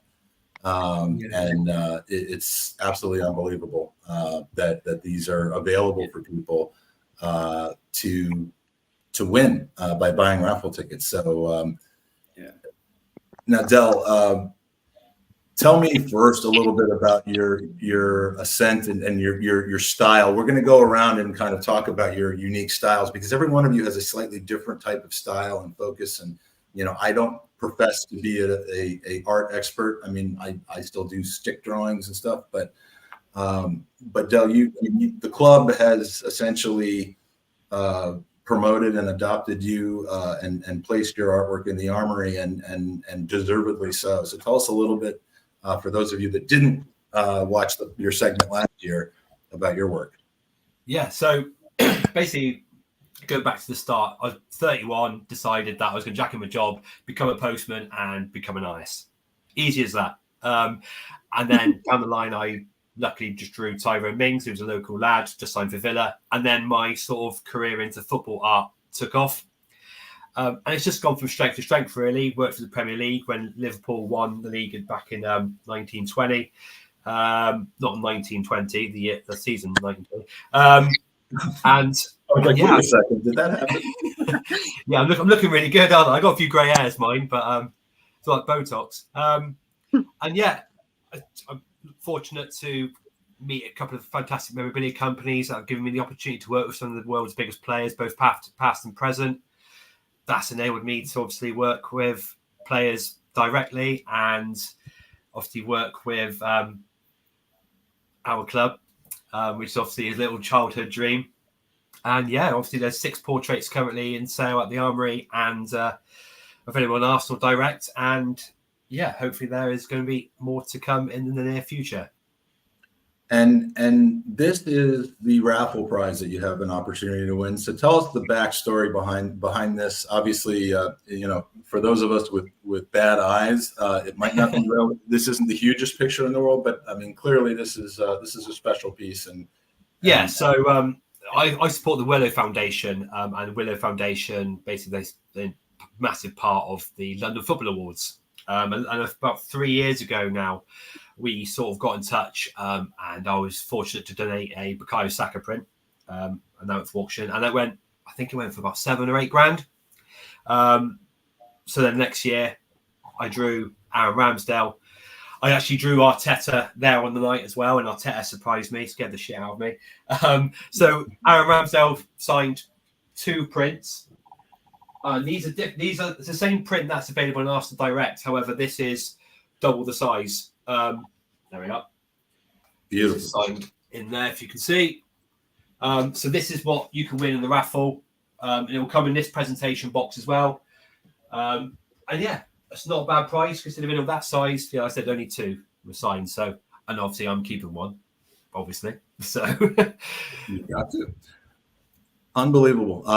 Now, if you have been in and around the Emirates, if you've been through the Hornsey Road bridge, you've seen this man's work. You've seen it behind him. But North Banksy, I didn't know when we started this conversation that you necessarily kind of, did things besides just on the side of tunnels and so tell us a little bit about how you became North Banksy, what that ride has been like, and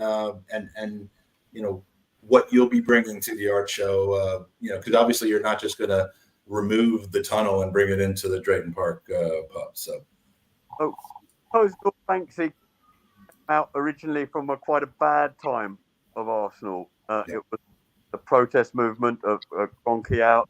The first thing I planned to write was Emery out, but on the morning I was going to do it, Arsenal sacked him. So then I went down my hit list of other things that needed to be cleaned out of the club. And the next one online was Arsenal Fan TV. So I wrote Arsenal Fan TV out in very large letters by the roundabout in front of Emirates, where they used to do their broadcasts from. And that seemed to be very popular because it went viral. And as a consequence of that, Arsenal Fan TV at that time found it very difficult to operate close to away fans and close to our stadium. And that graffiti galvanized people. Everyone was thinking it, but no one had actually just spelled it out. So I was happy to have played a part in that. My friend, who I didn't realise was my friend, saw me and said, "Oh, you should do Kroenke out." At that time, that's what a lot of people were thinking. And I did do it in broad daylight, sort of with a paint suit on, like Banksy style. But I'd studied the law, and it said if you do criminal damage, like balls can be, it's not criminal damage if you think you have permission to do it. So I wrote myself a fake permission letter. But I got arrested, and it didn't. The police didn't. They could see through the letter straight away. The old lady said, "The man's writing on the wall. He said he's got a letter, but it's true." It's from his mother. It was a sort of an awkward one. It was a trainee policewoman being trained, so I think that they probably would have 9 times out of 10 ignored that tip-off, but they couldn't show a trainee. We ignore, antisocial behaviour. So they did arrest me, and I was in the cells. We were playing West Ham under Freddie Ljungberg at that time, and I came out of the police station, and my friend texted me and said, "Oh, are you back on the streets, North Banksy?" And I said, "Well, what's a North Banksy? What do you mean, what's North Banksy?" And they said, "Well, you are North Banksy." "Why am I North Banksy? What? Oh, didn't you see someone had video getting arrested, and that video had been put up on social media from Arsenal fans, and someone in America made up his name. We should call him North Bank, and that's what you are called now." So that name, I like that. That's quite funny. But then it got me thinking, am I really part of something positive around Arsenal, or am I just as bad as Arsenal Fan TV saying Benge out, change this, change that? If I'm just telling, I want Kroenke out, I want Arsenal Fan TV out. What would an Arsenal version of Banksy do that would be good? Who should paint that would get Arsenal where I think it should be? And so I thought, maybe, David Rocastle, remember who you are, what you are, who you represent.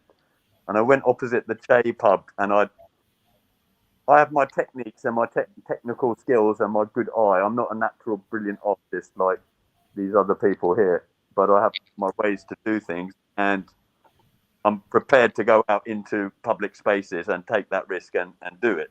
Now, I think it's practically, the tunnel is huge. It's tacit. The council don't stop me.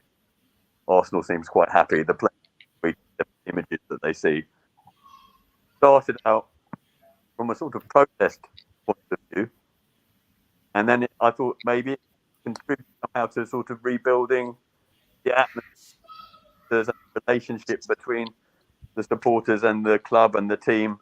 I do remember when we were at the Kroenke out protest, or the Super League protest. There were thousands of us, and we had pyrotechnics and banners, and it was a good atmosphere. But it burning American flags and stuff like that. There was effigies of Stan Kroenke being lynched. That's quite nasty stuff. But Arsenal was playing in the background. The players could hear it all. Yeah. It was COVID times. There was 250 people allowed in, and the 5,000 outside. Wanting to, like you say, hanging of Stan Kroenke out flares of us. But for me, that was also a turning moment. It certainly showed en masse, in the midst of this very strange global situation, which was a coronavirus, and we were coming out of one of the waves, that thousands of people really loved Arsenal and cared about it to the extent that they would turn up at the stadium when they weren't being allowed in by the police and make things known. And I said, that's not a hatred, that's a love of the club. And if I can do something from the streets that shows that we care, on the streets that shows that we care, it's not just in someone's living room or on your phone screensaver. It's on the physical architecture of the environment that Arsenal Football Club exists in. Because Arsenal, they're going for global fans, and there's nothing wrong with supporting it. But Arsenal is actually a place and a neighborhood and a community that people live in, and you can join that community as people like you do, Mike, when you come to visit. But it's there all the time. Not just a FIFA game of football with this sort of people commenting, we've got to change like this, you've got real people that club matters. It's for me, I see it as like the church or the unifying glue. You know, it's the religion that's on top of all the religions. The area is extremely mixed now, and culturally and ethnically, and you'll see maybe in that part of Islington more different kinds of cuisines and more different languages being spoken than almost any other part of the UK. Certainly in London, it's one of the most diverse boroughs, and London's probably the most mixed up place. So it's like a United Nations around that club, and the thing that unites everyone, regardless of their faith or their beliefs or their kin or their ethnicity, largely speaking, that we all support Arsenal. And it's so important, I think, not just for to show what football can do for communities and for people and to bring people. And it's rare that you, in the modern world,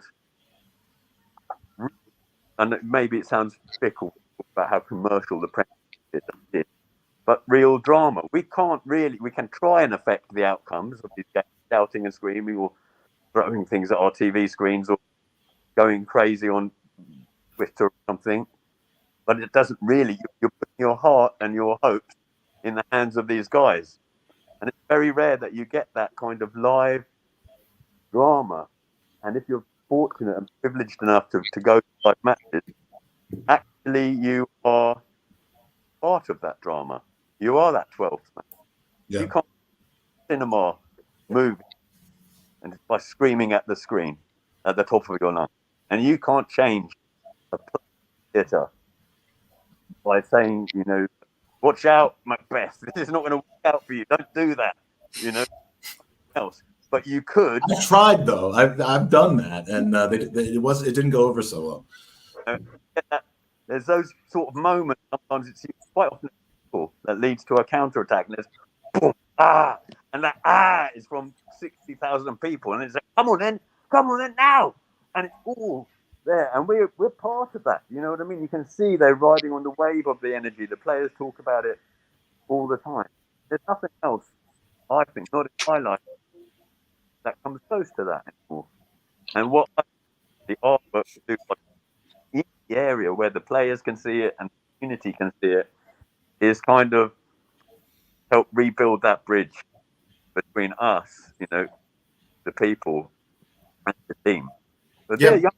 Well, you know, don't mistake it. You know, we think that they're heroes, and they are our heroes. These are very young men, you know, half my age, less, you know, however much wealth they've got, however much we idolize them, you know, talking about 22, 23 years old, for me, that they're like children almost, you know what I mean? So, of course, they are skilled at their job, but they still need encouragement and they need that support. And we can make that difference. I thought of artwork kind of way to claim the public. These streets are our own. Like it is, and we've seen so many different things that have been done to kind of rebuild the relationship between the club, and a lot of that has come from the club, who's finally, you know, really kind of adopted a strategy and a genuine strategy to build bridges back with the supporters again. We've seen it through the efforts of the Ashburton Army. We've seen it through the efforts, the kind of organic efforts that we see in the North Bank before every game outside of Block 5, with the likes of Fergus and Dan and Trev and those guys who have, you know, we've seen it through the new chants that have just absolutely taken over through social media and wildfire from Ben and from Dan. It's great stuff, and to be able to make that impact in a completely unique way through street art that people see, it energizes people, and it is unique. And so I'm really glad that your work is being known and publicized more. And, you know, to my surprise, when we started having these conversations, you know, it isn't just, hey, you can go look at this on the street. It's, hey, you can have this. And that's why it's fantastic to me that you're participating in this art show, and this particular piece of the world's greatest central defender is available through the raffle, and I appreciate you donating that to the cause as well. Well, it's different now because this one, the one has now been signed Oh, wow.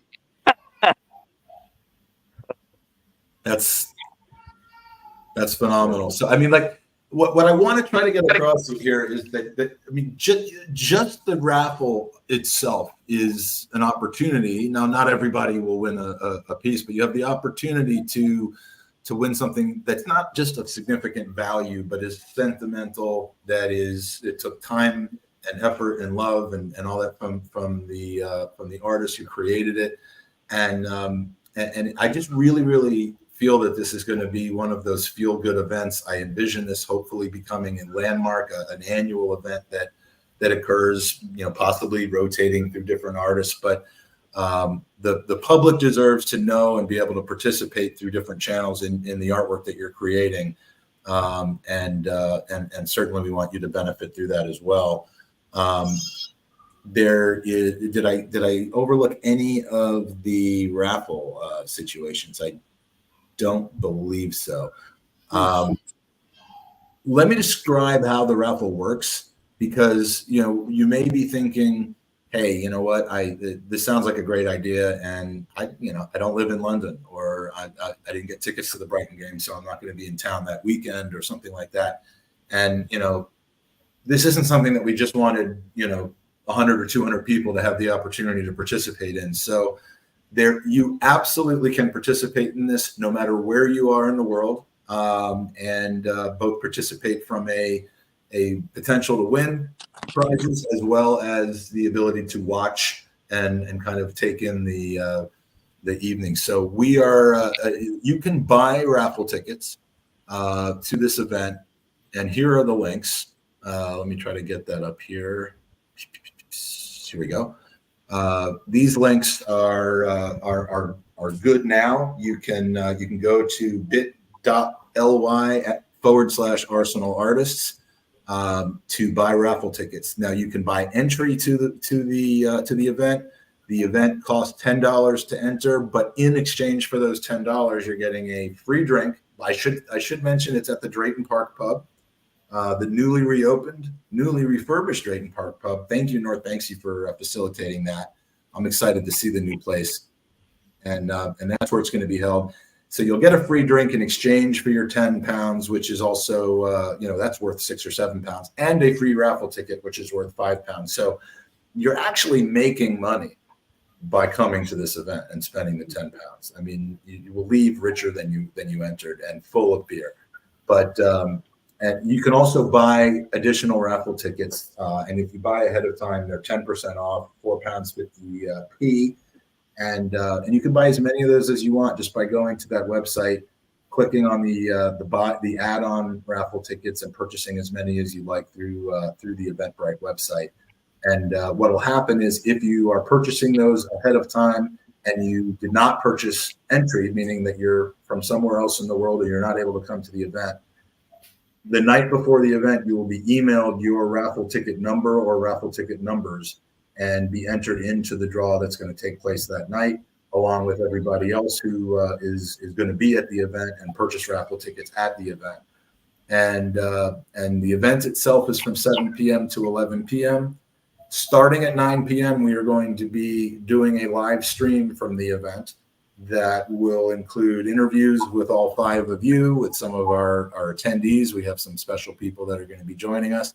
And then at 10 o'clock, the raffle drawing. So not only do you have to just buy tickets, not really be participating in it, and then hope that you won and never find out whether you did or didn't, you'll actually be able to watch the raffle drawing and see whether you won or not. So we hope that over the next 2 weeks, raffle ticket sales and entry ticket sales will skyrocket, as my attention now can go back to this after this podcast is over. That's taken me away for the last few days. But please buy raffle tickets for this, because there's too much value in these prizes that are being given away. I bought some raffle tickets. I'm sorry? I bought some raffle tickets. I want to win these other guys. Amazing. Own one, Ruth. What are you going to do? Pardon? What if you win your own picture back? Oh, well, I have to get it back in. That's the only thing I don't want to win. But that's a money laundering strategy, and we know Ruth is into money laundering, but yeah, that would be a good way to do that. But yeah, please, and again, I don't know that we've really gotten the word out enough, but we will be getting the word out quite a bit over the next 2 weeks. You have all been very helpful from your influential social media accounts.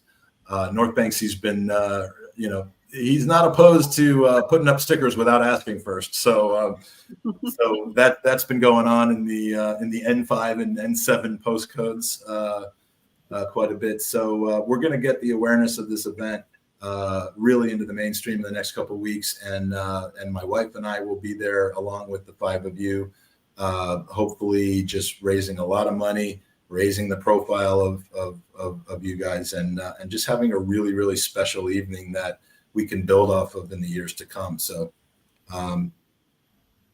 anybody else want to talk? I kind of changed the role of our roundtable about how we all got into this. So we'll keep going with that. Now I know your story, Ruth, but some of the viewers may not. So you don't live in North London anymore, but you certainly did when you were a young, impressionable young lady, right? I did, yeah. I was born and bred in Highbury. Mum and Dad met there, got married there, had us there, and grew up there. So my art journey, I've always drawn and painted and did creative stuff. My dad was very creative, and my brother as well. But in 2018, I had a big op on my hand, and it was reconstructive surgery on my thumb. So in 2019, it took 11 months to recover. And my surgeon said, and the physio said, if you want to get back into your art, do something very light to, encourage your hand to get back to normality. So I did a bit of watercoloring, which I'd never done before. And I sat at my kitchen table and thought, I need to paint something, but I want to paint something that I love. So I painted Highbury barn shops, which I suppose a lot of our viewers will recognise and walk past a few times. And I thought, that doesn't look too bad. And I put it up on a Facebook page, and I got this amazing feedback from people. It was an Islington page, and they recognised it, which amazed me. And it just encouraged me to paint the next thing in Highbury, and then the next thing in Highbury, and where I was born, where I went to school. And I got like 10 or so pictures, and then it was my brother's birthday about a month later, and my brother's a massive Gooner, like the whole family are. And I painted him the West Stand, just a watercolour. And I thought, and a few of my friends liked it, so I then did another Arsenal picture, then I did more Islington and Highbury, and it just developed like that. And then eventually I started getting more comments online of it, and I thought, I could enjoy this. And then someone said, do you sell prints? And I said, well, no, but I could try. And it just, over the last 5 years, it's just grown and grown and grown, and I've just painted a few hundred pictures now, and I love it, and it's my life.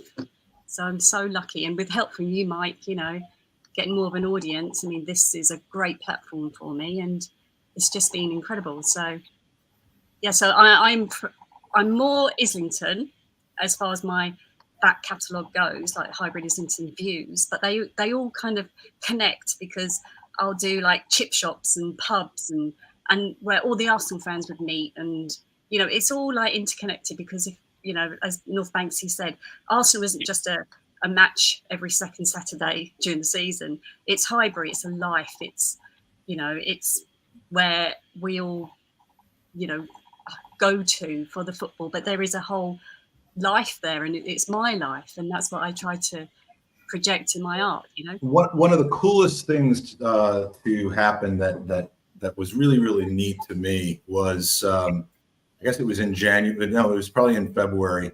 Whenever it was that we played Spurs away, I was in London, staying at my flat in Highbury, and I couldn't sleep. I woke up at 4:30 in the morning, full of energy, full of nerves, because I was going to be going to that game later. And I just said, you know what? I'm gonna do a Forrest Gump. I'm gonna put my shoes on. I'm just gonna start walking. And I walked and I walked and I walked and I started tweeting about my walk. I walked in Blackstock Road. I walked through Highbury Fields. I went to Highbury Corner and walked around. And what I found happening was I was stalking you. Two of you. Well, no, I loved it too. You know, as I would take selfies in front of the Bank of Friendship or something. Yeah. I would, like, 2 minutes later there would be a retweet or a response from Ruth with one of her pieces of artwork of the thing I just took a picture in front of, and then a little bit later on in the walk, North Banksy chimes in and responds, and I'm like, I was just taking this walk. I mean, not even so much for exercise, but just to kind of get rid of some excess energy that I had. And by the way, that day between the walk to, from Seven Sisters to up to the Spurs and back, and I probably walked 40,000 steps that day. And then the next day I was so sick, I walked like 40 steps. Never left the flat. But anyway, I felt, again, this connection with the community, this connection with people that you never know if not for this football club. And I had two really talented artists who live and love and just are North London accompanying me on this walk. It was really kind of neat. I could find out, Del, why you didn't hook me up on that trip. I mean, come on. I thought we was mates. But it does help that Islington and Highbury, in my humble opinion, has some of the most beautiful places to paint. In my opinion, I mean, I look at Highbury, people are like, oh, it's a bit grimy, it's a bit grotty, whatever, in some places. But I just see beauty and all the architecture. It's wonderful. I have great joy. At the moment, I'm painting the Coronet in Holloway Road. And that's where my mum and dad met. My dad was a projectionist and my mum was a usherette in the cinema, the ABC. So that's where they met. So it's a very special sort of connection for me. But it's also a big Gooner pub. So it all kind of, it's brilliant. And Del, I think the reason that you didn't start chiming in on that walk is because I didn't happen to run into Arsene Wenger, Lionel Messi. I normally I would on a walk, but that day I didn't. So there was really nothing for you to tweet back at me. Yeah, I didn't ever come back then. I was trying to let you have your moment. Yeah, he was just waiting for me to run into Lionel Messi so that he could show his signed piece with Lionel Messi. But speaking of signed pieces, now this is not for a raffle, but this is for an auction, and this is something that this is a very, very special thing, and this is part of how it came to be. And if for some reason you don't know who that is from behind, you could certainly look down at what he is signing and see who that is. But if you don't know who that is from behind, you can just leave the chat right now. But this piece, a signed Del Llewellyn of Arsene Wenger, is going to be up for auction at this event. It is not going to be something that you might get lucky and if the auction only goes up to an insulting £40 or something like that, it will not sell. You're going to have a reserve on this piece, but the reserve to me is something that is well below what this is actually worth. But we'll be publicizing more about it on the day. But this is going to be something that you will have to be in person for. But this can be yours, and this can be yours from Ruth Beck. We're going to be literally right across the street, and this is a one of one, beautifully framed shot of the Arsenal letters, it's just, again, I'm blown away by what the five of you have decided to contribute, and we really need to make this a special event. So I don't mean to. This is the sales side of me, but please do not let this raffle tickets be few and far between, because we really need to get value. We really need to raise money for Gooners versus Cancer through the generosity of these five amazing individuals. So and Dave from California says, Mike and I had a beer at the Coronet before the Porto home game in March, which was on my birthday. Big place. Please share the painting when you're done, Ruth. It'll be on my social media for sure. I'm painting a tree in the corner at the moment, so a few leaves to get through. and you know what I should have done? I didn't think to do this, but should have. And I could still do this, but it's going to distract me from the task at hand. You can commission pieces from these 5 amazing artists. Now, commissioning a piece, it sounds a little, it's like, oh, I've never commissioned a piece of art before, but it's really easy. You say, here's, can you do this? What would it look like? And and you need to arrange for one-on-one. Polaroid picture from 1990, Mike. Yep. If you thought, and the video of that is not, but I asked Ruth to. I wanted the big wall in our flat to have something that was really, really special, really meaningful, because through my experience of being on the North Bank in 1989, 1990, 88, 99, 88 to 90, and I found a picture that I had taken during the New Year's Day game from 1990 when we were playing Palace and beat them 4-1, and. It wasn't an amazing picture, but it was right after we had scored, right after Smudge had scored a goal.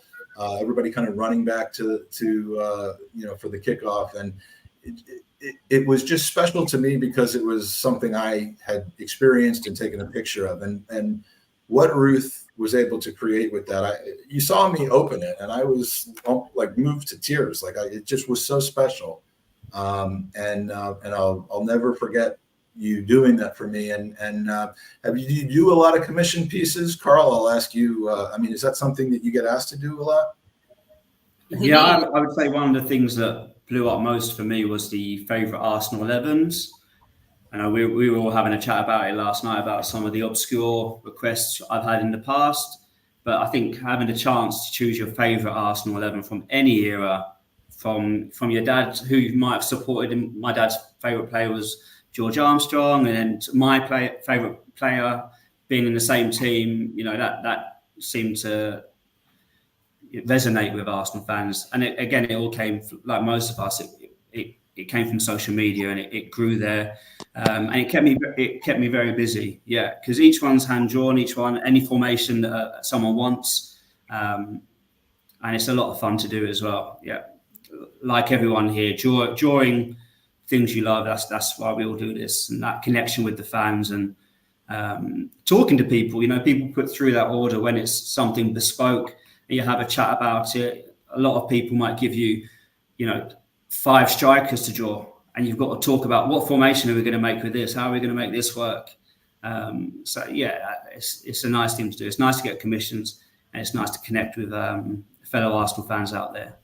And of course, in addition to having pieces there on the night, and your generous donations, you will have the opportunity to chat with any of the 5 of you to discuss, negotiate, kind of talk about what they can do, and they've all generously agreed to donate a portion of the proceeds of sales to Gooners versus Cancer, which again is just extremely, extremely generous of you to do. So.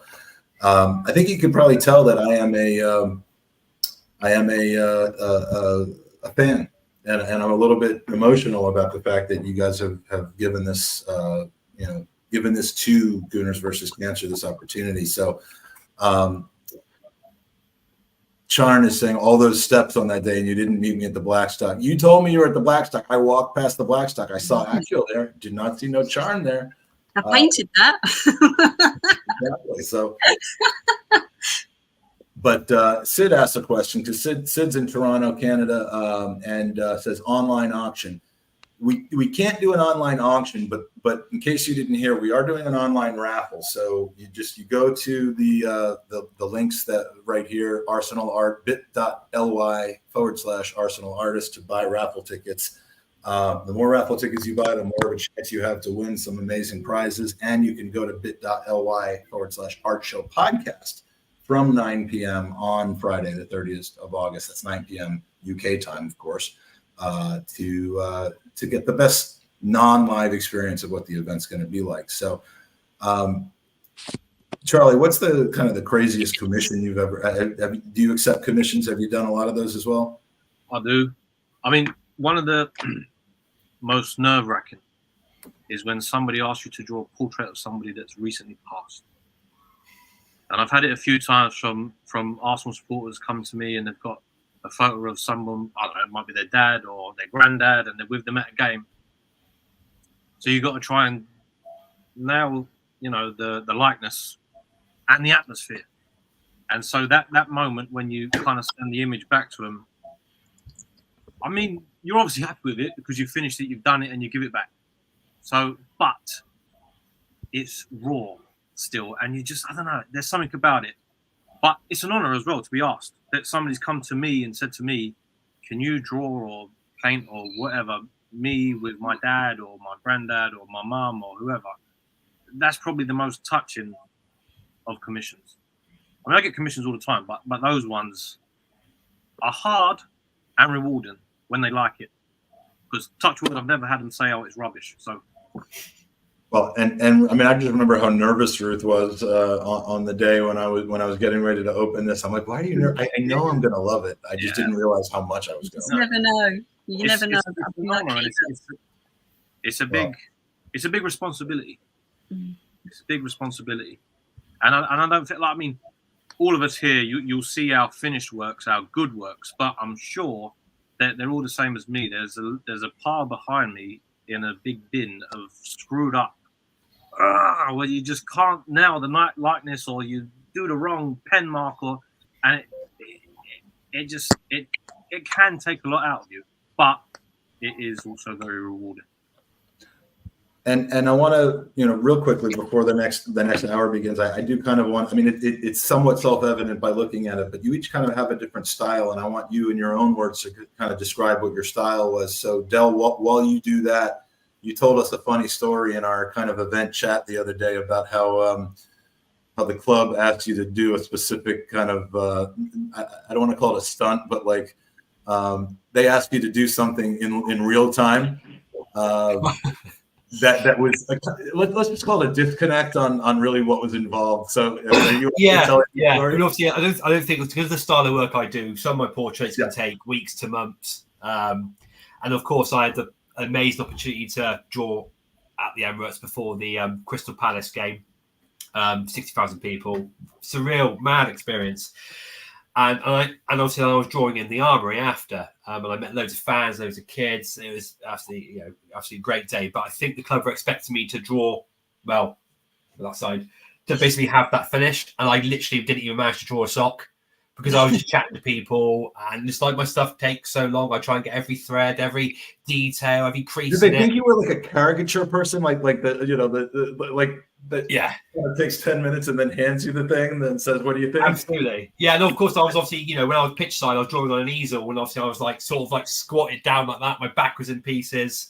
And then obviously then in the Army, like I said, people were coming in. Every single person was speaking to me and asking me questions and about the artwork, how people didn't realise they were pitch side drawing while football was happening on the pitch.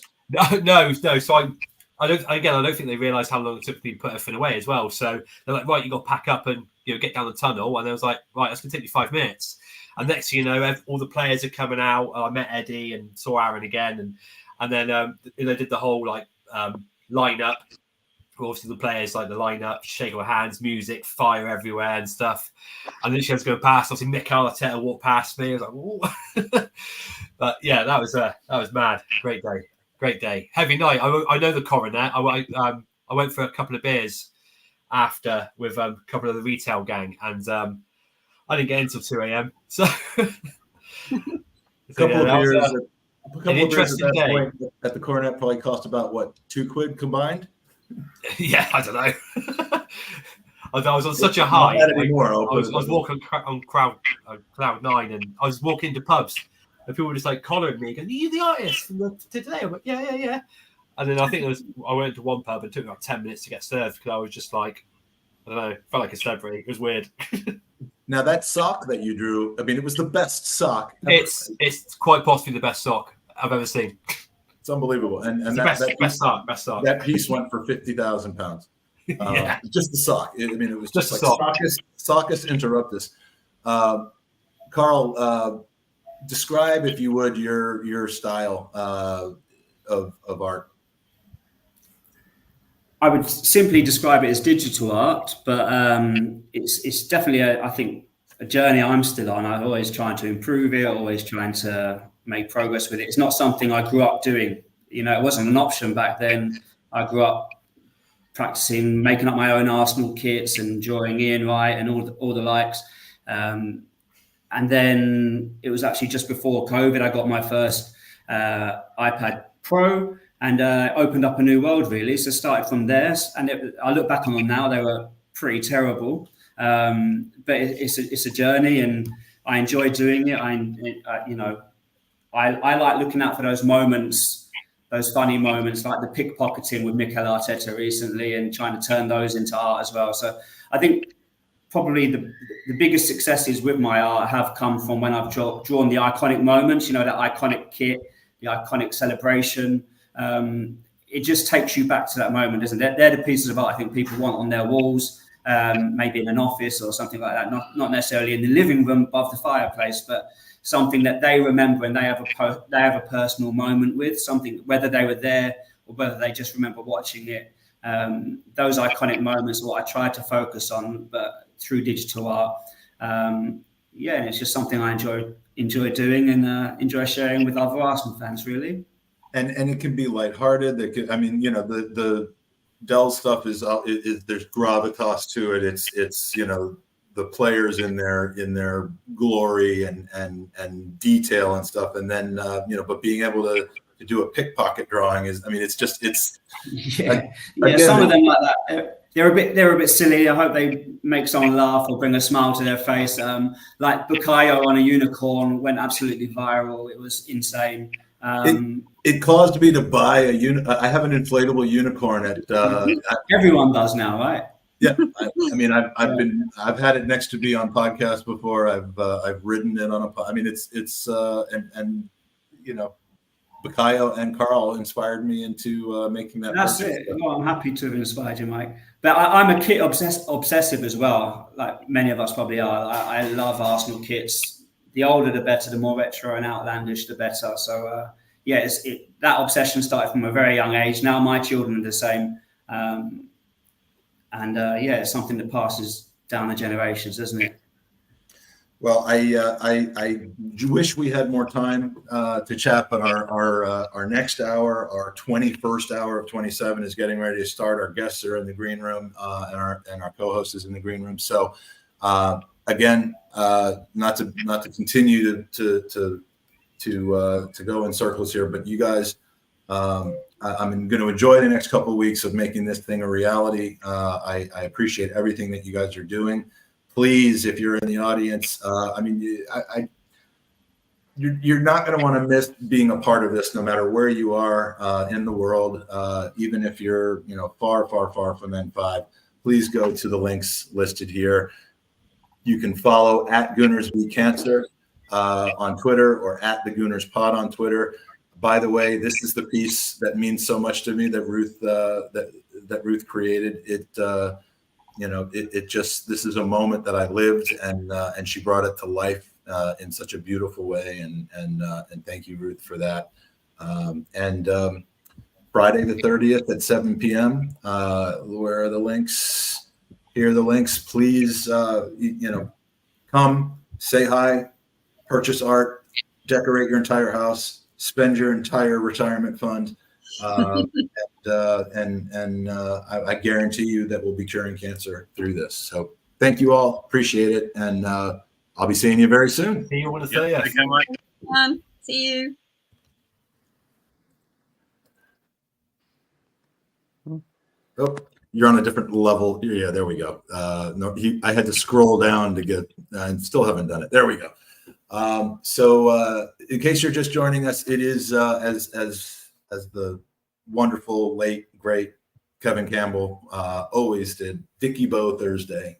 Every Thursday, a bow tie in honor of somebody who was a friend and mentor of his, who always wore a bow tie on Thursday. So in case you wonder why I'm not necessarily wearing colors that go together, not wearing a shirt that normally would be worn with a bow tie, this is a tribute to Super Kevin Campbell. And we have a very wonderful next hour as we move into, I forgot to do the prize draw in that hour. So we'll do 2 in the next hour, but welcome to the podcast back again. Jared, my co-host, who is wearing a bow tie. Yeah, if you were dressing up, you should have told me. I didn't get the memo, but you're the best dressed, podcast host in the nation. Well, it's a low bar in our group, but I'll take it. Thanks. Yes, and we welcome back to the pod for the 614th time, and I'm very lucky to have him, Gabby Marcotti, the man who I've known longer than anybody else on this podcast.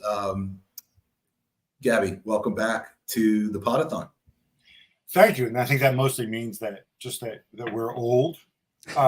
We are so old. In fact, I have no idea if this is going to work. I just thought of it in like the last 30 seconds. But I am holding here in my hand, and I'll raise up in a second, a figurine of a former Arsenal player. He's not, I don't know if you can see this. He is not wearing an Arsenal jersey. He is wearing, he's wearing his national team jersey, actually. If that gives it a hint. Anybody know who this is? I'm not good at claymation. These figurines are so hideous. Everybody kind of looks the same. So like if you had held up that statue of Ronaldo that was made in Portugal, I don't think I would have known who it was either. It's roughly it's about roughly the same. We have the same thing. I'm happy to give this away if anybody wants one, or you guys can play 20 questions. It is an Arsenal player from our lifetimes. Yeah, we've got some guesses in the chat. Over Mars. All right, you got it right away. You guys are slow. Yeah. Yes, that kind of does it, right? That game's over. It's funny because Grant thought it was Jared, which is weird. But yes. So that's very cool. That was a great bit. Thank you for writing that. Having your team of writers come up with that. But yeah, we appreciate that. Now, you're not an Arsenal supporter. We know this. No. And we've had many interesting conversations over the years, and we're going to continue that trend today because the team that you support in England, I find to be the most fascinating football club in the world. Always has been, well, not always, but since they actually became a football club 20 years ago, and seemingly always will be for one reason or the other. But Chelsea. What's going on? What is happening? So, great. First of all, don't tell me you don't know why I'm asking. Like, what do you mean? Everything's fine. No, I was just pointing out. Not that I want to go back into the history books and stuff, but Chelsea did win they become English champions for the first time in the mid 1950s. I know. Also, Chelsea didn't move from South London to North London, take the ferry across and all that jazz. I'm just pointing it out. Like they're still kind of in the original location. Take advantage of the opportunities I have. So I don't know. It's an absolute. It's so hard to decipher from the outside. All right. So there's a footballing answer, which is essentially, if you think, and I know some people have a serious problem with it, including my company, which is why, at ESPN, we don't say that players were bought or sold because it's considered to dehumanize them. But if we can suspend this for a minute, essentially, if you view players as assets that might appreciate or depreciate in value, if you view them as an asset that has an acquisition cost, maybe a maintenance cost, which is obviously the guy's wages. If you essentially hoover up as much as you can, as much as the best talent around, and maybe you overpay, but if you're confident, it's like if you're confident there's going to be inflation, right, and things are going to be more expensive in the future, you'll go ahead and buy a whole load of stuff today, right, rather than wait till tomorrow because it'll be more expensive. I mean, roughly speaking, I think that's kind of what they're trying to do. And they have these two guys, Wayne Stanley and Stewart, who are the people running it, and in terms of the talent acquisition side, and that's what they're doing. What does it work on the pitch? Do the pieces fit together? I don't know. Can they satisfy profit and sustainability rules? Without selling hotels to themselves, selling the women's team to themselves, stuff like that. I don't know. I mean, are they at the point where they're about to sell a bag of crisps to themselves for £60 million? I mean, You know what? Look, apparently 14 of the 20 Premier League clubs have no problem with them doing that. So, no, well, look, I mean, the stuff with the hotels, I am not, despite what you may think, I am not an expert in commercial real estate in West London. But it's not like they said, oh, look, our hotels are worth, 500 million each. They're not worth 25 Amari Kellermans, right? You're not a real estate expert? They're no. My whole agenda. That valuation that they gave probably seems like a pretty reasonable valuation. This is a very expensive part of town, and these are large buildings that can house a lot of people. Well, if that's the case, then why not just sell them to somebody else who's not you, rather than get into the thing, oh, it's worth this much or whatever else. And the whole notion with the women's team is just odd because, the reality is most women's teams, in fact, I think all women's teams, and we're not going to talk women's football, though, obviously.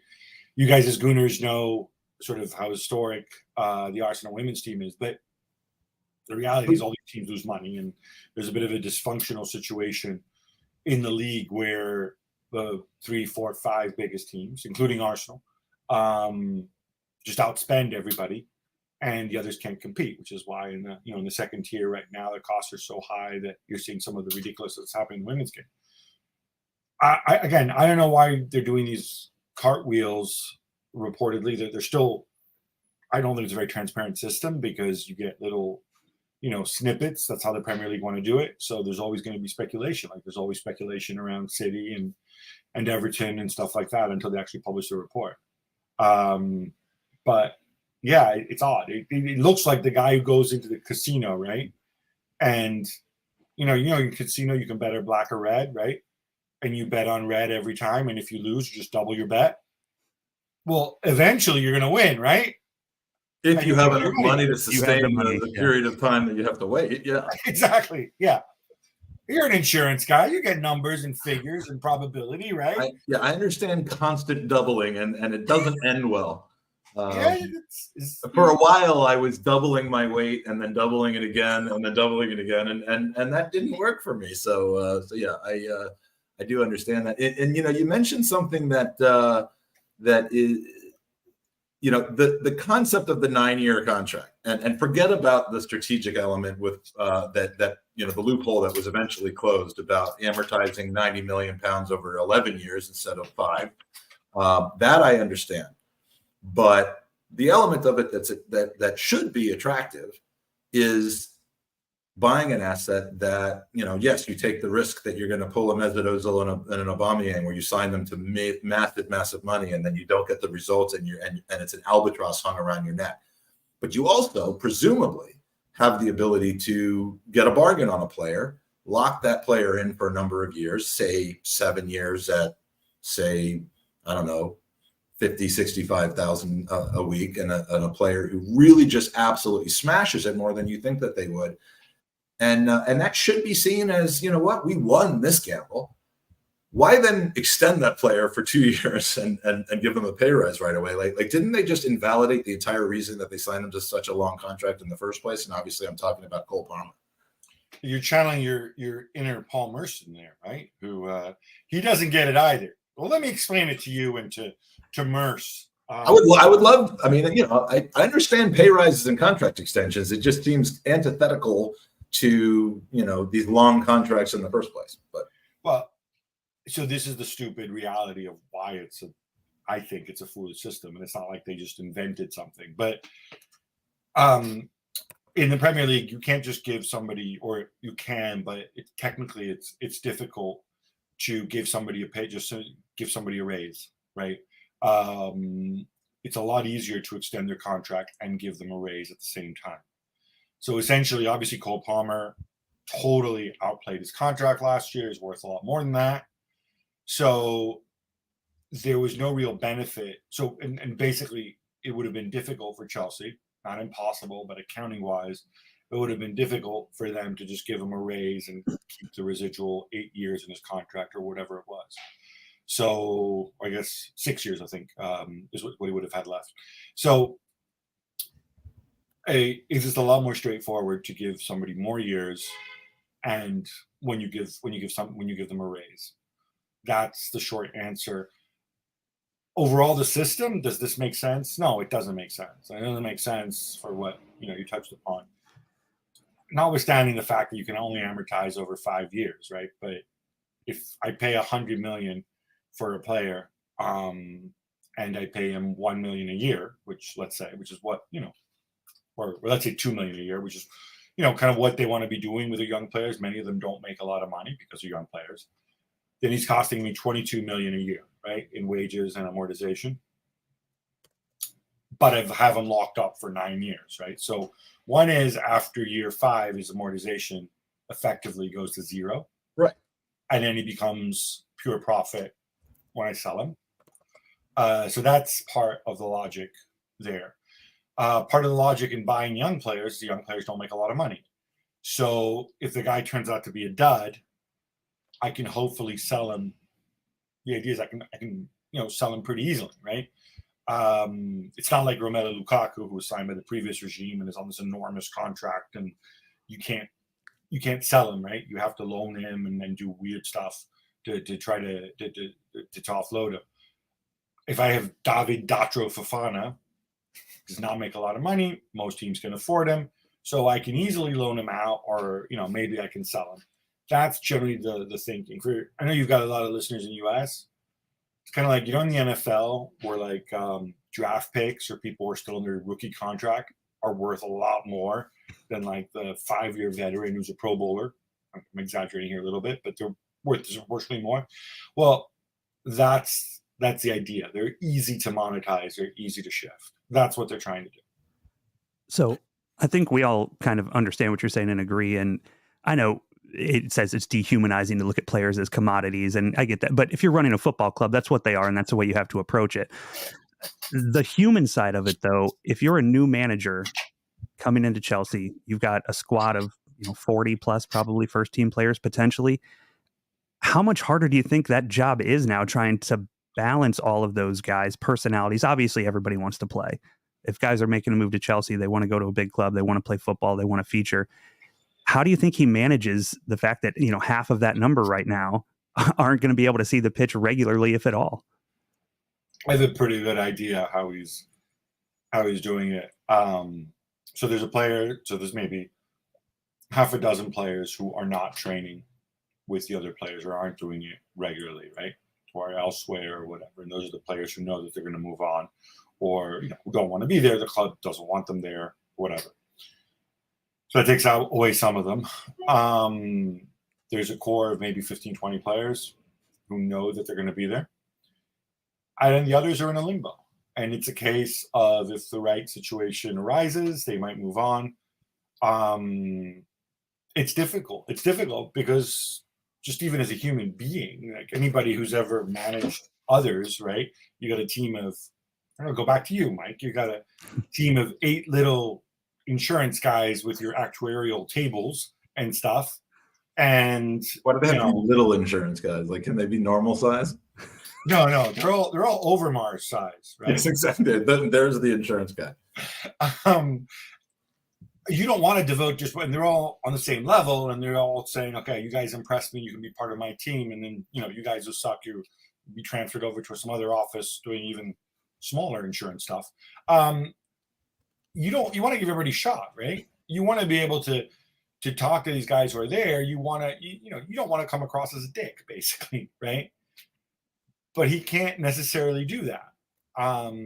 So I think his job just becomes a lot tougher. If you're Nani Madueke, for example, right? I think in any good club, there's a hierarchy, right? I used your club as an example, right? Bukayo Saka knows that he's not the same as Leandro Trossard. Trossard knows he's not the same as Saka. You have, and you're there because you earned it on the pitch. Doesn't mean these things can't change. Doesn't mean Trossard can't outplay Saka, whatever. But there is a sense, and that when the manager speaks to them, that these are the 7, 8, 9 players who are going to form the core of the team, and then there's 6 or 7 that are going to play regularly, and then the other guys are going to be more on the fringes, and make my decisions hard for me, prove me wrong. At Chelsea, I'm not sure I'm not sure how you can do that. I'm not sure that you're in that position. I'm not sure how many guaranteed, cast iron starters there are. And that's even before you get into all the guys who were injured or coming back from injuries or having to improve their fitness. And that makes your job really hard. I mean, is Cole Palmer going to start? Of course. But get beyond that, I don't know anybody who's guaranteed. Reece James, if he's fit, sure. But do we know he's going to be fit? I don't know. Fofana going to be fit? I don't know. Enzo will start, sure. Okay, that's one guy. But then Dewsbury Hall, is Caicedo definitely starting when Lavia is now fit? Who knows? And so you have to manage all these situations. If you're Madueke, if you're Mudryk, how do you feel about this? And that's a really and they're still looking at. I mean, there's constant chatter about bringing new people in. Like it's one thing to say, where am I going to fit in as one of 45 people? I mean, like are we going to do that thing that where you saw Neymar in China playing against like 465 little kids? Like, is that what our games are going to look like, or is there going to be a process for identifying 25 of us that are going to be able to play for the team this season? And then there's just more people getting rumored to come in. Well, that's why they bought Strasbourg. I think in the end, the reality is they can only register so many players for the Premier League and for European football. So 19 loans to Strasbourg, then is what we're going to see. And there's limits on loans now as well, as you know, right? So that's going to be difficult. They have to figure this out somehow, and the clock is ticking. I don't know how they think they're going to do this, because obviously every day that passes, you hear like it's a familiar situation. You get headed with Ozil, right? And I'm Lukaku. I mean, if I'm any club that might be interested in Lukaku, every day that passes, the screws turn a little bit on Chelsea, and it weakens whatever negotiating ability they have, right? So yeah, and the whole everybody's going to Saudi to make a ton of money. That pipeline is pretty much dried up. Remember all those people like this 10, 12 months ago? It was like, well, within 2 years, the Saudi Pro League will be bigger than La Liga, second only to the Premier League. Yeah, we've seen how well that's going, right? It is turning into the China thing from 10 years ago all of a sudden. I didn't expect that out of this, but it's worse because, I mean, first of all, attendances are actually down. You know that, right? So last season's attendances were worse than the year before. They've actually gone down, which is pretty extraordinary when you think about it. But they're right around 11,000. But I mean, in China, you had a gigantic country, gigantic economy, and you had people who, they didn't have a strong football league, and they had people who they're trying to encourage to go out and start going to games and spend money, and they have a growing middle class and all this stuff. But Saudi's completely different. They've had football in Saudi. Football's been the number one sport in Saudi for forever, right? For 40, 50 years. And so just getting them better, more expensive players, it's not like all of a sudden you've got more people. You still have 40 million, 45 million, however many Saudis there are. And yeah, it's a rich country, but it's not like all of a sudden everybody has more money and they can all go and you can triple ticket prices, because then you alienate fans. They've already alienated a lot of fans internally because, it's really only 4 or 5 teams that really spent the really, really big money. I mean, you don't really think that the goal there was to build a self-sustainable, world-class football league. I mean, that I don't want to be too, what's the word, cynical, but I don't think that was ever the plan. There's a word that starts with S and ends with ing that I think might be able to apply to that situation. But you know what? You're talking about sports watching. I might play here, but I'm not sure. I'm not sure that that's the case. And the reason I say this is that works if you can go into another country and or if you develop such a global presence in something that people say like, oh, let's just focus on how great the football is, how great the sports is, how great this entertainment is. I don't think that it works that way. I mean, I think the people who have opinions of Saudi one way or another, those opinions aren't going to change. I think if I were trying to do this, I mean, I think it can make sense for smaller countries or countries in a different situation. But I mean, politically, Saudi is a really, really important country. They're the world's second biggest producer of oil, the world's third biggest buyer of weapons, most of which they buy from us in the West. So I don't, they're important, right? They're strategically important, geographically important. They can pick up the phone and get the president of the U.S. or Putin or China, the leaders of these countries, on the phone whenever they want. This isn't Qatar trying to become relevant on a world stage. So I don't think it's that. I think it's just a massive miscalculation. And unfortunately, we often generalize about entire countries or whatever. I don't know that this is. People look at Newcastle. I don't think this is the same strategy, because if you look at Newcastle have generally lived within their means, right? I mean, they may have some PSR issues like Villa or whatever, or Chelsea. Well, probably not as bad as Chelsea, but they've gone for kind of the organic growth part, right? Saudi Pro League, I don't know what the hell they were thinking. I don't know what the hell that business model was, but I don't think it's going to last. I think they're not morons, right? They don't. If they're losing money on something, I think they will pull the plug. And right now, it looks as if they're just losing enormous amounts of money. And this is money from the Public Investment Fund, which it's oil revenue that they're supposed to use to turn into sort of some sustainable economic business that can sustain the country once the oil runs out. That's what this money is for. And giving that money to Neymar or Cristiano or Sergei Milinkovic-Savic doesn't necessarily mean that in 20 years, the average Saudi is going to be better off. No, I don't think it does at all. Do you think any of those guys regret their move already? I mean, we know obviously what happened with Jordan Henderson. Do you think Ronaldo is? We know Ronaldo is much more conscientious and emotional than he's given, than his reputation is. He certainly hasn't spoken out about his move, but I don't think it would be in his best interest to. But do you think he regrets that? Because he certainly is the one who kind of the first domino to fall in all of this. It's an interesting question, and you look at it. I mean, we're purely speculating from the outside, right? Well, of course, but I think you're maybe a little bit less on the outside than most of us. Cristiano's slightly different in the sense that I generally think because look, we've all wondered this, right?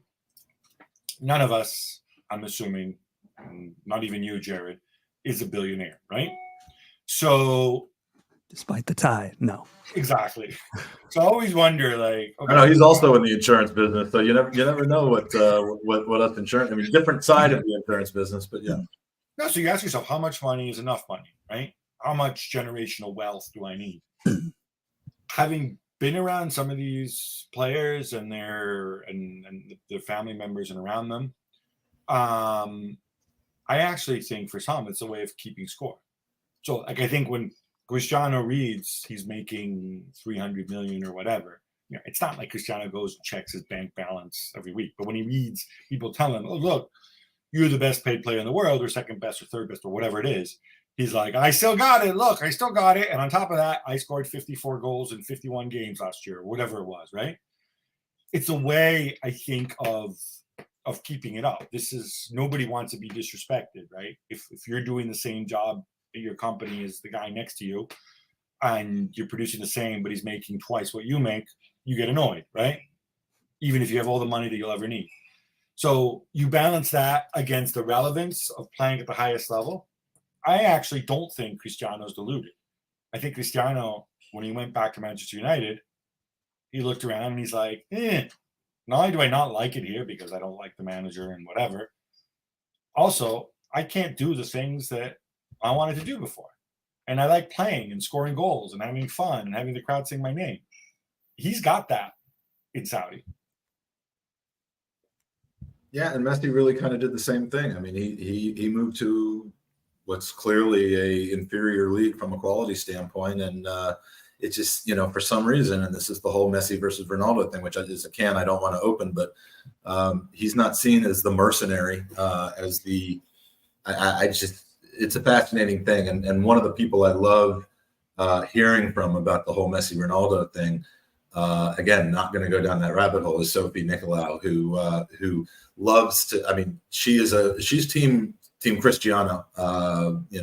Messi's not the guy he makes himself out to be, and Cristiano's also not the guy that the press make him out to be. But again, I don't want to go down that rabbit hole, because we have something really, really new and fresh that I want to talk to you about, and that is something that I have a feeling you participated in, which is the ESPN's top 50 managers in Europe.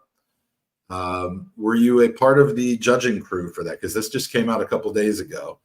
I love me some lists, but I was not. I believe actually it was.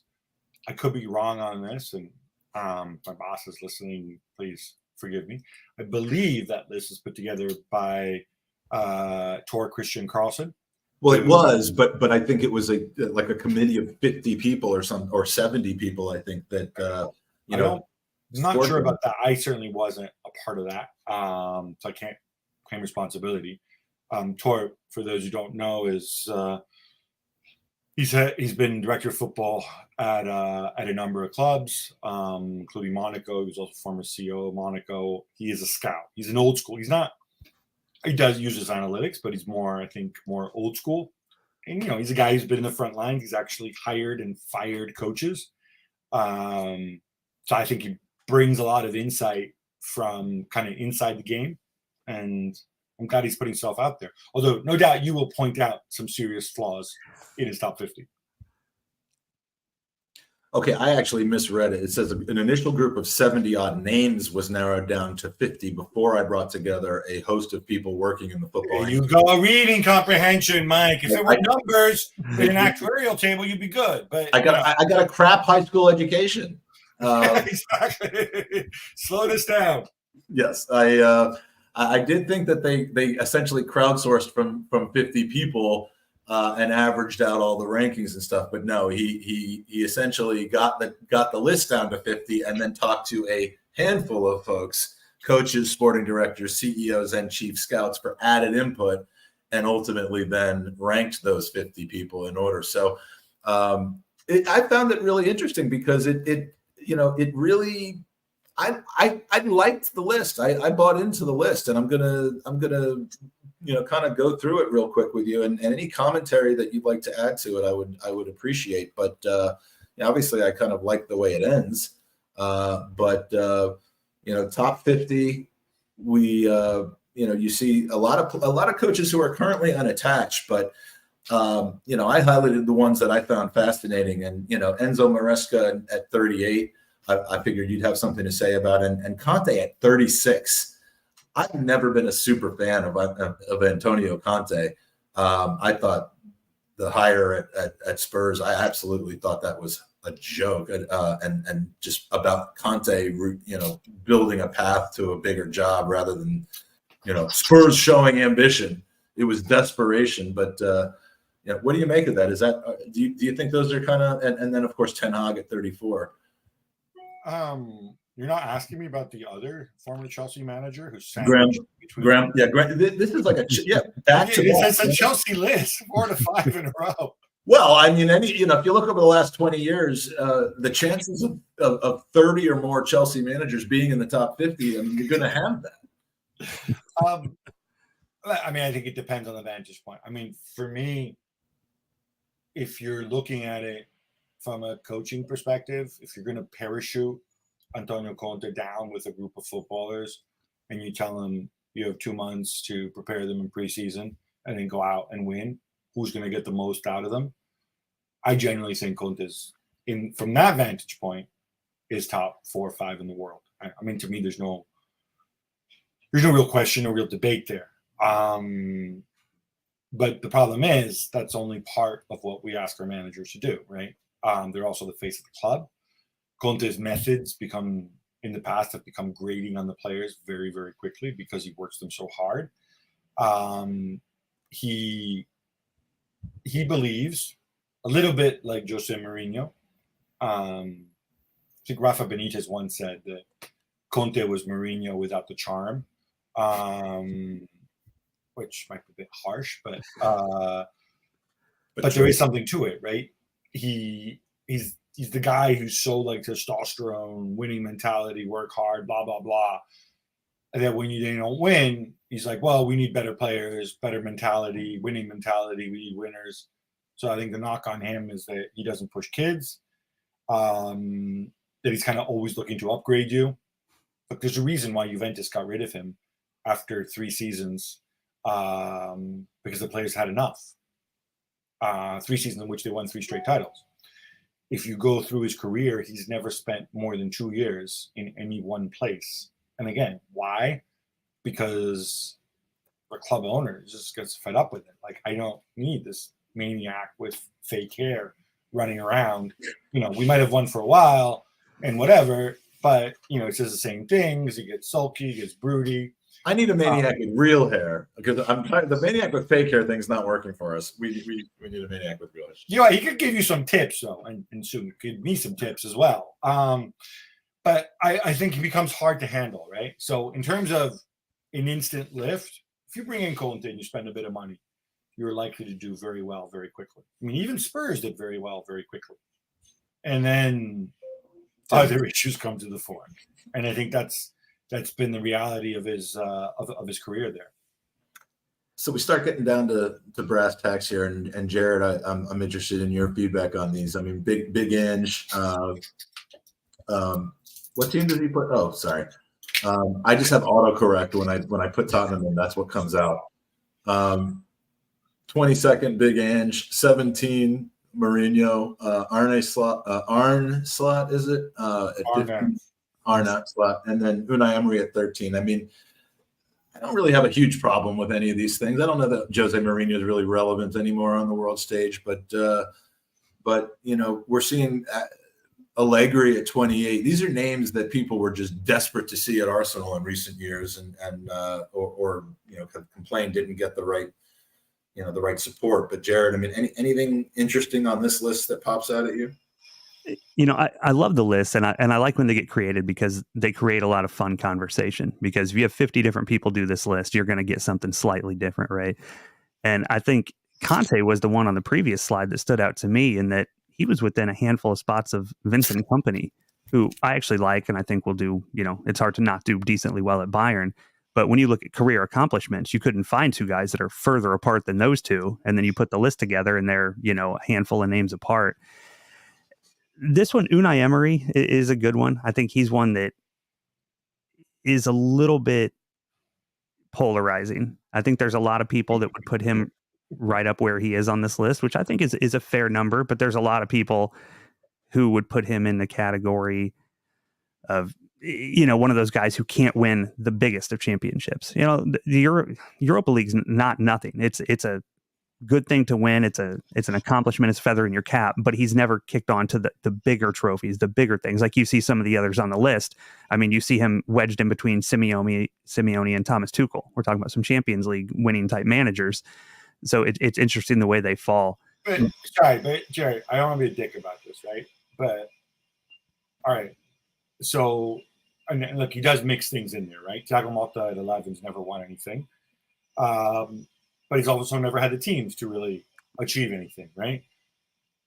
When has Unai Emery, other than his stint at Paris Saint-Germain, ever managed a team that was a realistic Champions League contender?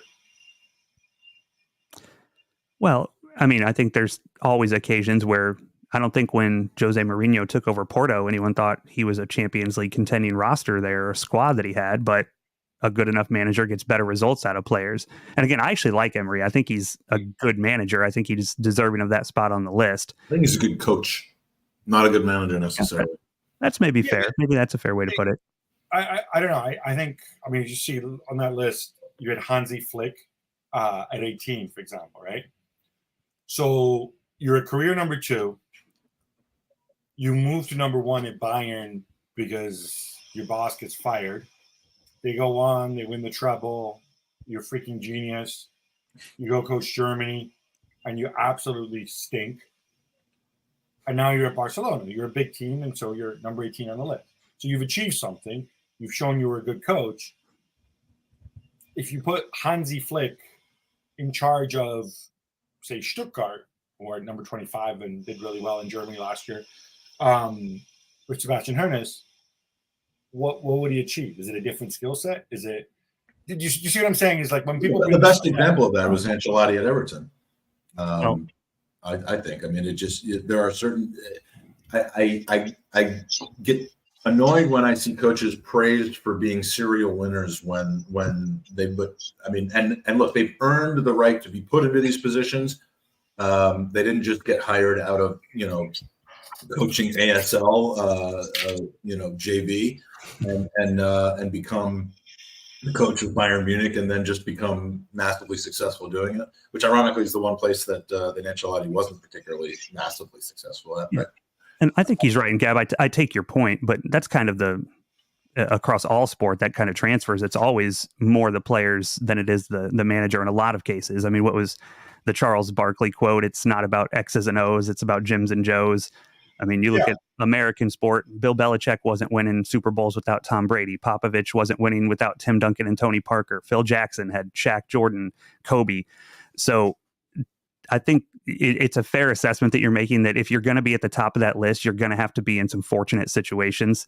Obviously, you're going to have to be on one of those bigger clubs that has more money, more resources, more talent, and is more of a destination, which I think as we go into I'm assuming the final slide of this list, we're going to see a lot of those destination teams managers right at the top. So I think in a lot of cases, it's success at a medium, slightly lower team level where you're sort of out kicking the competition that's going to end up in getting you in those big jobs where you can be considered one of the best managers because you've got the resources and players to kind of put you in that space. Yeah, I absolutely. Just the one thing that I struggle with this is like, obviously you would want to, I guess, weight more their more recent work more than their previous work, which is how, we end up Mourinho, behind Arne Slot, or weirdly behind Thomas Tuchel, who I thought was brilliant for a long time and was an absolute walking disaster at Bayern last year when he had all the resources and he had all the players, right? And look, I mean, that's when opinions come into it. Big Ange, who you guys obviously don't want to talk about for whatever reason. Oh, I like Big Ange. Actually, I hate that I like him, but I like him. I just don't like him. This is a guy who literally started, at the very bottom of the totem pole, and was successful at. He's had a couple setbacks actually, but kept climbing, and then he made Spurs better than they are now. The reality is, you ask yourself, what defines success going forward? I use Tottenham as an example, right? Tottenham aren't going to be able, unless the ownership changes, they're not going to be able to match the spending. And it just goes back to your argument about the Jims and Joes. You're not going to match Man City or Manchester United or Liverpool or Chelsea spending or Arsenal spending, frankly, in the next 5 years. It's just not going to happen, right?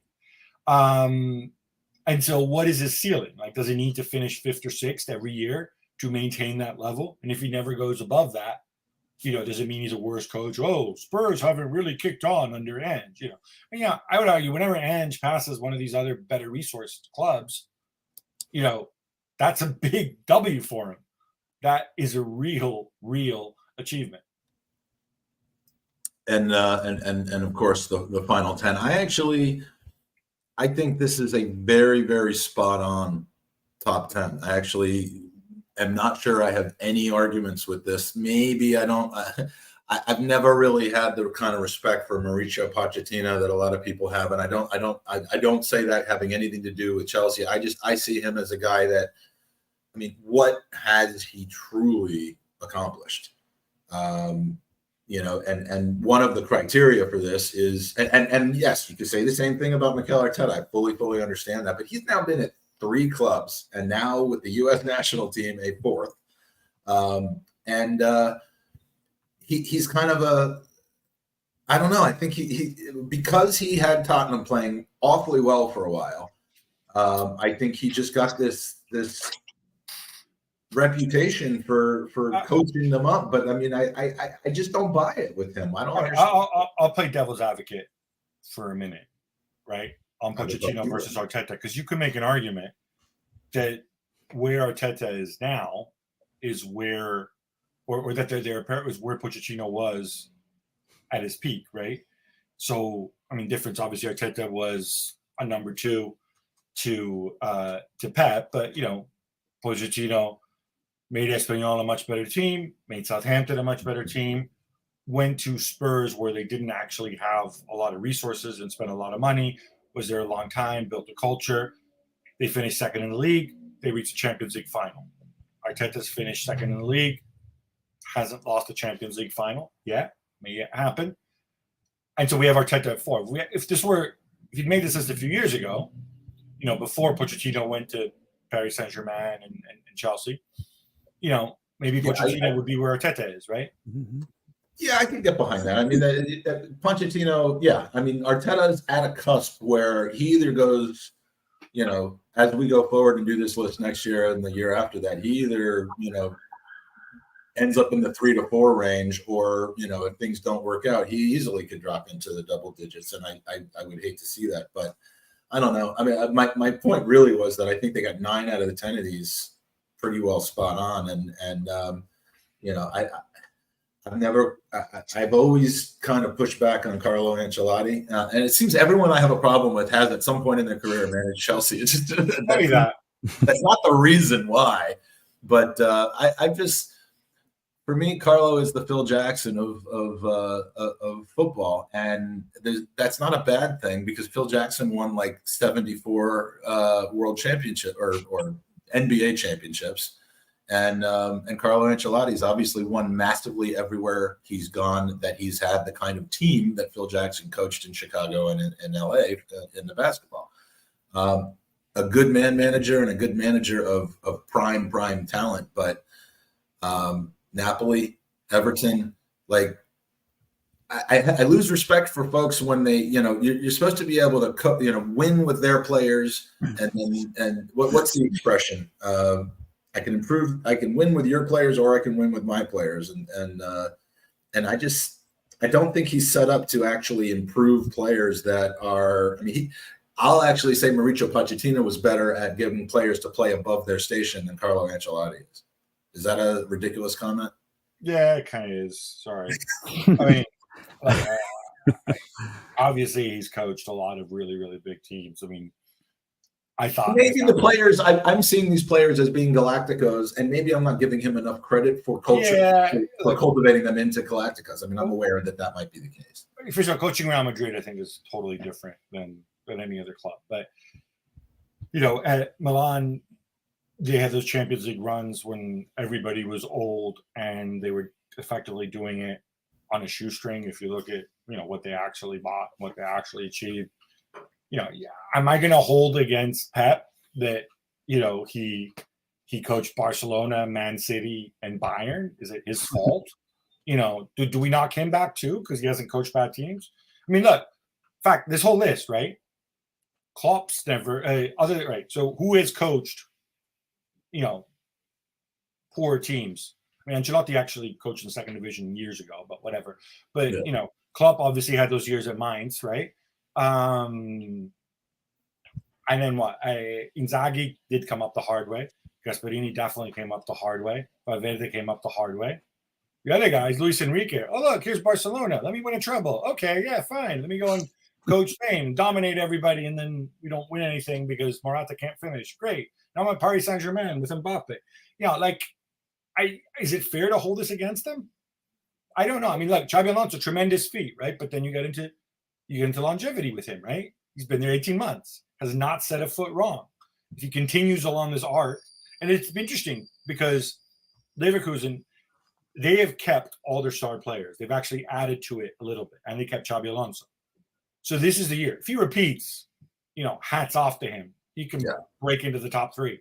He can write his own ticket if that happens. Yeah.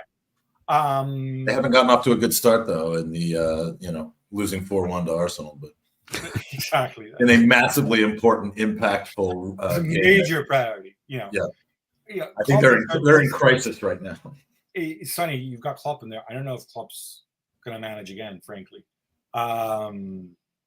So it's interesting. I mean, our perceptions of these, I find really, really interesting. And that's why I think this list is so difficult to put together. I think it's almost easier to kind of,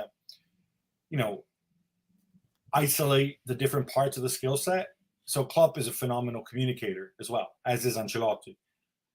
Xabi Alonso does it in a very different way. Luis Enrique, again, if you don't speak Spanish, you might miss out on this, but I don't want to sound like, you know, Tim Walls here talking about the other side, but Luis Enrique is just a little weird, right? He's an unusual person, right?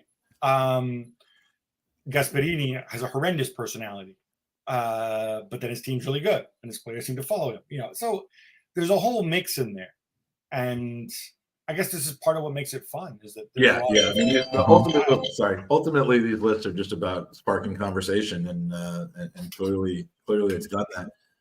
Both of you, where on this list, all things considered, and I'm not even going to dictate the rationale, but where would you put Mikel Arteta on this list right now with what he's accomplished? Is he a little too high right there because of? I think part of the number 4 and part of the criteria is about how he has overall impacted the club, and that's where I think Mikel Arteta, his biggest strength is. Even though we've improved year over year. And are now competing to the final day of the season and possibly getting over the hump this season. What he's done and changed in the entire organization, the entire setup of Arsenal Football Club, I think has a lot more to do with why he's number 4 than his coaching ability. Would you agree, Joe? I think, as Gab said earlier, there's also a huge recency bias to all of these lists. We're looking at, you know, what have you done for me lately? You know, there's a lot of people who have achieved far more than Mikel Arteta on this list that are much further down. But when you're making this list today, it's, you know, the question is, do you look at this as a lifetime achievement award, or if you got to manage it, if you got to get a game tomorrow that you have to win, who do you want to manage it? And I think those lists don't always match up. For me, if you're talking about right now accomplishments the last year, 18 months, I think 4 or 5 is a fair place for Arteta. I think just for the overall of Klopp, Guardiola, Ancelotti, I don't think we'd find many people that would argue against those 3 at the top. But I think right now he's in the mix behind that. You know, it's going to be person to person, whether you have him 4 through 10 probably. But as an Arsenal fan, obviously, I think very highly of him. He's created a kind of a seismic shift in the culture of the club in, you know, the last 3 to 4 years that I think a lot of us see. It translates on the pitch. And that's for me, I'm not mad that he's at 4. I think that's a nod to the work he's done. But I think there's a good argument that a lot of people could make to put him a little bit lower down the list, even with the way Arsenal played last season. You know, I one of the things that I look at Arteta and that make me really like him is I think there's a certain humility there, which actually there is with Ancelotti as well, in the sense that you remember, you know, at the start of the season, last year, you don't need me to tell you this, but like when he was playing that kind of 4-1-4-1 with Declan Rice in front of the back 4 and Jesus at center forward, you know, that was an idea. It's obviously an idea that's kind of borrowed and evolved from Pep played, and Declan Rice is supposed to be Rodri and whatever. But it didn't work. It didn't work as well as he wanted it to. Mm-hmm. So what does he do? He tweaks it. He finds a different solution. He doesn't say, no, this is my philosophy. This is my tactical vision. You will bend to my will. Or, you know, he doesn't go and says like, hey, Edu, hey, Vinay, give me a bunch of other players. You know, no. He says, all right, let me fix this. Let me see. So in certain games against, you know, because Rice has a certain skill set, I want him in the lineup, obviously. But like, so, you know, maybe I'll play Georgie there or Clarke when available. And he doesn't get hung up on this, like, is Havertz a 9, a 9.5, a 10.5, a pie. You know, no, like, dude, you're tall, you're strong, you're nasty, you got a good touch. You're going to play center forward. And eventually, you know, even the Jesus thing, and Jules and I argue about this all the time, there's a reason Pep didn't play him at center forward. And I don't think he should be there. But again, how do I make Gabriel Jesus useful to the team? Maybe I'll play him on the wing sometimes. Maybe I'll play center forwards. Like, it's that kind of flexibility. The Zinchenko one, another one, right? Mm-hmm. I'm not saying he's copying Pep by playing 4 center backs. I'm not saying that. But does that for a while, Zinchenko stepping left field. What do you have now? Now you got left backs who have a totally different profile and who maybe are more, you know, more defenders. It's that ability to say, all right, I've done this. Can I do better, right? Can I try something different? and for me also, this is part of the reason why Pep is number one, is that, when I look at this and I look at, for me, pragmatism is a real strength of any coach, any manager, any leader, right? Pep has evolved in his different iterations over the years. That's why he's there. Ancelotti, of course, is probably the most pragmatic out of all of them. Klopp, definitely less so, but there's a different way to skin a cat. Arteta has shown that pragmatism even in his sort of shorter stint at Arsenal. Xabi Alonso hasn't needed to be pragmatic because he hasn't been there very long. When you go through this list, I think these are the skills that I want from a manager. That who can adapt and keep basic concepts and philosophy, but adapt your players to get the best out of them. And I think most people, all right, you guys are Arsenal fans, please correct me. Is Declan Rice more productive when he sits in front of the back four, or is he more productive when he has the freedom to get forward and shoot on goal and play 1-2s and whatever, rather than having him sit back there and with somebody pressing him up his backside and having to pick out passes? Yeah, without question, he's better in the more versatile role. I think that's where everybody would like to see him long term, if it's possible, for sure. Yeah, I think he's better going forward as well. I like that he can play in either position, but I'd rather see him with more freedom. I think he's definitely a little happier doing that. But again, let's just imagine this, right? None of us were in the room, right? But I'm imagining Arteta in the summer, right? He goes to his boss and says, all right, we're going to buy Havertz, we're going to play Rice. And Edu says, all right, what are you going to do with these guys? How are they going to work? And in his initial thought, he's like, oh, it's going to be great. I'm going to have a back four, and then Rice is going to be my Rodri, and then Havertz and Odegaard are going to be my Bernardo Silva and my De Bruyne and blah, blah, blah. And Jesus will be Jesus, and, we're going to rock it, right? He's like, okay. And then he changes the script. And that's a sign of intelligence. And presumably Edu said, okay, you did the right thing. You're showing this humility. You're showing this flexibility. That's what I want from my manager. I don't want Conte telling me like, oh, look, I need more people with a heart of a champion. I need more 100 million signings. It's other nonsense, right? Show ambition or exactly. I need a club that matches my ambition. By the way, a lot of the stuff we said about Conte, we could have said about Jose Mourinho too, frankly.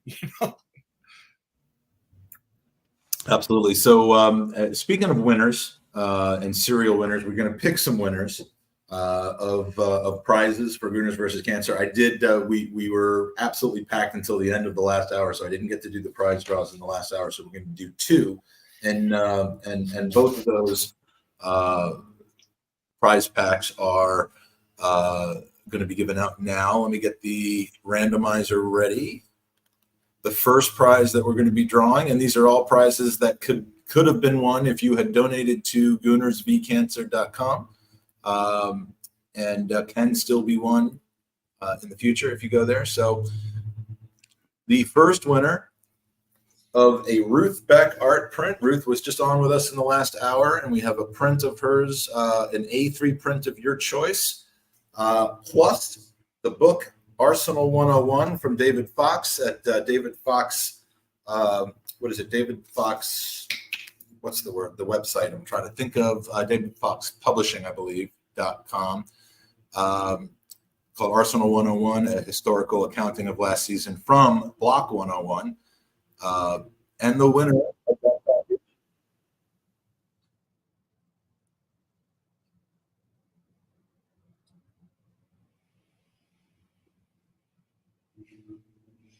Patrick Harewood. That is I believe Patrick's a multiple-time winner today. He actually won the exact same prize package earlier in this podcast. So I'm actually going to make an executive decision here and assume that he doesn't want two of the same book, and maybe we'll actually switch that up to the other prize, which I was going to give away, which is the Gooners versus Cancer polo. So, Patrick, we don't want to take the prize away from you, but we're going to switch it so that you don't end up with duplicates.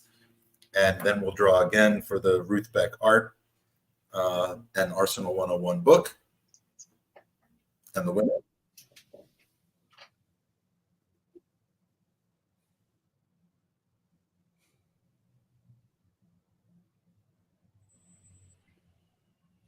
Dale Carragher also, I believe, has won. Let me just check into what Dale has won. It's a new kit, a Theo and Gilberto kit, and yeah, I believe he is eligible to win that. So a piece of Ruth Beck art and Arsenal 101 book. Congratulations to Dale for winning his third prize of the podcast. So Gabby, we've reached the end of the hour. And we've also reached the end of segment 3 of the podcast. Because this is a pretty unique, long podcast, YouTube does not allow recordings longer than 8 hours. So we've broken it into 4 slices. And so for everybody that's watching and wants to catch the final 6 hours of the podcast that we're getting ready to get started with, you can do that by just essentially re-entering the same link. And you will then be taken to the chat room for the new podcast, which here's the links here. Where's it? Here. Disregard the fact that says part 3. To join the part 4 pod room, go to bit.ly/Podathon 2024. And you'll be ready for part 4. And part 4 is going to be us, Jared, and a number of other guests playing a game. Playing the Way Too Close game, which we featured over the last couple of years, and it should be hopefully fun. So we will see you on the flip side. But Gab, tell us what are you up to? Where can we find you? You've got the easiest to remember Twitter handle possible, as long as people know how to spell your last name. That's right, just my last name, Marcotti. The Gab and Jules show is back. We taped our first show of the new season just this morning. Jules sends his best. Unfortunately, he's been really overworked this summer between the Euros and the Olympics, so can't join you guys, but would have wanted to be there. And then I've got my column, my Monday Musings column is back this Monday. Got another column which I have up. Like when you spend a ton of money on an under 19 player or an under 21 player, and you figure like, oh, this is brilliant. I've actually gone through and even adjusted for inflation, the 25 most expensive under 21 players and under 19 players in history. And kind of transfer fee or wages or both? Transfer fee. Okay, so Cheeto Obi Martin is not involved in that because he left on a free, pretty much, right?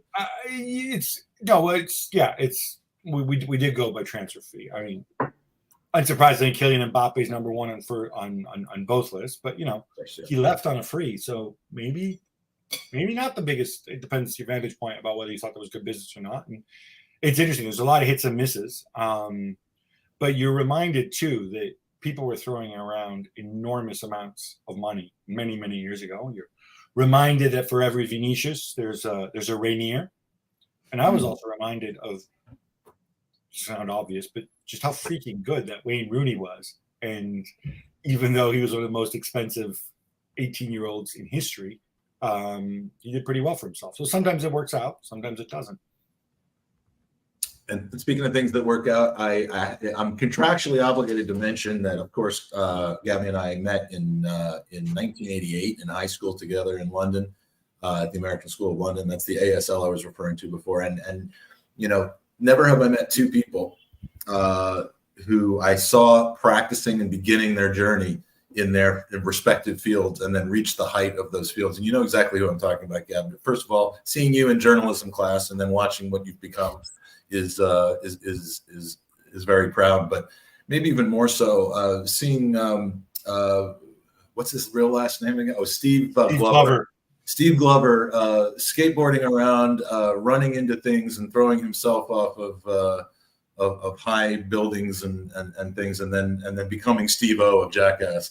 I mean, never have 2 people so adequately grown in the fields that they started expressing themselves in high school than the 2 of you. And it's and I could say the same. I remember you back when we were 16, like having your fantasy actuarial tables and stuff. I am not an actuary. I'm in sales. I'm an entrepreneur, and I'm in sales. But yes, like we can both say we were there when when we saw Steve-O eat a pint glass. I don't know if you remember that, but that was one of my absolute highlights. Probably one of the most unsafe things that you can do, other than drinking strychnine or something. But have you seen any of the stuff he did since, Gabby? I mean, like I'm not sure that I would have thought that's one of the most unsafe things you could do until I saw the last 25 years of his career.